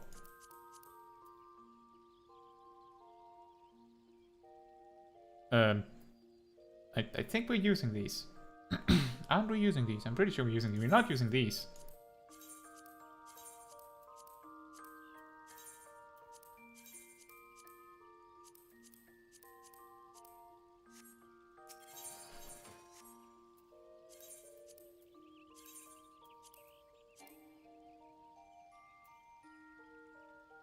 We don't have any more glamour prisms. Under the inventory.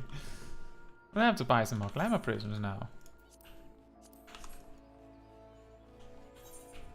Well, what we can do is we can just skip over this bit for now and look for items that we want to store. That could be a pink lab coat. It could be a pink lab coat. We don't need this. I mean, Kai could hold on to this. And I don't think we need both of these. I think maybe one every 10 levels should be sufficient. And then you can skip over the rest.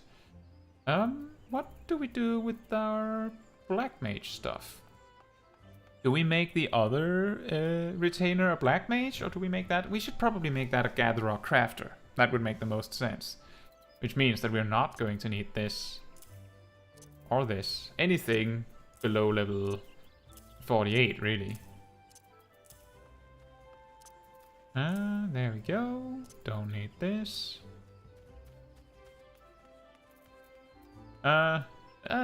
Just making sure I don't confuse myself. Let's make this one the level 50 one, sure.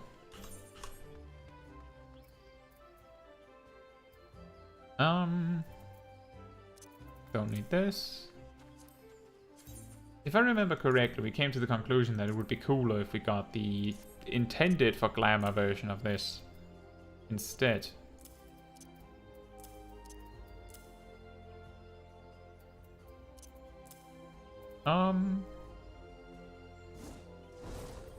Now the question is whether we should hold on to any gear that is not a job we're currently using, and I think the answer is no.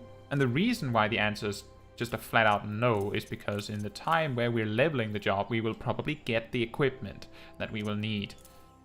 So basically I'm going to argue that we toss everything that we can't reasonably use in the foreseeable future, like so. Liberator, yeah, I believe that one was also really cool, wasn't it? Maybe we should... I want to keep that.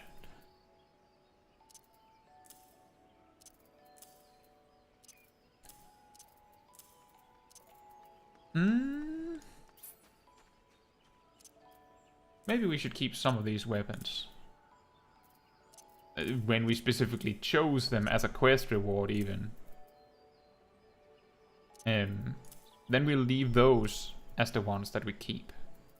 I think we don't need these spears we've collected. We'll try and keep the level 61 when we progress past it ourselves, but beyond that, we don't really need it. Not even for Kai, because she will be using a level 61. We just throw the rest. Oh dear, oh dear, oh dear. We will not need these either. We will keep this one. We will use this one. So this one goes here. Now we need to go over and see if we can... Oh, that's strawberry pizza again.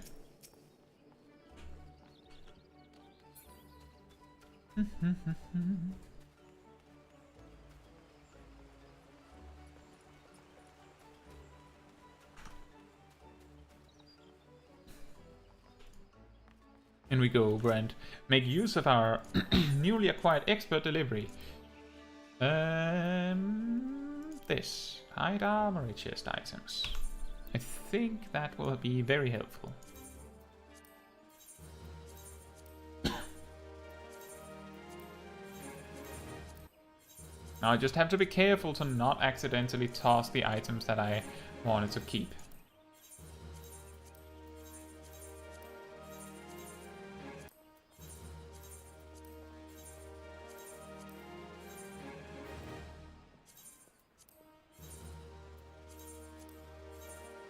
Look, we're finally getting a whole ton of company seals now that we can hand over things for it.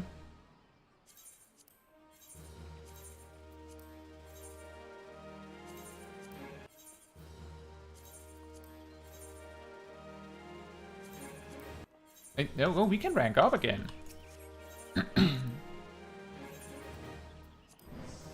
In the sight of the elementals, I hereby confer upon you the rank of Serpent Sergeant First Class and all rights and privileges associated with the title. Go forth and do that which brings peace to the Twelveswood and honor to our name. I mean, I feel like the last one had like a cutscene and stuff. What's the next one? You must meet with the satisfactions of... You will find the good commander standing... Oh, no. What do you want?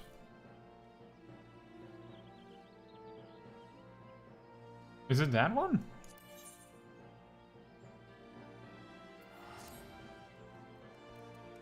Ah, Sergeant Chaiji, doing the twin adder proud as ever here. You've arrived at a most opportune time. House Zumail of Ishgard has requested our assistance with a matter of some import, and I've decided that you are just the woman for the task. Your mission, in brief, travel to Zumail Darkhold and purge the subterranean fortress of Voidsend. See to your preparations and make your way to the central highlands of Skirtus. Once there, you should find the Darkhold without much difficulty. Ophelia, a knight in the service of the House Zumail, will meet you upon arrival and brief you in greater detail. I await word of your success. Is that the quest we need to do? I'm not sure if that's the quest we need to do. Oh yeah, it is the quest we need to do. Shadows Uncast. But wait, the quest is to do Zumail Darkhold again? It's a little silly. The quest to unlock upgrading our rank further in the eyes of the Twin Adder. Also, while we're at this subject, so here's what we're gonna do. We're going to go to our...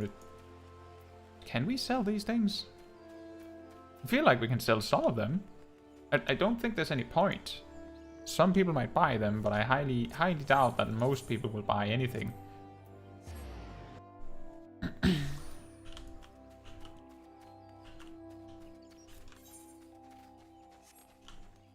Yeah, there's some interest in continuing our progress in ranking up with the Grant Company because it means we can contain more company seals.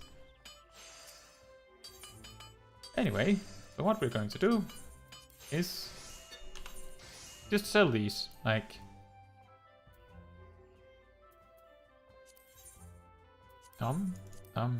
sell this. We've used that. We've used that. We've used that. We've used that. And that. All of the things that we have any, even the slightest amount of spirit bond to, we can't. We wouldn't even be able to sell even if we wanted to. So those are just sell directly immediately.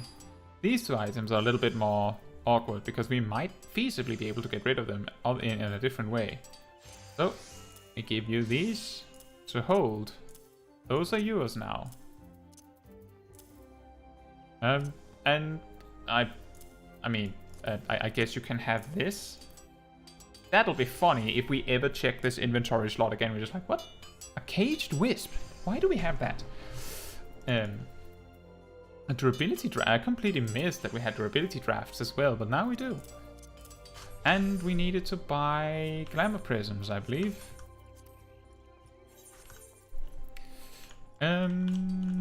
We should return, like, continue our quest to clean the inventory, though.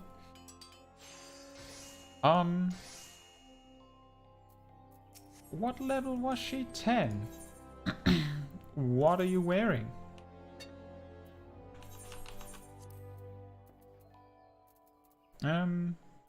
Let's keep like level 20 and 30 gear. Like in the same way.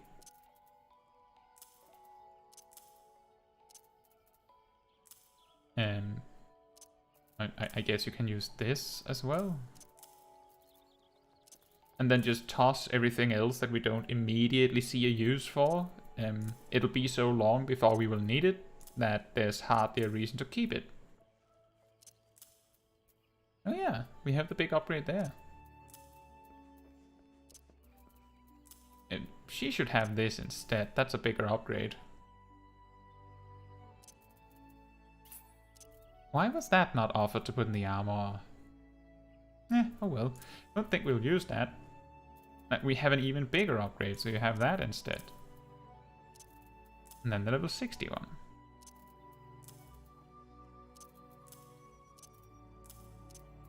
And the rest we can just... Oh. There's actually a bigger gear upgrade right there. I want to keep the even star hat. I think it's funny. Maybe we should put it in the glamour chest. I want to keep that outfit. Don't need that, don't need that, don't need that. We don't need that either. There we go. Next. This is nice to keep if we pick up a new job from the start. Don't need this. She could use this. You could also use that. Which one is better? This one is better.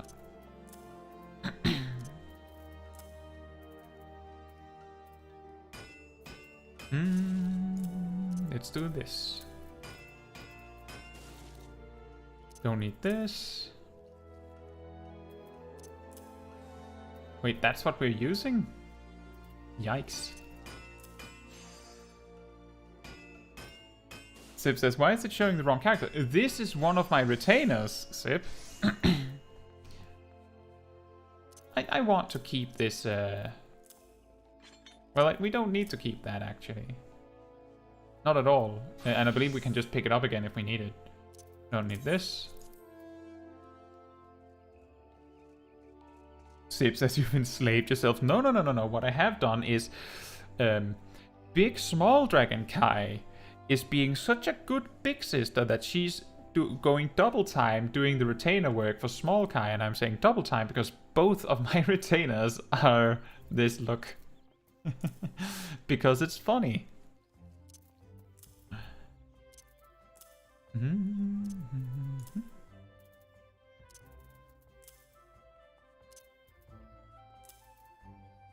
Armor of Light. What is the best chest piece we have at level 50 for maiming? It's this one. Interesting.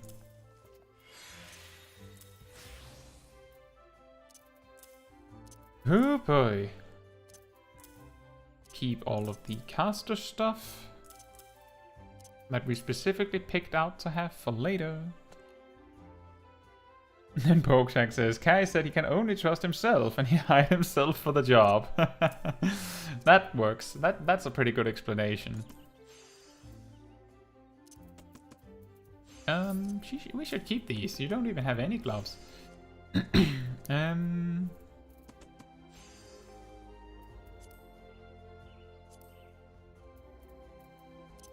Actually, let's skip over those and go directly to the brand new ones. Skip over those. Those. Go for the 30-ish ones.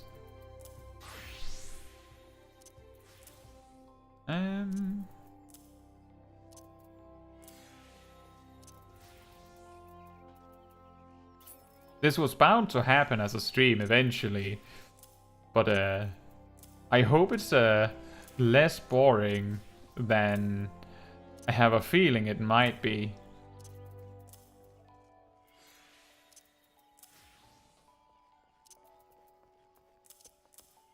Do we have any level 40 something ones? We do.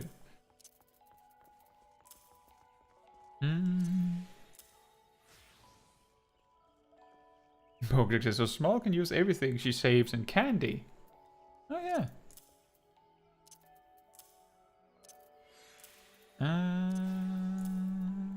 Don't need that. This is looking really nice actually, like my mains inventory isn't this clean. However, we will need to... Well, let's just put off the equipment we've already designated.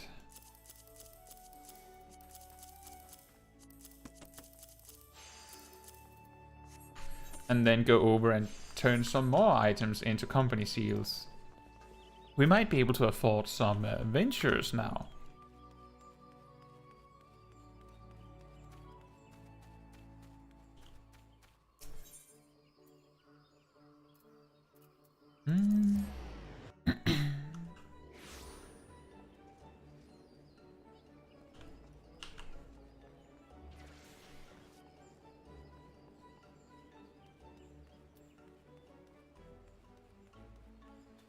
And we go back.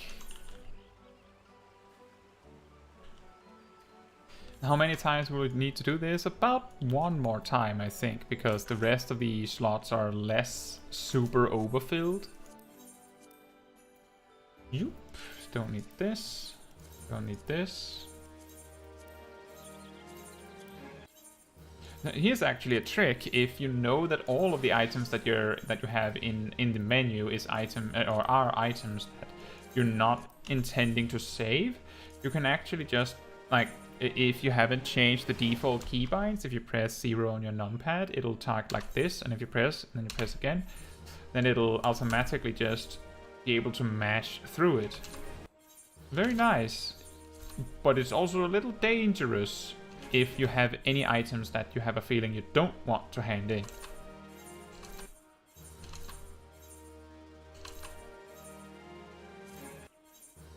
Which is also why I'm double checking every single item, looking at it, reading it before I'm handing it in. Because for instance, here's the Even Star gloves that I specifically picked out to keep.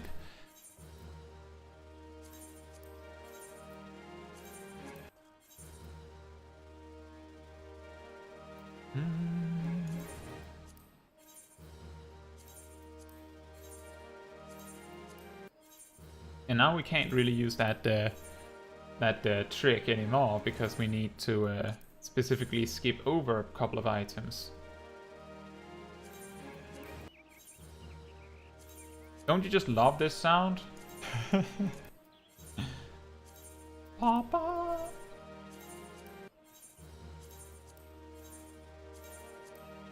I think that's everything. Oh, and we got an achievement. A snake in the brass.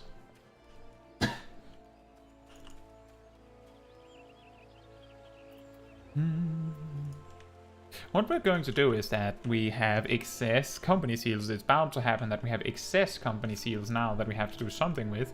We buy some ventures so that we can consistently send at least one retainer out to do something every now and then. And then, like, we'll buy a bunch of them. And then the rest we spend on glamour prisms. And then that problem is sort of solved for a while too.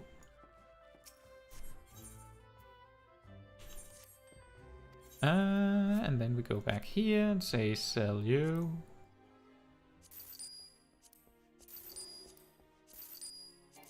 Oh. Oh, right. And then toss them, I guess. Oh yeah, the custom made ones.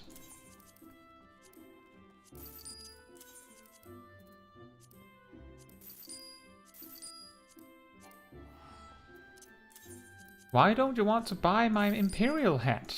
Why not? I'm just going to sell these instead of trying to define which ones we could possibly feasibly trade. It's better to just get rid of it.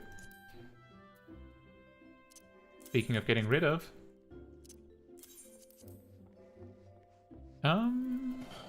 those are level 20 pants for a Lancer, and those are level 30. The brand new skirt. I needed that. I'll have to go and grab it again. Me being too fast on the draw. You don't need this though, I don't think. Nope.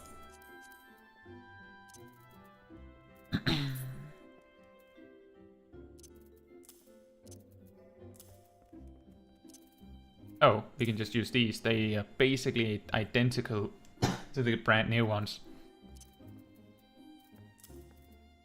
Do we have level 40 pants at all? Oh? Apparently we just skipped level 40 pants entirely. Right then.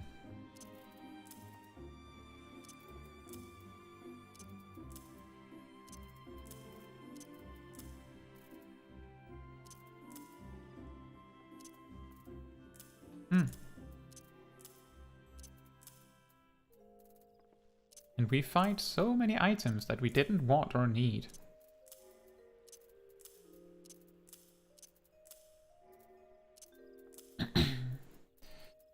Oh, and then we've reached these.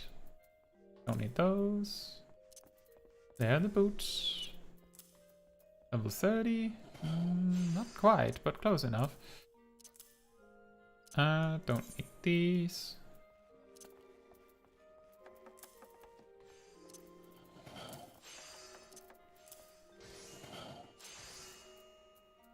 There's the level 40 ones.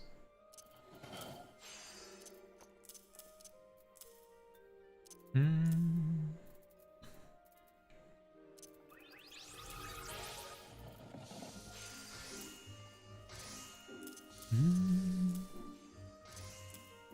think we're almost in the clear now.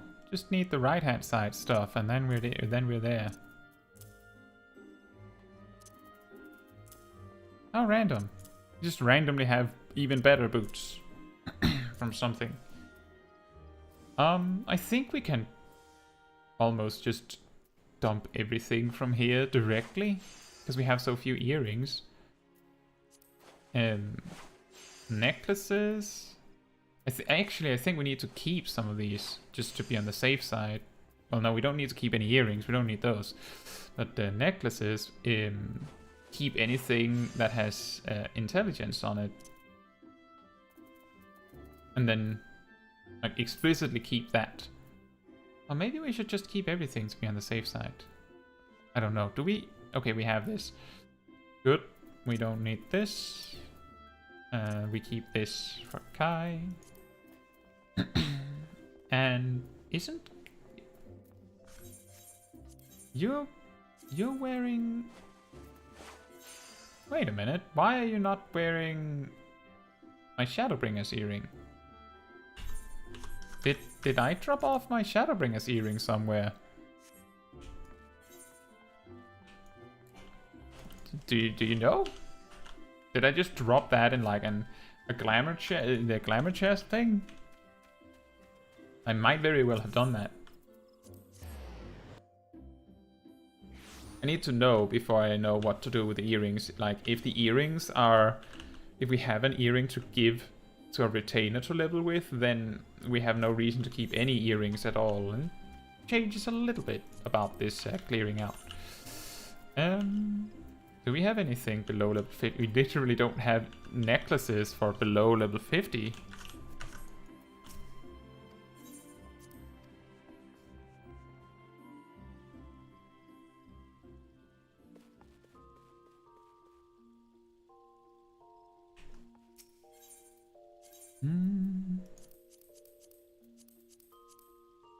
There it is. Give me that. I needed that. How silly. Oh wait. Just talk with her here. That's pretty smart. Better than running all the way back. There you go. And where did that earring you were wearing? Where did that go? Did I get that? I got that. Okay, well, we don't need any of the earrings then. So we just take all of them and put here. Because we're not ever going to need any single one of them. Not even for a secondary retainer.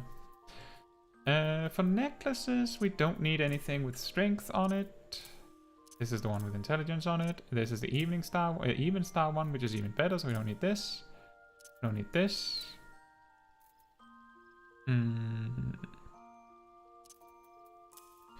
It's better than the hero one. We don't need that. All that. We'll keep that because we don't actually keep those because we don't get very many necklace upgrades, as we can see. It's not a bad idea to keep the level 1 accessories just to be on the safe side. Don't need this. I'm pretty sure that we have a caster situation for that as well, right? Even star, yes. Is that better? No, it is not.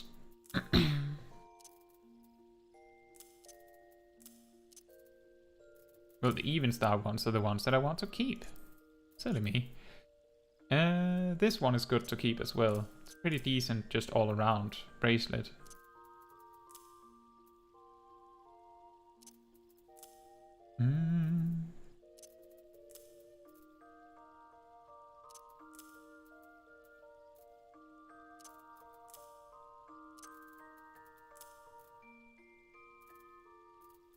And this is fine. And then we have the rings. We're almost in the clear, everyone. We're almost in the clear. I think it's pretty good to just save these for now. This is good to save. We don't need this. We don't need this. We need 2 rings. So this one we want to keep, and this one. Don't need that. Gridanian ring. Oh, wait a minute. This is better. I'll do this instead. This one and this one are good. Actually, we have a 115 one, so this is better. And then we just take all the strength rings we can find on the list. And keep as well, and toss everything else. Although our tossing space is getting a little tight. So we do this instead.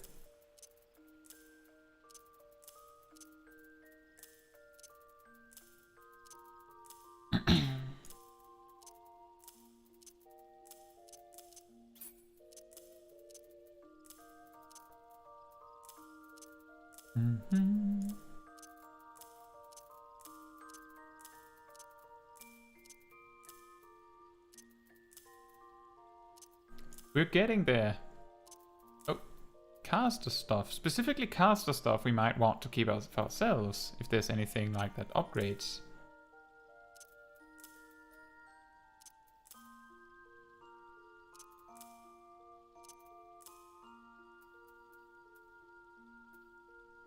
What? These? Oh, it's slaying. For a second there I thought they both said fending, so I was like really confused. How am I carrying both of these?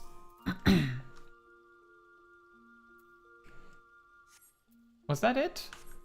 Did we get everything? Do we need to move anything from here? Not really. I think that is it. Now we just need to go out and toss the remaining things from this list, and then like buy ventures and glamour prisms with any company seals we have left over, and then we're sort of in business. Then we're ready to do stuff again. We can get back to playing the game. Aren't you guys excited? How long have I been cleaning inventory? Who am I? Where am I?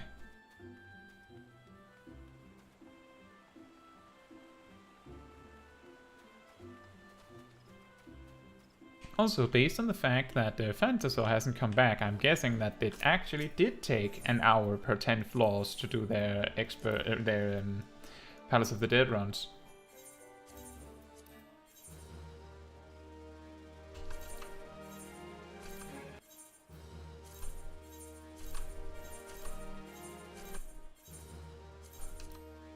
But that's how it goes. It's not easy to do Palace of the Dead in the final 40 floors.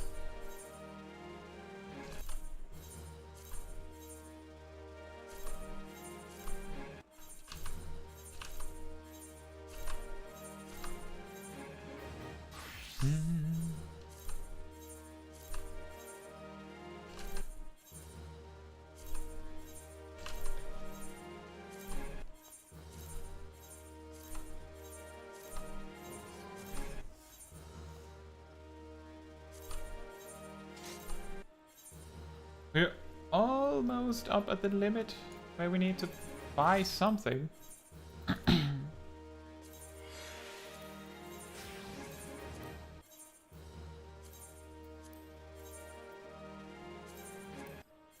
There we go. Now we can buy some ventures. Let's get 100. And we have that sort of solved for a while.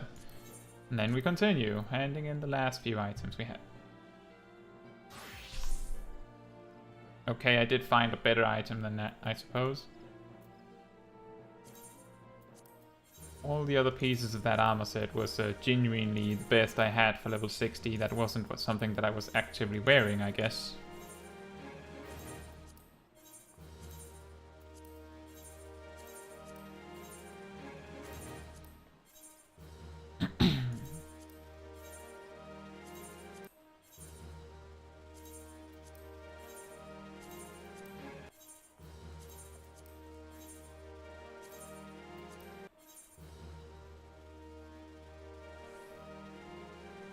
I sort of think that I should probably... Oh yeah, keep that. Of course. Why is that in my inventory? That should be here. I guess I ran out of space. We don't... Why did I skip over the Astrum pieces? Don't need those either. Now that we don't have the rest of the set, there's no reason to keep them. They'll just look weird on their own. Can we buy glamour prisms at this company rank? We can't. We actually can't. Oof. Well then. That is a bit awkward. Anything we want to buy?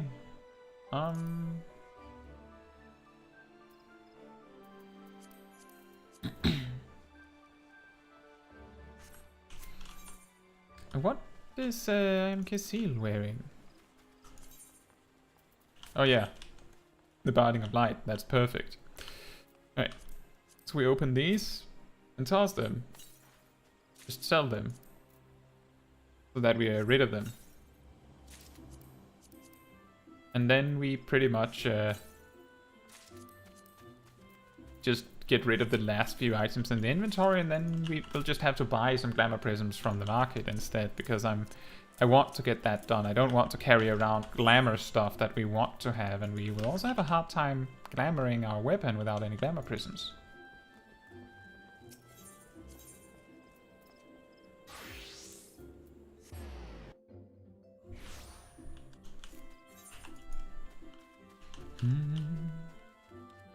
And the reason why I put all the food in the top left is because we're going to be eating through it as we go, so they will disappear from the top anyway.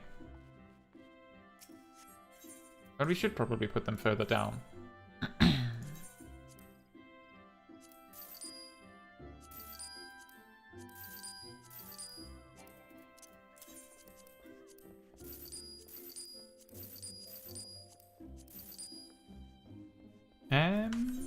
Oh, right. Assign a venture. Sure, let's do a quick venture.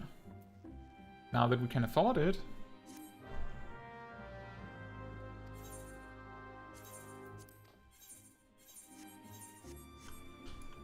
And then buy some glamour prisms.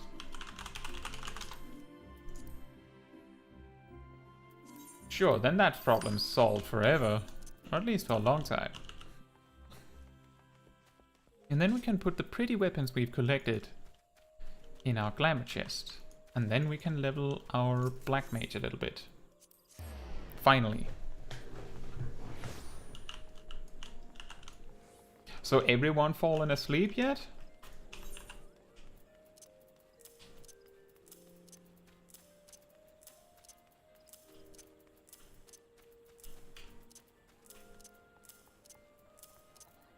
Oh right, we didn't need this. Hiding amongst the food, an item we didn't want.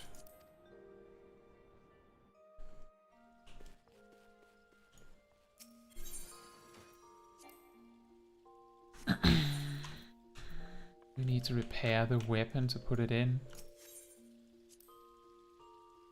Let me just go and get everything repaired to be super sure. I don't have to go back and forth multiple times.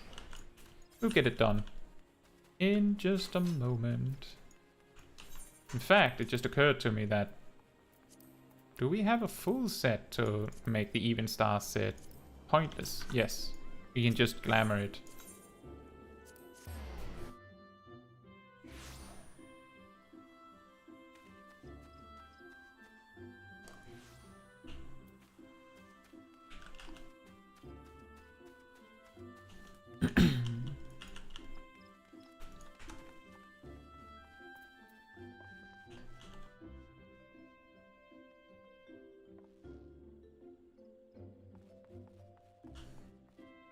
Where was the repair guy? Oh yeah, over there.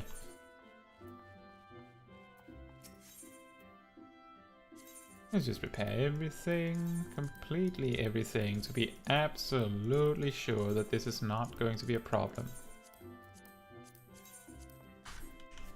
Oh, we forgot the inventory part. The main reason we ran here.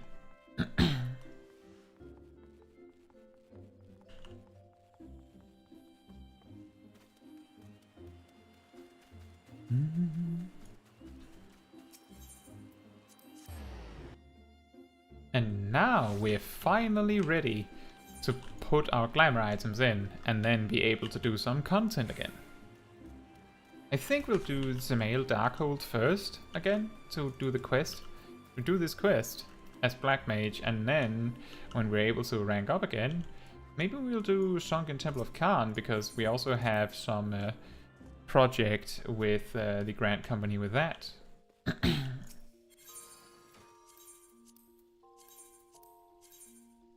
Wait, well, we're using that. We're going to be using that.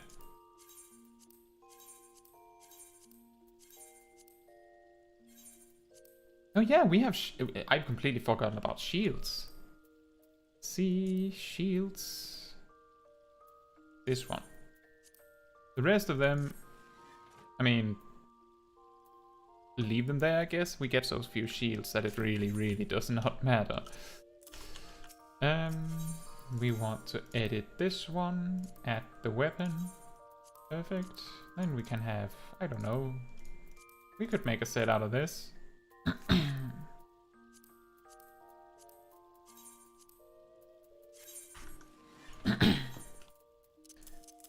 I think that's everything. I think we're finally ready to get back on the road, back on the adventure. Which means Smol Darkhold right back into the snow.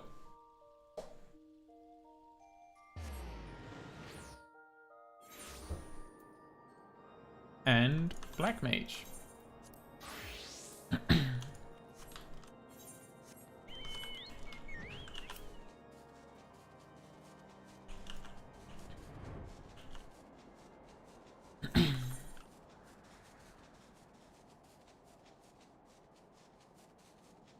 Also, where is it that you unlock Aurum Vale? We'll need to get that afterwards.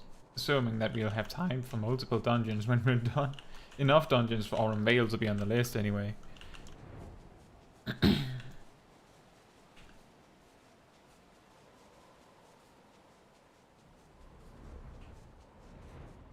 How random to have like a Grand Company thing that says like that. What? Who goes there? Oh, you must be the reinforcements. I beg your pardon. Recent sights have left me as skittish as an untrained chocobo.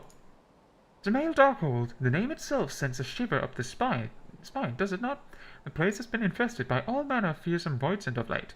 Why, I've even heard word of statues come to life.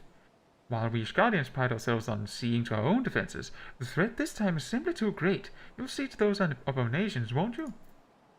Enter the male Darkhold. Wait, do we just go in? This is a bit confusing. Are we supposed to do the male Darkhold or enter?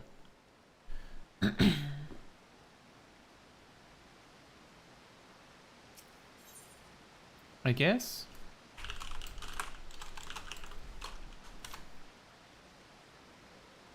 Ha! It's an alternative way to unlock the male Darkhold, apparently. You should have checked that in hindsight. Oh well.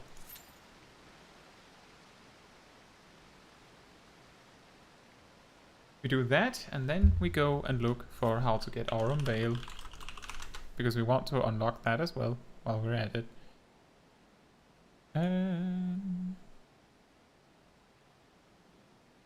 It seems that we're going to need a Vesper Bay ticket for that.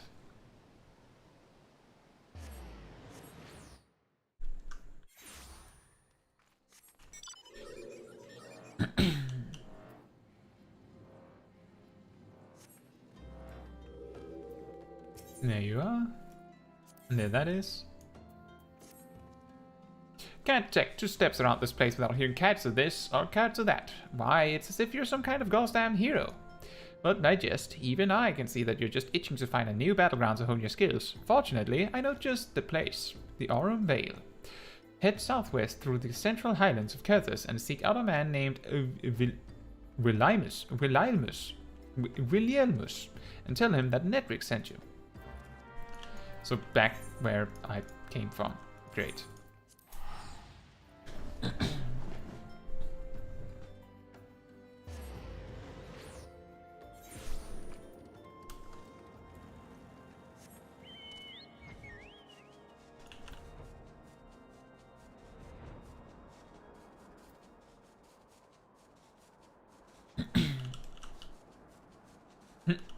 Backwards E.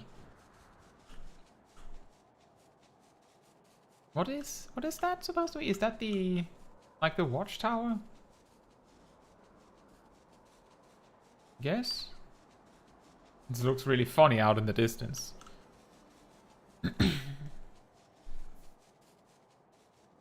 Alternatively, we could also just queue for all the dungeons that we need at once.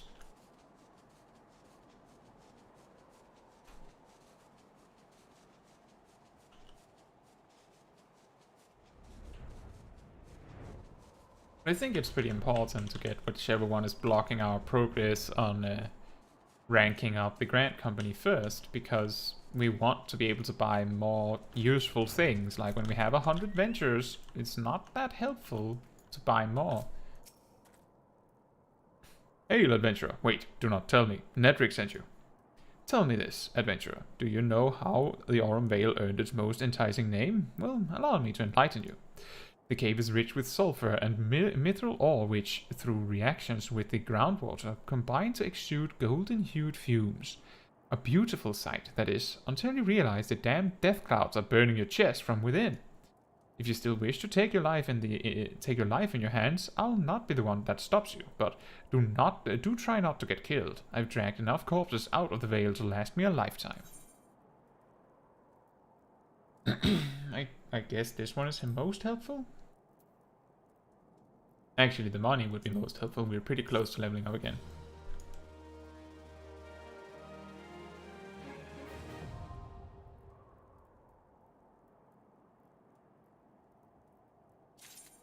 There we go. We don't have a quest to do it, so that will be something we'll eventually get back to, but I thought it was a good idea to get it done. What else can we do?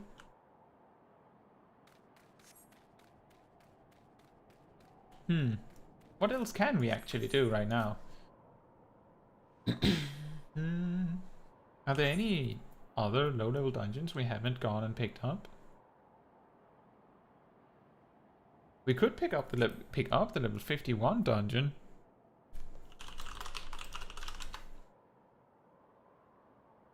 So that it's like ready when we get to it.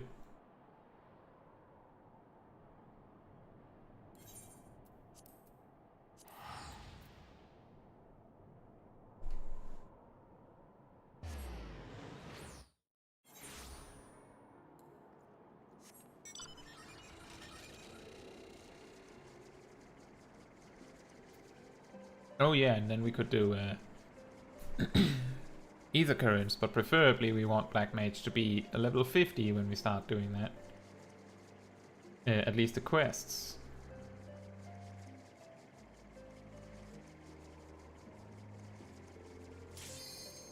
Excellent. We might just level up to 50 from this. Who knows?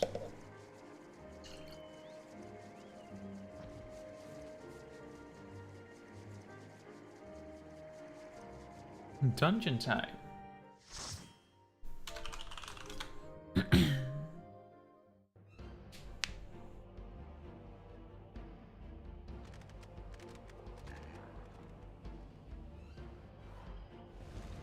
Oh, I guess I don't have skip cutscenes on, that's true.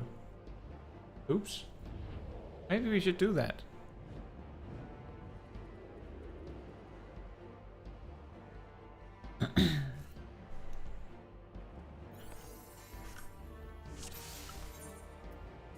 Oh yeah, I remember last time when we finished doing Black Mage stuff, we had the choice between a staff, using a staff, or using a wand and a shield, and ultimately the recommended gear was the staff.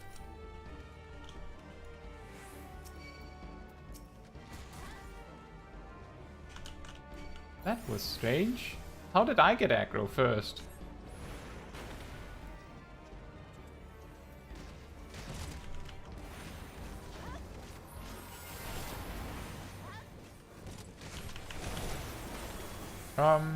You sure you don't want to go into the Glimmering Light tank?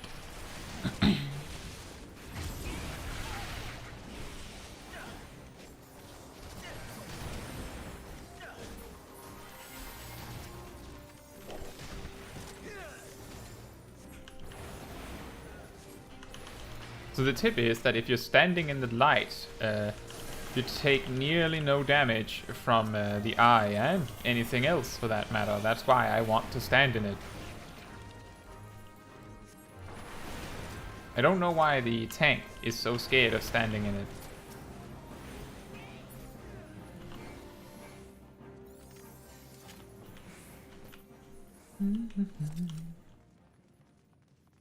Maybe they don't know and they think that it's bad. Uh-oh. Ow.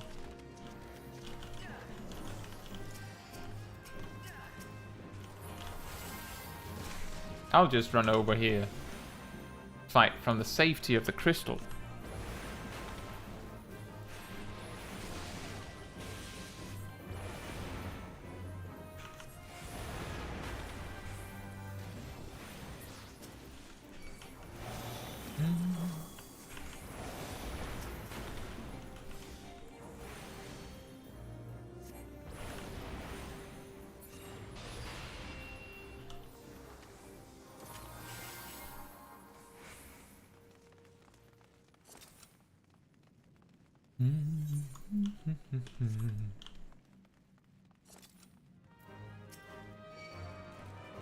Uh-oh.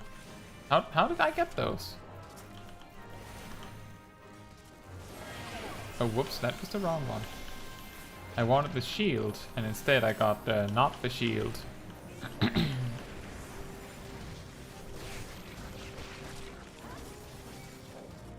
I think I can tank this one. But I need to stand in the crystal to not take half my health from random stuff. Like so.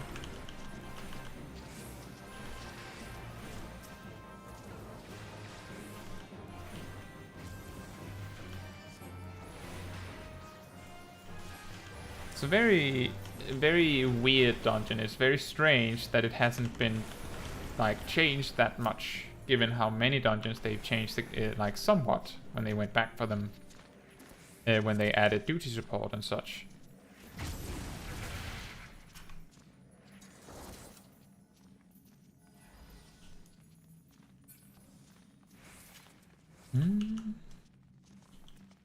But did they actually add duty support to the male Darkhold? I feel like they might not have.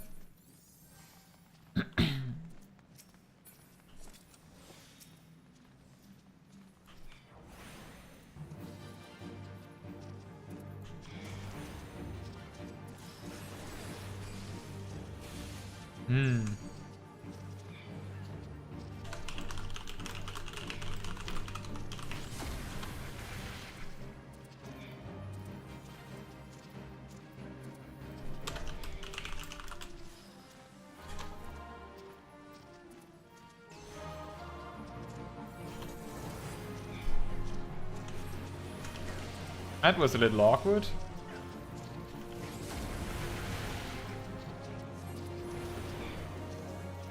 That's okay. We figured it out in the end.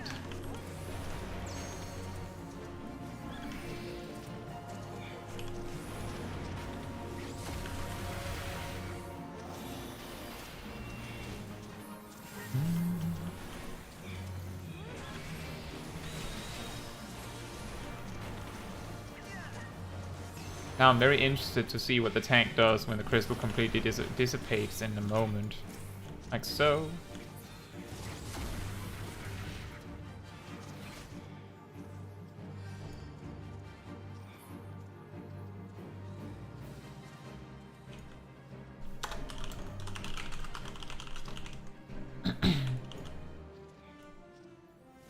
I don't know if the tank is just not looking at the fact that they're not doing any damage.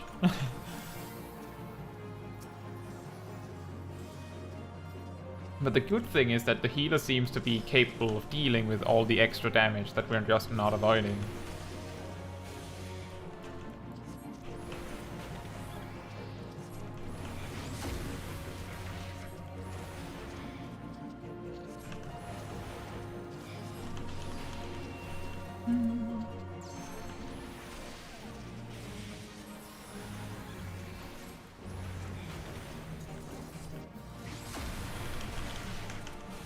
We need a third one. How's that even possible?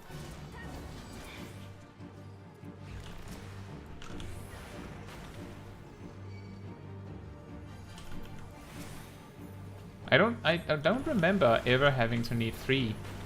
That's at least been a long time since. How strange.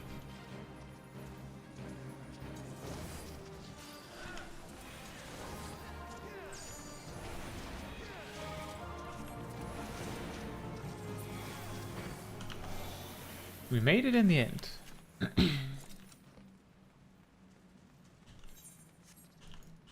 Without even getting a single wipe.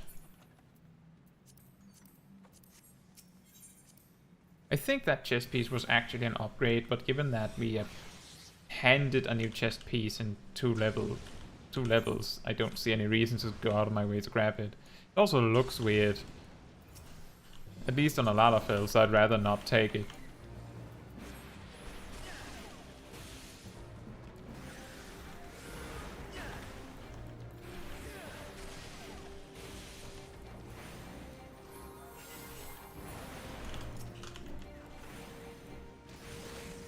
I think one of the mobs that can be the most scary in this area is the toads, and because we don't have that many enemies, it might be safer to just like single target things.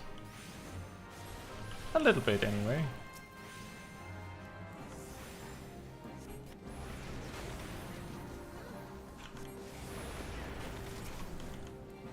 I'll put them close enough that they're near death, and then I'll switch so that I don't waste my cast.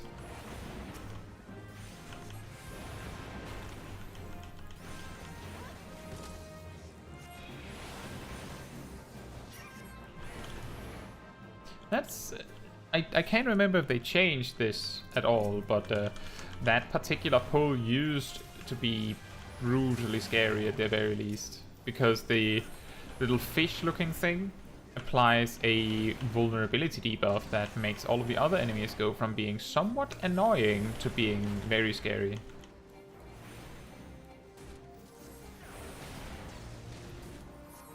I've just discovered that the tank was not attacking my target at all.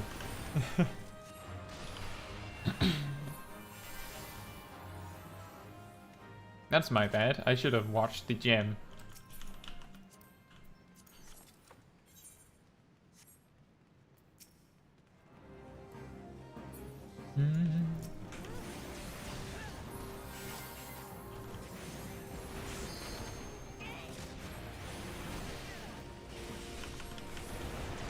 That's fine, I'll just attack the ranged mobs.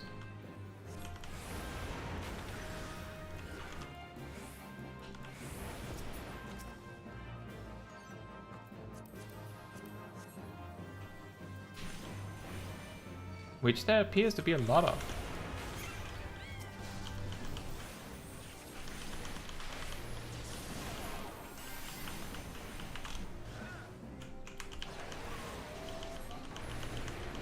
Now I think there's enough mobs clumped up that it might be worth cleaving a little bit. Just a little bit.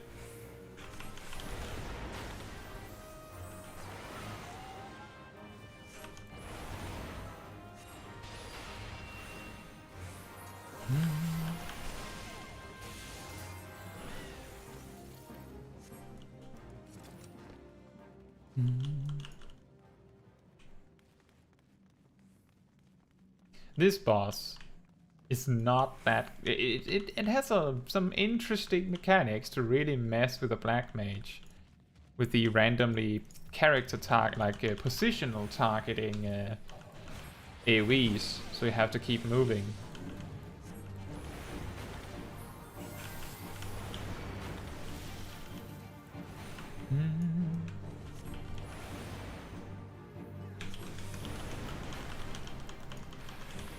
Ah, the level 50 or so Black Mage, where you just react to procs.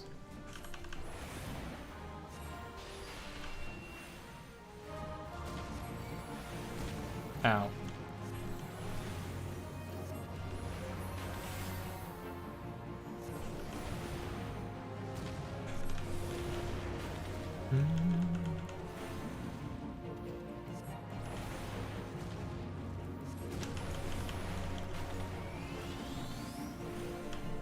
That was a decent opportunity to use the mana font there. An instant, we have a damage buff.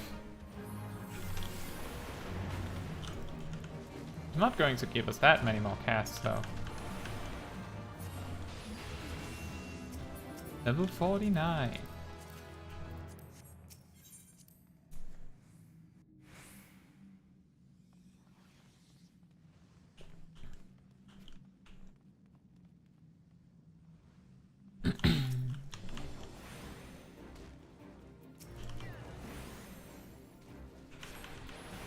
This is a little problematic.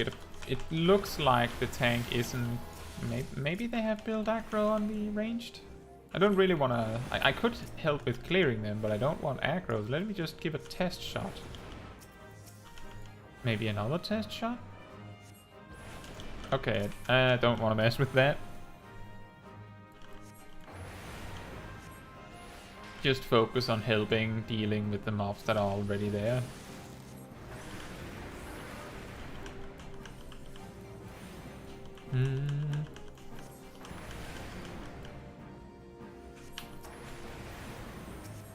That's not the target I wanted to aim for.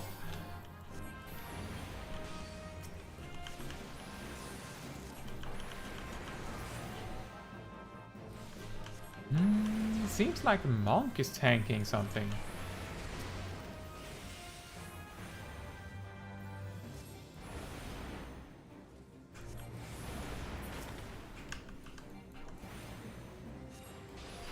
My guess with this tank is that they're a returning player because of the mark, and they returned after the inception of the Gunbreaker, and decided that they wanted their first tank to be the Gunbreaker, which is why it feels like they're a little like a fish out of water.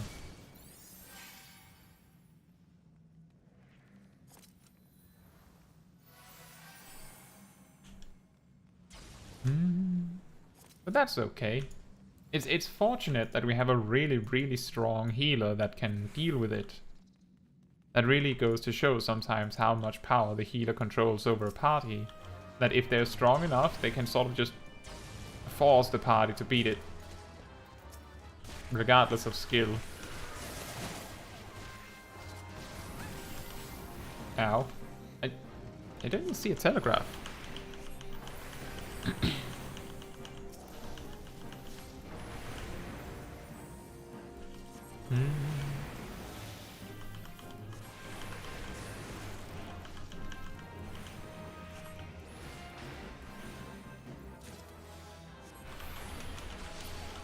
There we go. Now we are at the end. The final boss.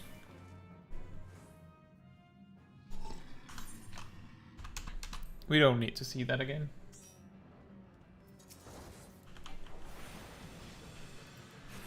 I need to turn that off. Now that we're starting to do some more content we have done before. I just really genuinely thought I had turned it off.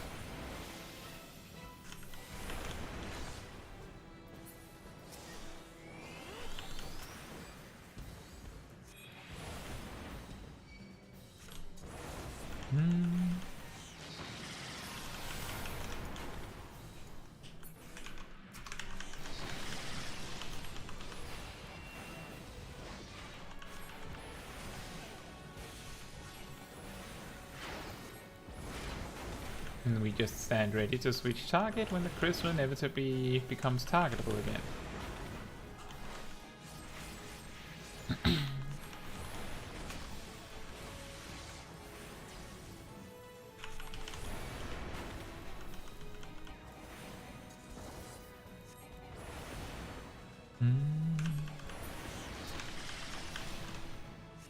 And we switch back, and then we watch the next one.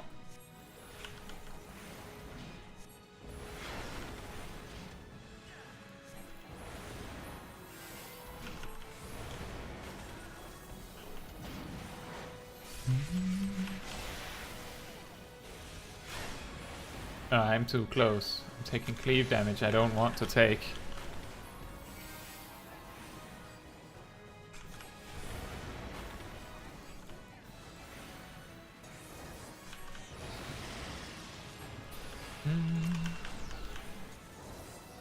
And now it's just the race to the finish. And not standing in pools.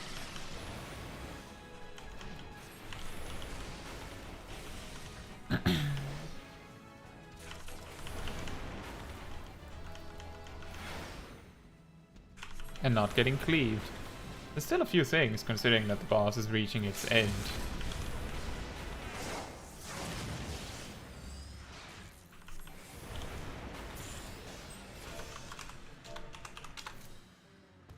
And we got to level 50. That means that the next step will instead be doing more Black Mage story.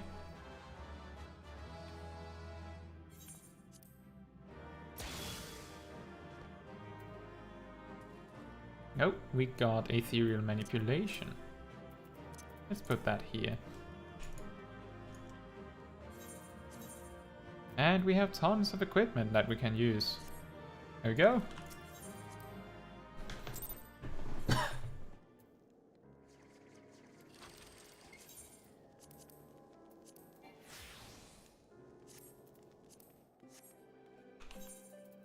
Which also means that we don't even need the gear that I was talking about before. We don't need this. We can sell this. We don't need this.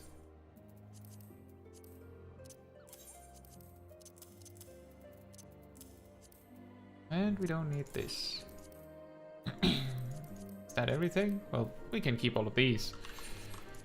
We need a new weapon. I think we should go to Mordona and get that. I think we can afford that. And then we do the Black Mage quest. So we can get Flare.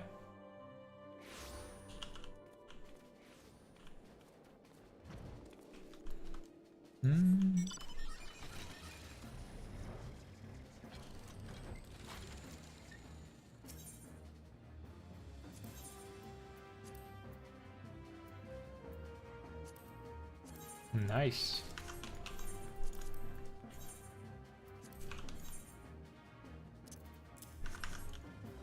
And we just move the other one immediately out. Now that we've finally sorted the inventory, let's try to keep it up to date so that we don't have to repeatedly fix it. Or have another hour of cleaning. So dump these things a little later.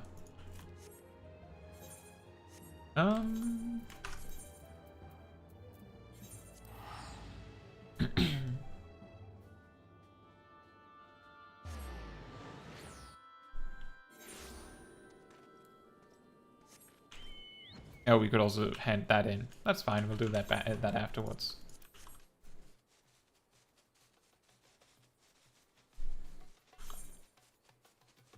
For now, we'll finish up the Black Mage story.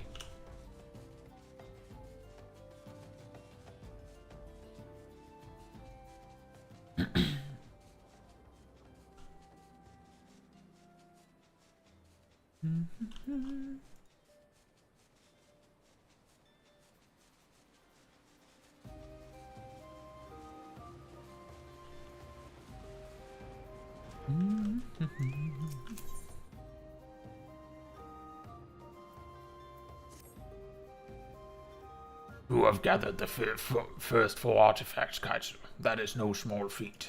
Yet I fear little time remains. If the tablet of Dasar's great ancestor is to be believed, there is yet one more. Attempting to seal the Void Gate before you have found them all would be the height of folly. Our search for the solace of the gods continues. I have gone through all the records left by my great-grandfather, yet have discovered little. The only seemingly relevant passage I found was his last. He put it to paper some 100 years ago, just before bidding farewell to his home. The true power of destruction will be awoken in that most sacred of places. The power of destruction is black magic, of course, but as to what is meant by this awakening, I fear I'm at a loss. You believe that Dazar's and Dosol Melok's ancestors might know more? To be sure, they were witness to the same events, and it is true that they, too, left their homes 100 years ago and were damned for traitors. It could be mere coincidence, but no, I do not think that likely. I fear this foreshadows our doom. Should you find aught else, I beseech you to tell me at once.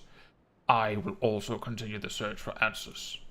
The tablet seems to suggest that the way to the solace of the gods and the final relic will be made known in time, yet we can scarce afford to wait idly by. Both Dosol Melok and Dazar understand this urgency, and have already returned to their respective homelands to delve into the matter. And now, to your next task. You must return to he who first bound our foreface together, the prophet Kukuruka. Perhaps his words can guide us once more. Sure, let's do... Oh, wait a minute. It's still... that is our home point. Imagine if I ever remember to move it somewhere else. Or bother to move it somewhere else, for that matter.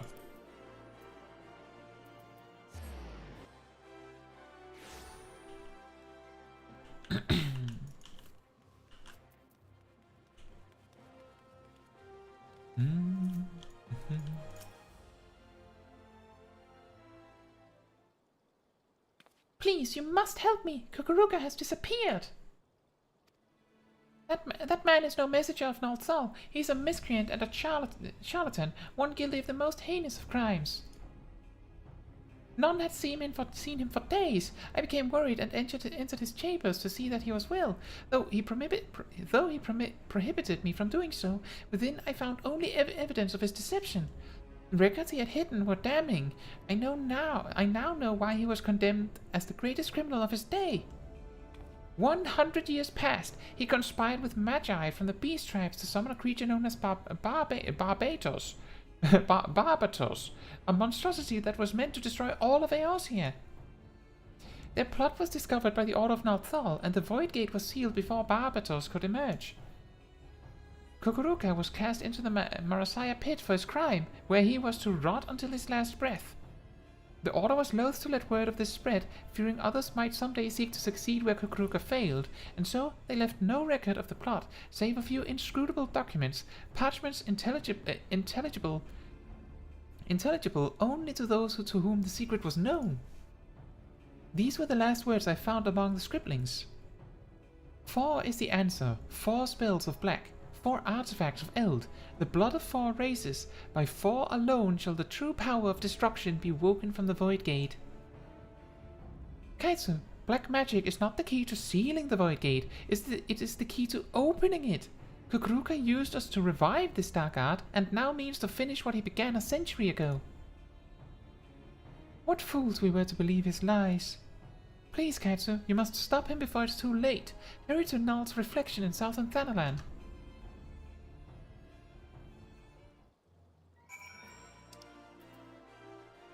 Oh. Well then.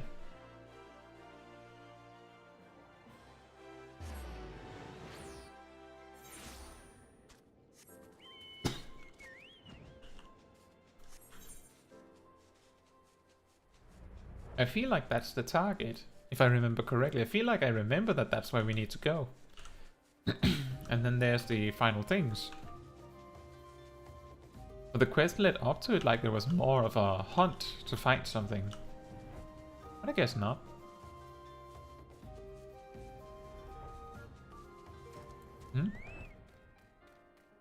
Oh. That is an interesting way to signify a duty. You can't enter here without entering this duty, so we put a wall up.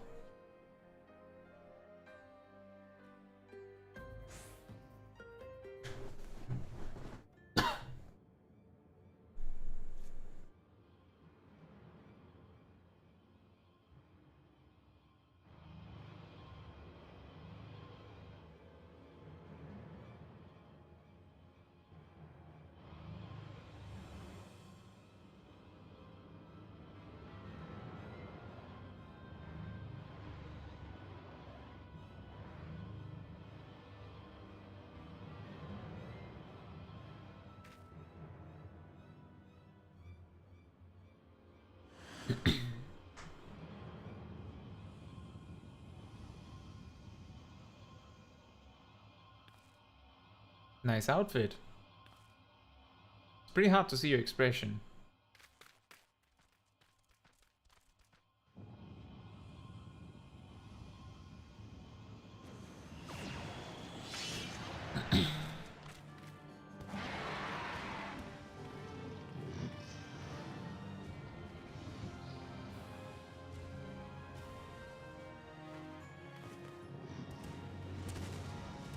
Oh, he just jumped into that?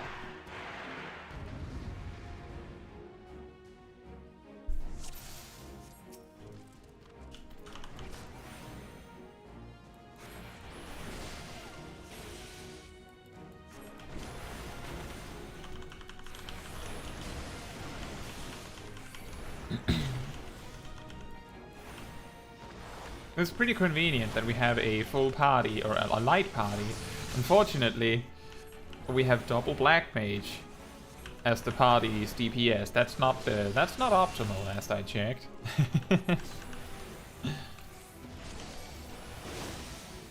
And I'm tanking now. Oh, we need to deal with the Void Gates. I didn't even see them.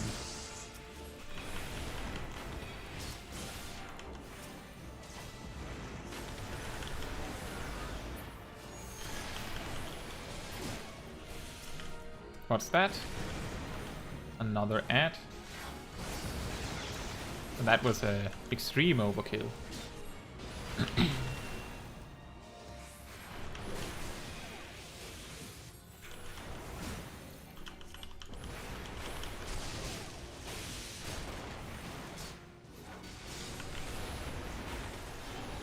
Oh, I didn't even see that there was a whole nother Void Gate behind us.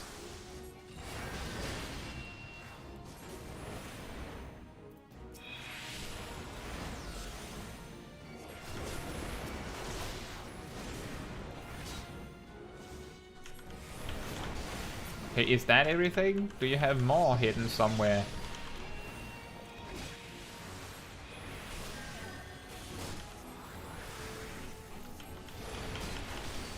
Okay, now we got it. There we go. And then everyone just disappears all at once.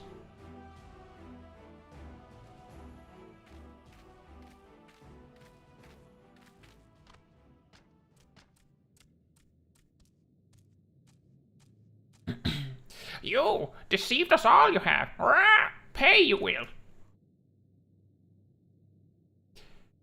You are one of Hetali Melok's.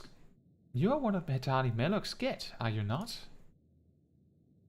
Mother of mother of mother. Her name, you know?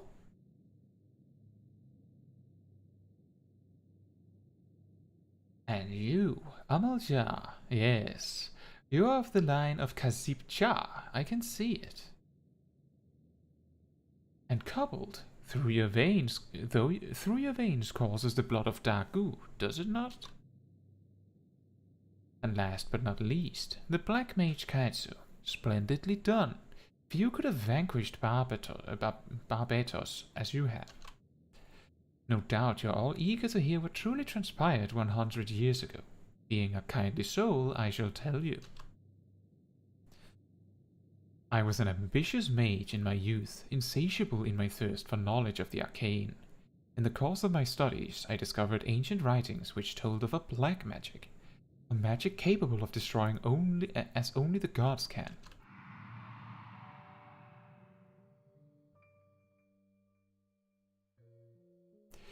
It was it was innocent at first, until it wasn't, but then questions began to arise in my mind that demanded answers. Where had all the Black Mages of old gone? Why had the existence of the art been hidden? And so I probed, endlessly, tirelessly. The more I uncovered, the more it drew me in. There was such power to be had.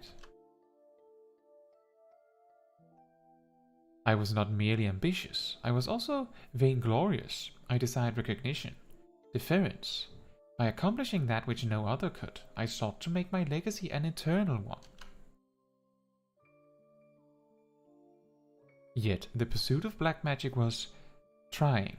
I would pass days, weeks, months at a time, unsure of how to proceed. And what little progress did come, came but slowly. It was then that I met your ancestors.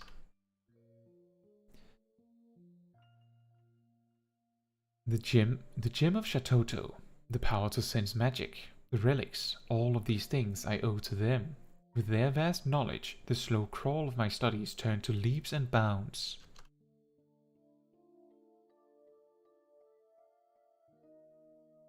I dare say your ancestors sought the same recognition as I. Kasib-Cha, ridiculed by the Amalja for his ingenious analysis of worldly phenomena. Itali Melok, named a pariah for not sharing in the small-minded prejudices of the exile. Dagu, a victim of his kind's idiocy, bound never to leave the land of the kobolds. We toiled together, learning what we could, and learn we did. Much and more, imagining we had gleaned all that was to be known, we prepared to hold the dark right, one we believed would restore black magic to its fullest expression. I do not know what came over me. Blinded by my own lust for power, I altered one of the incantations. It was arrogant, foolish.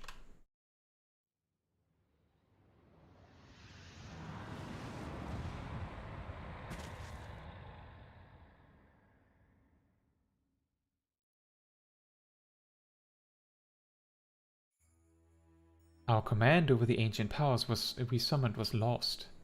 I watched as the chaotic ether washed over my friends, ripping them apart, only to fuse them together into an abomination.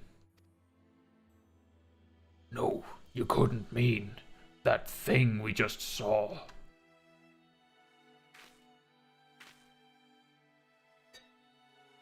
Yes, when I saw what my hubris had created, I mustered all of my strength to see Barbatos sealed behind the Void Gate, sealed, yet not defeated. Yet I felt myself corrupted by the ether, and was unsure whether I could hold my powers in check. Fearful, I returned to Uldar, where I manipulated the minds of a few thaumaturges of the Order into believing I had committed some terrible crime. Only with me confined to the depths of the Marasaya pit could the realm be safe. And there I remained, waiting for the coming of one with the power to purify the ether of those three friends with whom I once shared a dream. I do not expect your forgiveness, but I am truly sorry. No words. No words. The soul has. Shra! Only shra! I am not long for this world. Here, take this relic, while I still have strength enough to offer it.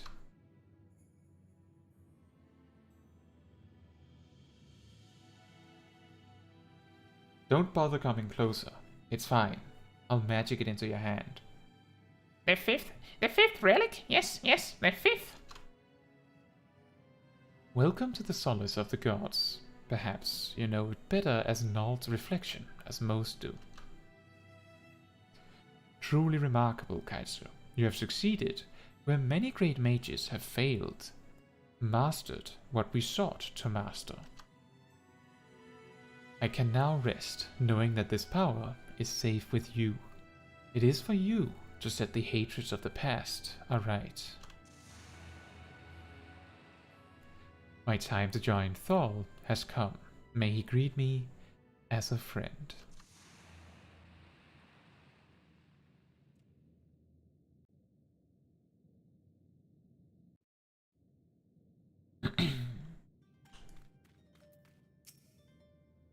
Then it is over. Then it is over. Finished. Ended. Over. We did all we could, and the souls of Kukuruka and the others have been saved. The legends carried by my forebears have had their final chapter written this day. I confess, there is a sadness in that. I am proud to call you friend, Caetsu, brethren, sister, friend, now and always, no matter how divergent our paths from here. Yes, yes, you are a true mage of the black now. Pray grace we couples in La Nosea with your presence someday.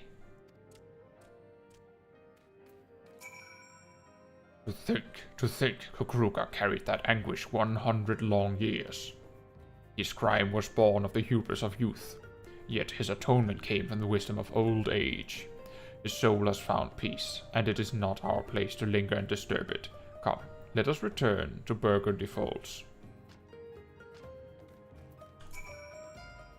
Century-old plan this was. Fulfilled his purpose, Kukuruka did. Mother of mother of mother. Forgiven Kukuruka she has? Think so, das all does. Finished, this story is. Had much fun, das all did. Like mother of mother of mother. Grand fun she had too, das all hopes. Farewell, Caetsu. We meet again someday, das all hopes.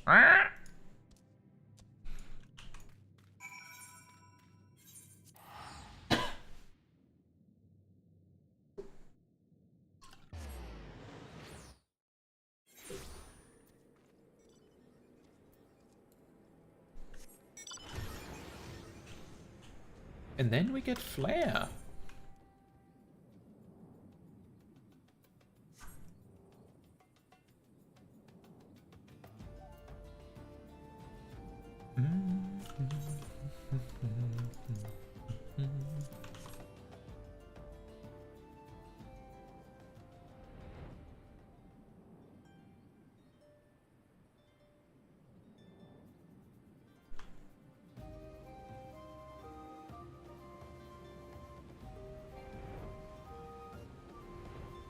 Oh, whoops. Make sure I actually get in the building.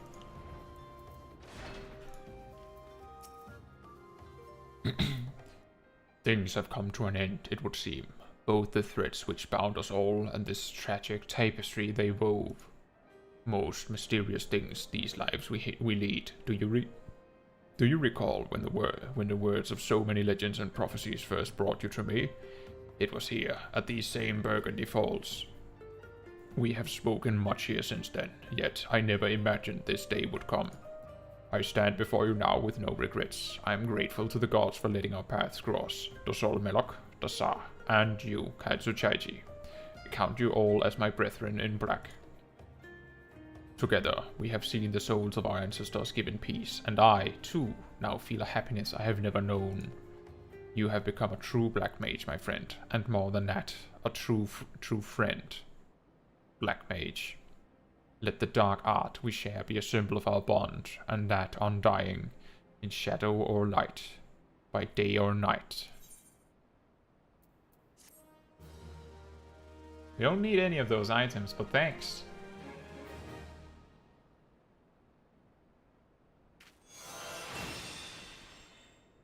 The Black has taken you. This concludes the Black Mage quest of Final Fantasy XIV: A Realm Reborn. In order to undertake the next series of quests, you must first meet the following requirements. Complete the quest before the dawn, and then Lalai will have a new quest, so we do that. But first, I think we make sure to hand in the see, I think this is a better way to do it, like so. A little bit of a mess around to get that right. But I think this is how I would like to have it. Actually, I think this might be better. And we go to the Twin Adders to hand that in. And then we go and do some more Black Mage stuff. It seems we will not be doing Aurum Vale tonight. Because Black Mage progress instead.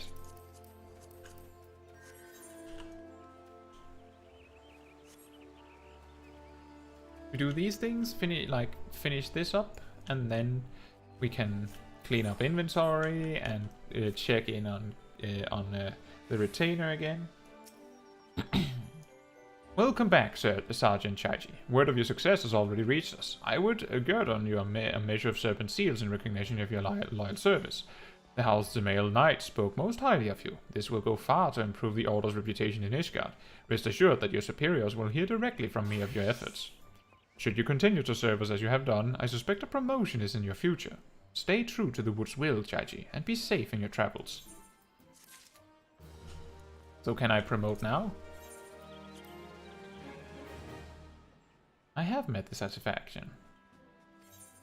8,000. Yes, upgrade me again.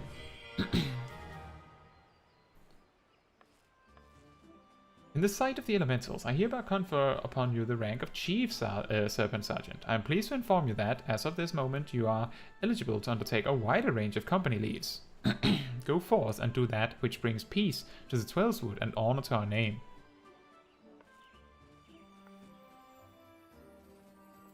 Can I upgrade again? You mean you must complete a trial, but you also need to complete rank 2 of the Grand Company objectives of your hunting log. Is the trial from this guy? I guess that is it. Let's double check on that. Yes. Ah, Sergeant Chaiji, ever the shining example to your fellow serpents. Time and again you have risen to the call. Today I would give you the opportunity to add to your growing list of accomplishments. In return for battle chocobos provided to us, the Holy See has petitioned our aid in purging the cavern known as the Aurum Vale of its most foul inhabitants. Our contact from Ishgard, Sir Willielmus, will apprise you of the particulars of the mission upon your arrival.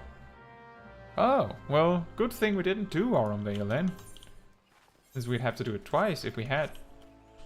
And that means our side quest list is like Sunken Temple of Khan, Aurum Vale, and then more Black Mage progress with some ether currents in sight. Let's just initiate this first so that our next step is actually Aurum Vale Dungeon on that quest.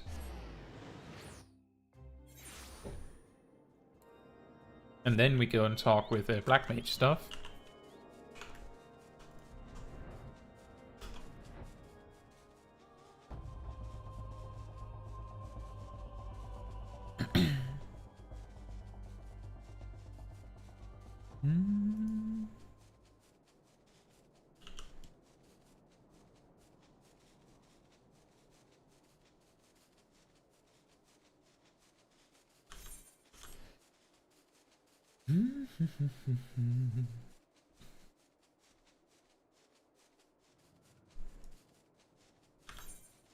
I sure hope that Phantasar actually beat their Palace of the Dead run. That is more fun than failing. But that last bit with 161 to 200 do have a lot of scary things on the way.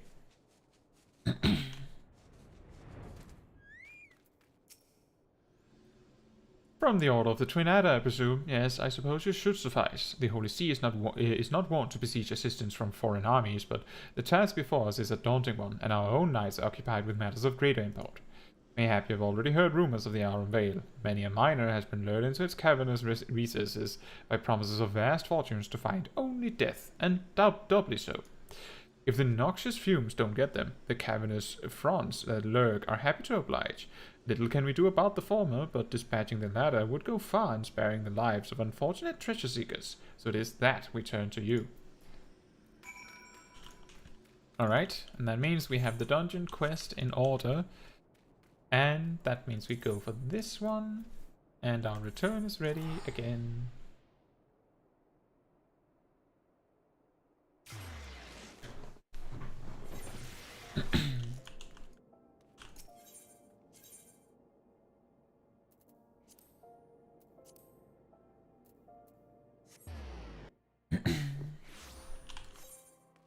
There it is. The next quest on the list.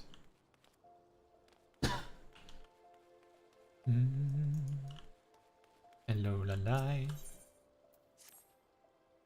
Ah, Kaitsu, you come at a good time. I have made a remarkable discovery, which I would share with you.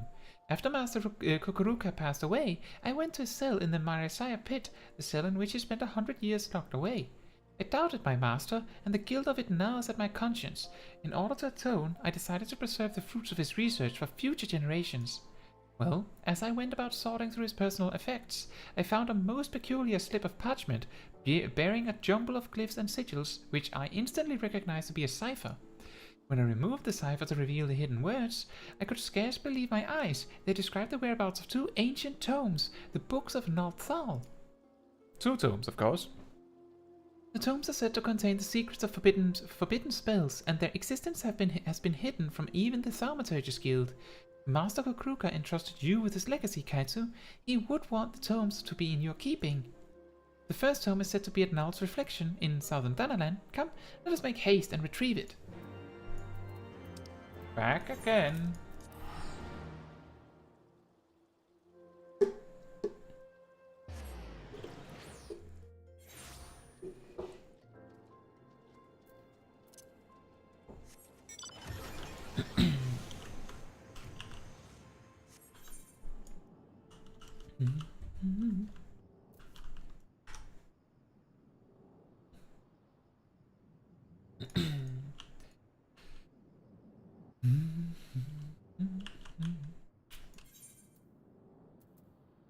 That is the like level 52 and such.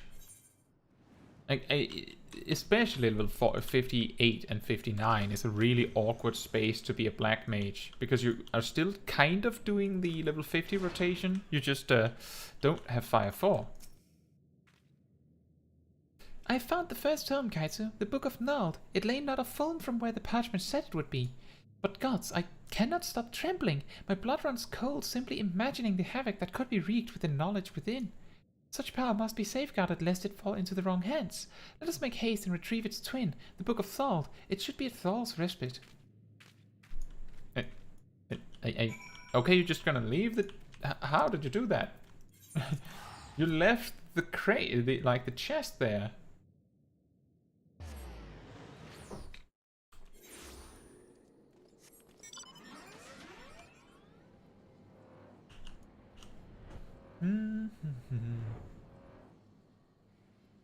Yeah, we also need to have a picture for next time. I think a good place to go would be Hawthorne's hut and then go near the wall, because that's where we're going when we start Stormblood next week. Oh, our adventure is completed. Excellent.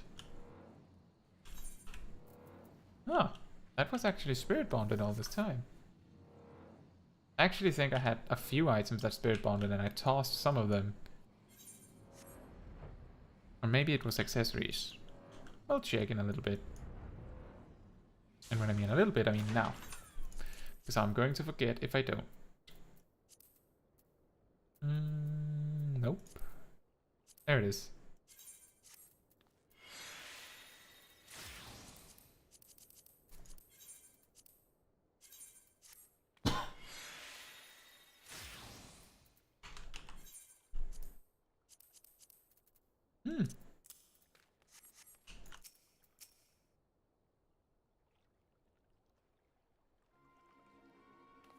Kaitsu, the unthinkable has happened.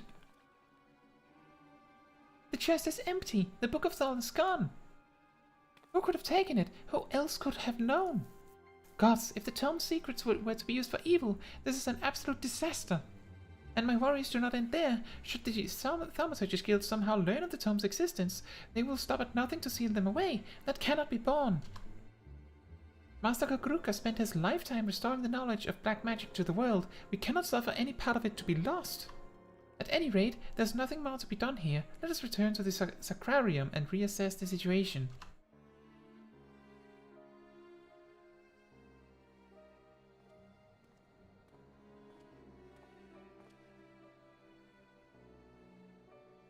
There's nothing left for me here. Oh yeah, I remember this. The annoying white mage.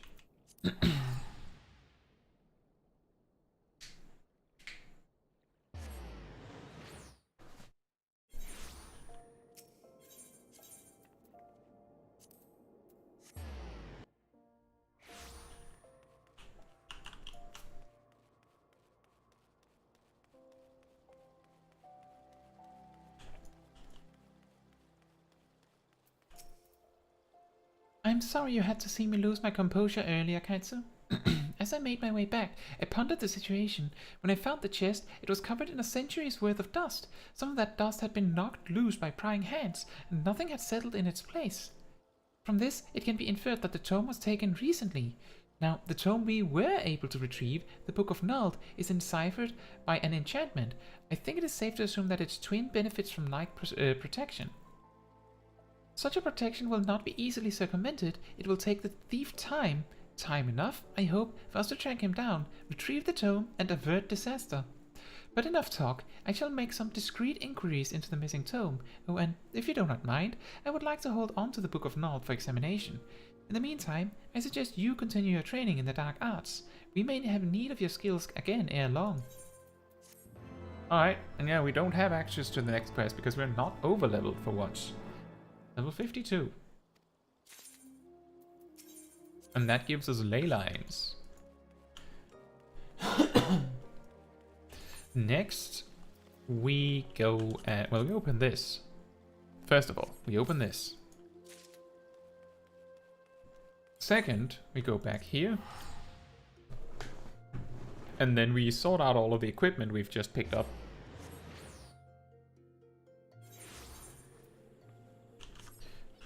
So that we don't have our inventory grow messy and cluttered again.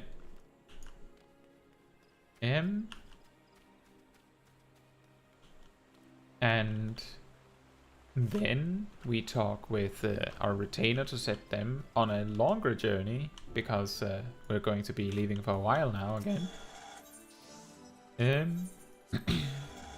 And after that, I think we're going to go and get a picture for the next stream's stuff. And that means after that we're sort of about ready to round up the stream. So I think if you have anything you guys want to talk about before we end the stream, like questions or any subject you would like to talk about a little bit, this is the perfect time to ask them. As we usually end with that opportunity to talk about this and that. Can we buy... oh, we can buy glamour prisms now. Then I would like this many, please. So we don't ever overcap.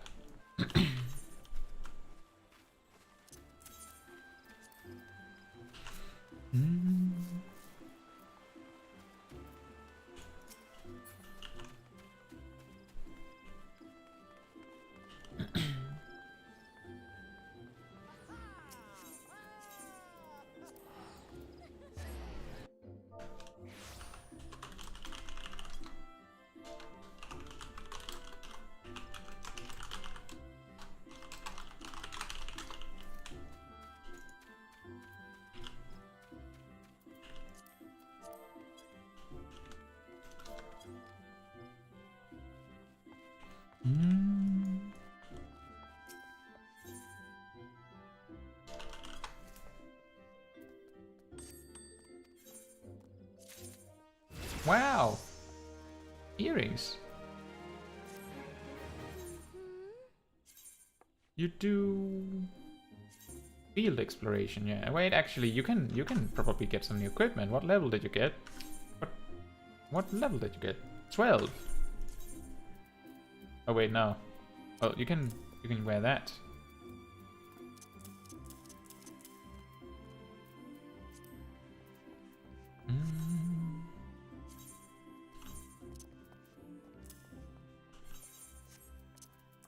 And I'll take that.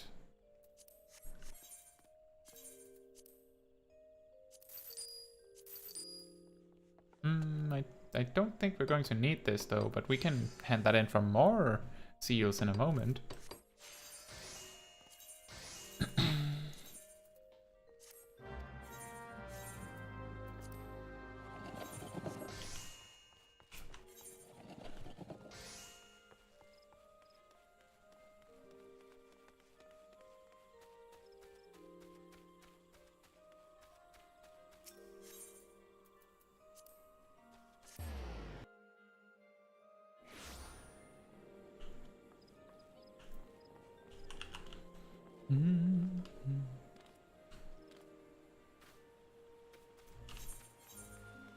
It is a little nice to have an inventory that isn't about to explode on itself. Makes it a lot easier to deal with things in general.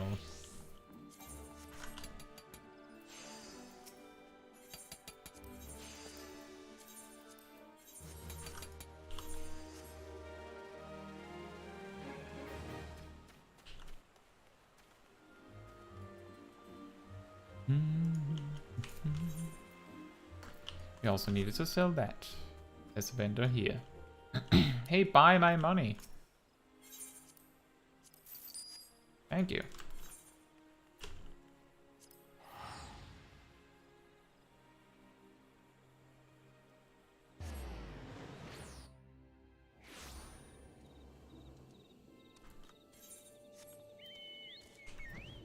And then over to Balzar's wall for a matching picture for what we're doing next time.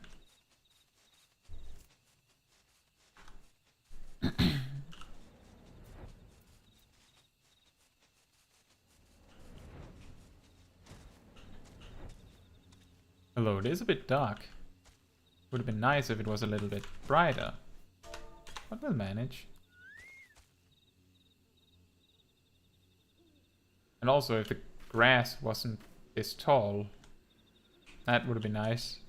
That's fine.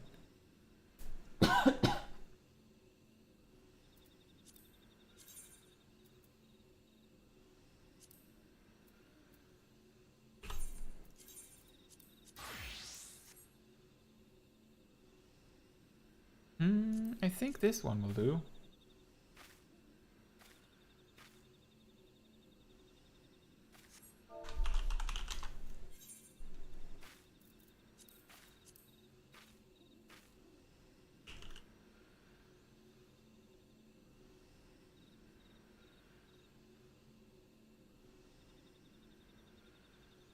Yeah, something like that.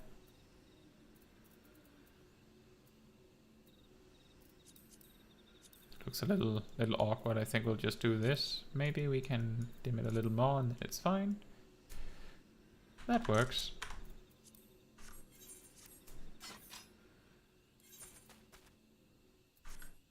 I wanted this one actually. Is there an inn in Mordona? Can't remember if there is an inn in Mordona.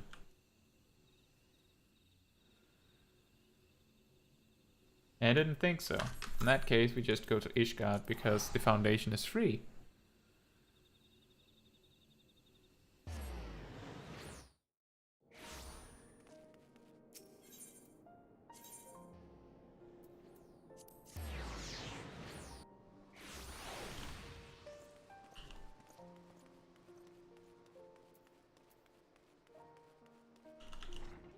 But that does mean that we're drawing to a close on the final Heavensward stream.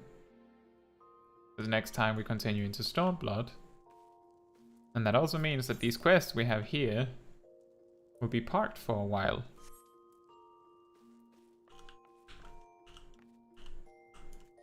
What happens if I just G-post like this now?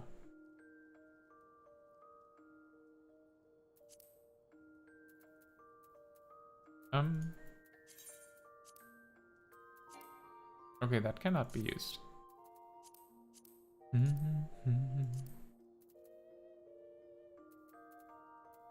So for anyone that has not been from the start to finish on a rewind replay stream, I normally finish the streams by taking a few pictures, and as you may see, I sometimes use them for schedule pictures or some other announcement on the channel.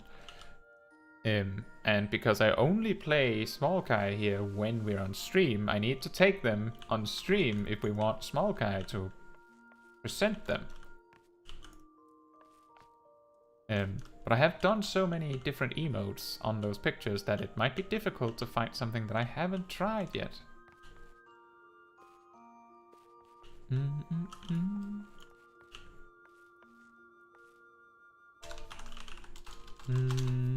What could we do?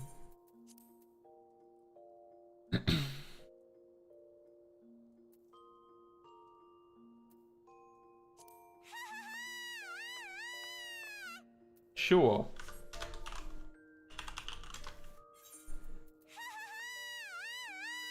Actually, I don't want you to point directly at the camera. There we go. I think. There we go. And this? No, that's a bit much. This much is fine. There we are. I don't think I'll need more than one. I guess there wasn't anything you guys wanted to talk about. Guess you guys are just quietly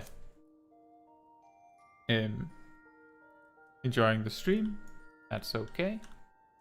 Oh, Pokeshack's here. Doing the classic Gura.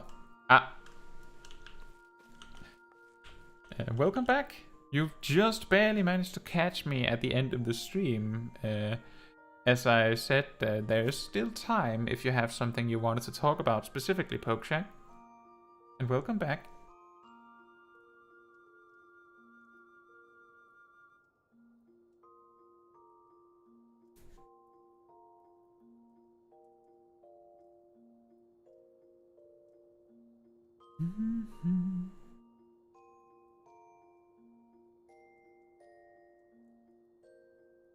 You don't know? Ah.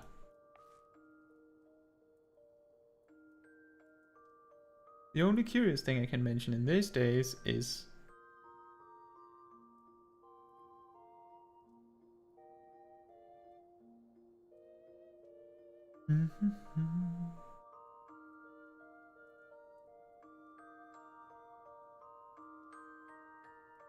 is what?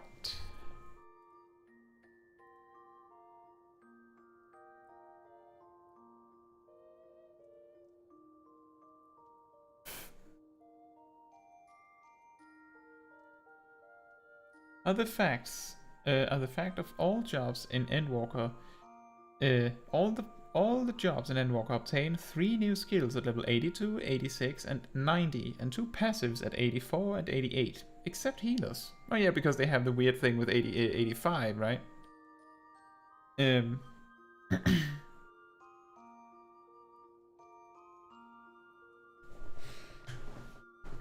that is a little funny.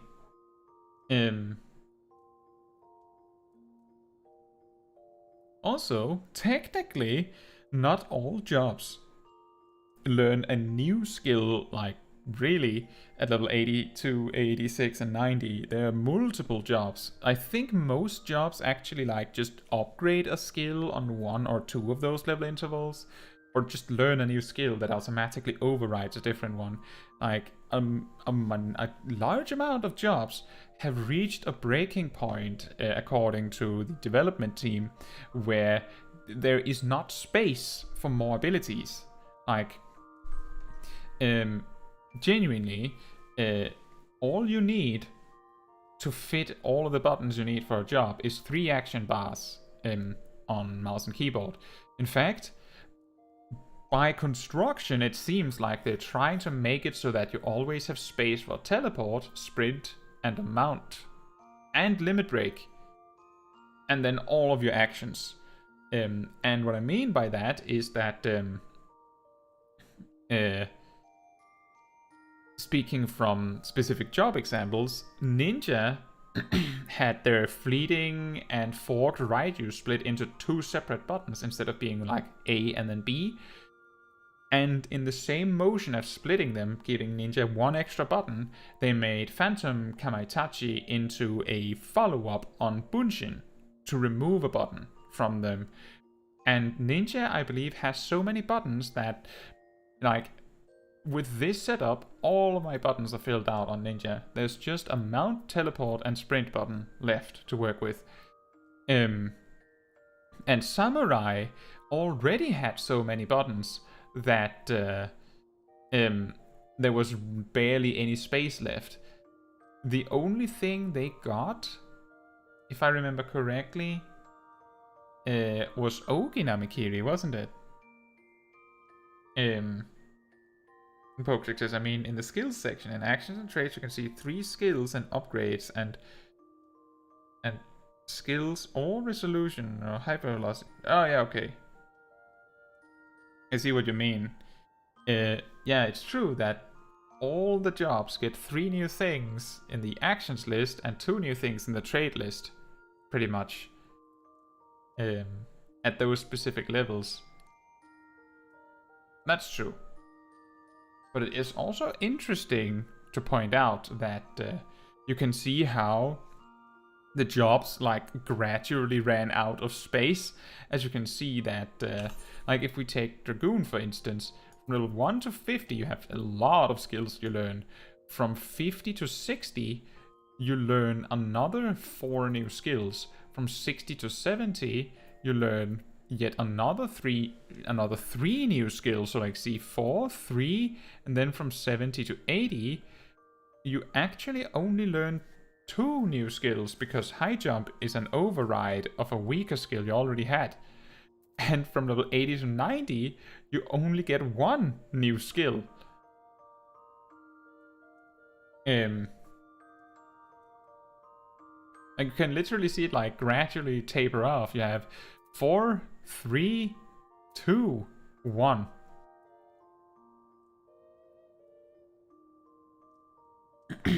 And Project is in trades is more hard because sometimes you see a lot of passives on some jobs. It's like sometimes it's also just like, oh, full thrust is now radiant thrust.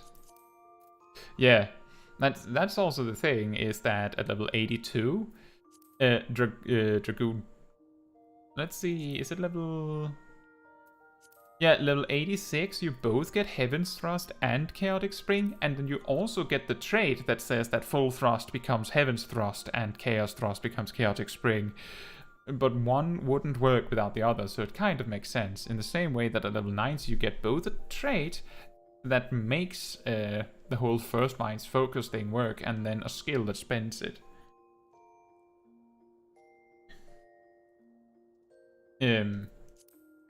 I get what you mean, Pokejack, because technically at level 76 you also get a trait that is like, this is how Radiant Thrust works. But it is interesting. But I think it's particularly funny how jobs like taper off in the amount of actions they get. Like let's look at Black Mage. Here you get 1, 2, 3, 4 new skills. Then from 60 to 70 you get 1, 2, 3 new skills because Thunder Force just not great, and then from 70 to 80, there you actually get 3 new skills again. And but from 80 to 90, while Paradox is technically a new skill, it overrides 2 other skills. So the only new skill you actually get is Amplifier. So it's 4, 2, wait, 4, 3, 3. 1. Oh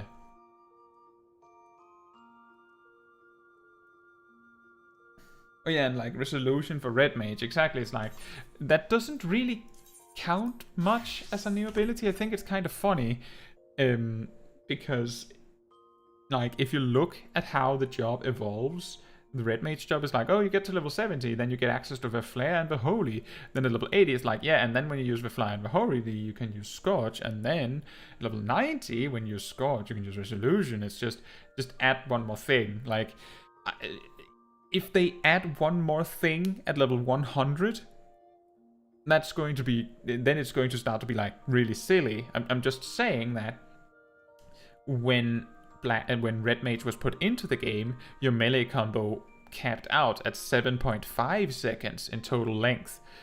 If we get one more step, it's going to cap out at 15 seconds. It's starting to become a little large. Like, eventually you're going to be doing melee combo more than not. Namely, given that in a 2-minute window, you're normally expected to do at least 3 melee combos. Possibly 4. If they take 12 seconds, well, 12.5, and you can do 3 to 4 melee combos per 2 minutes, that means that you're spending 50 seconds of 2 minutes doing melee combos. If you get one more GCD added to that, you're spending half of your time performing your burst action.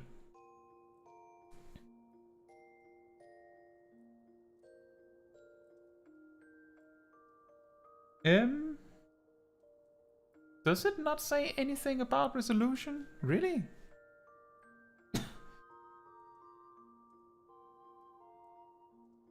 Are you sure? Hmm.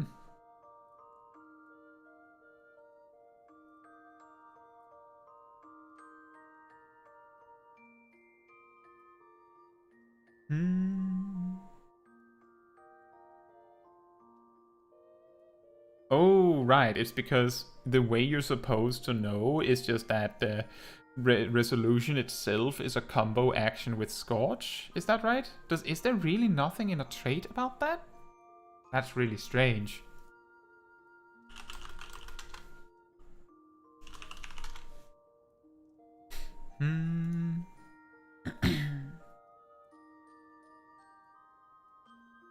Huh. Weird.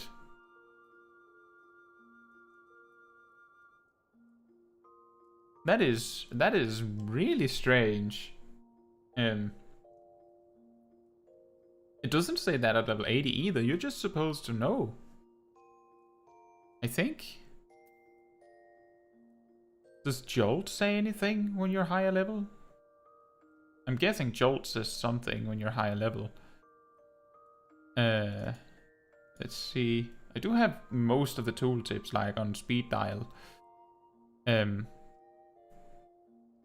But it does not seem. It seems that it's actually only on Scourge and Resolution that they say. On Resolution it says Scourge has changed the resolution upon landing Scourge as a combo action. And Scourge says that it replaces Jolt and Impact. Which means that at this point you're just supposed to know that, well, Scourge has already overridden Jolt and Impact. So when Resolution overrides Scourge, that obviously makes sense. And that's true, that is a demonstration of whether you read the tooltips, and it seems you passed. But that is interesting. That is also really strange.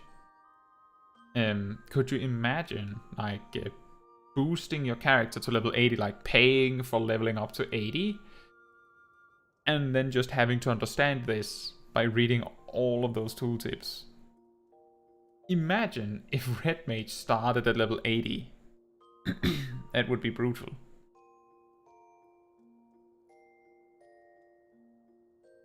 Pope checks his part. The level 72 passive for Warriors says that at level 80 you also get Inner Chaos. That is incredible. I wonder if I have that on speed dial. C72? No, I didn't actually take a picture of the trait. I'll take your word for it. That is ridiculous. Here's your level 72 trait. The trait also says that if you're level 80, you get this thing. That is pretty funny. I wonder why they didn't make those two traits. How strange. How strange. Anyway. Maybe that's something we could talk about all day. Just being curious about tooltips in Final Fantasy XIV. But that is interesting. That is very interesting. Yeah, thank you for bringing that up. That is funny. Now, that does mean that this sort of brings our stream to the grand ending of the Heavensward story. That means that next time we're starting with Stormblood on the next stream, which is presumably going to be Saturday again. And that's where we're starting then. In the meantime, on Tuesday, we're going to have some more PvP stream as usual. I'm not entirely sure what job we're going for, but I'll figure that out by tomorrow. Remember that I always put up a schedule sometime Sunday that like accounts for the next week. I posted on the YouTube channel's community page, and I posted on Twitter if you prefer getting it there. I also put it in the announcements on the Discord server, which is pinned on the chat on the stream. So if you're interested in joining that, you can simply join it. The only requirement is mostly to be nice. And yes, that is correct, Pokeshak. The next chapter will of course begin with the trailer for Stormblood.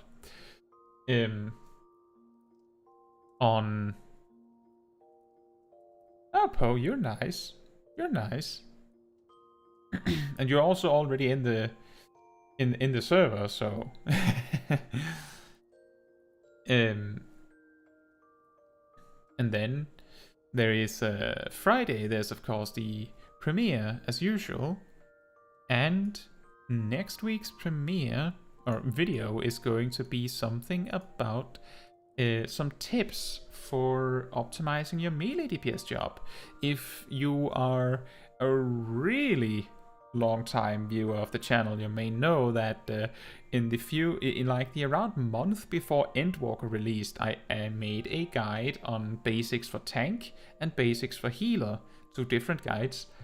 And I never got around to any of the DPS because I just made videos on something else. It's a lot more complicated to give advice for DPS because obviously you click your attack buttons. But there are some tips that I think most players can find helpful. Some players will be like, yeah, I know. And the helpful part will be that they get the satisfaction of knowing that I'm in agreement. And others will be like, they learned something new. And next week, to follow up on the melee comparison that we did yesterday, we're going to be talking about melee advice. Some tips. And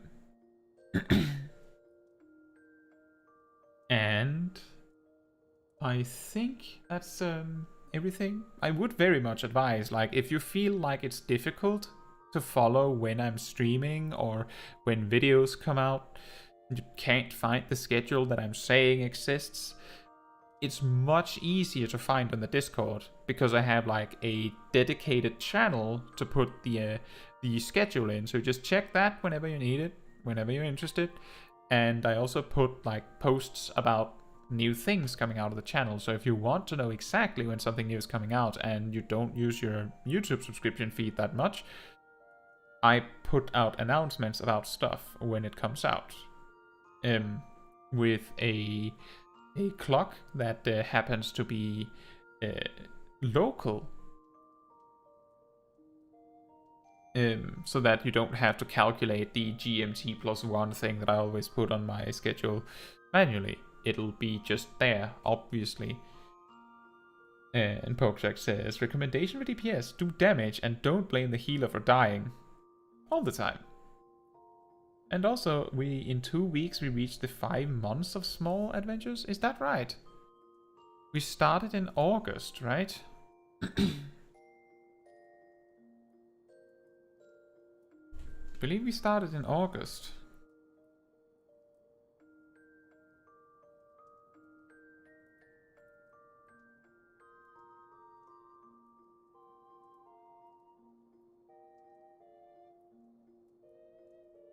I think it's more like a 4-month anniversary, or not anniversary, well, the 4 months of Smol Kai.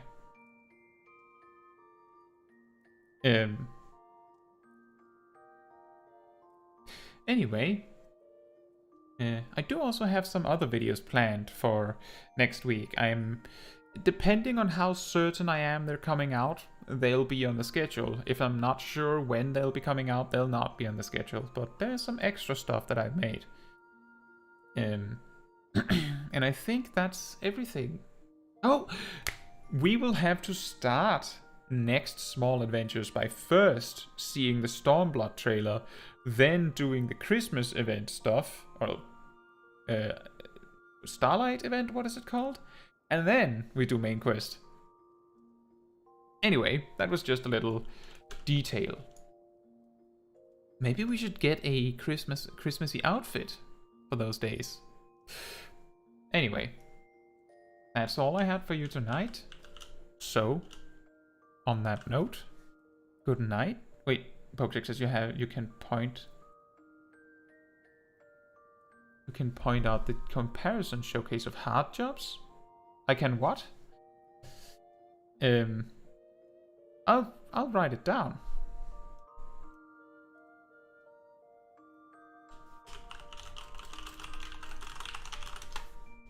I have written it down. But that's not coming next week. That's the kind of video that takes a little longer, I feel.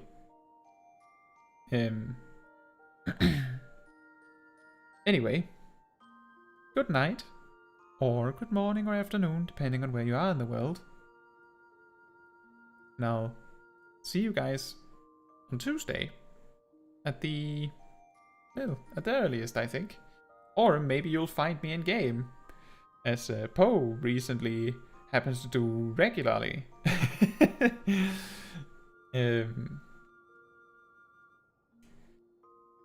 I'll see you very soon. Good night. And good night to Smol Kai.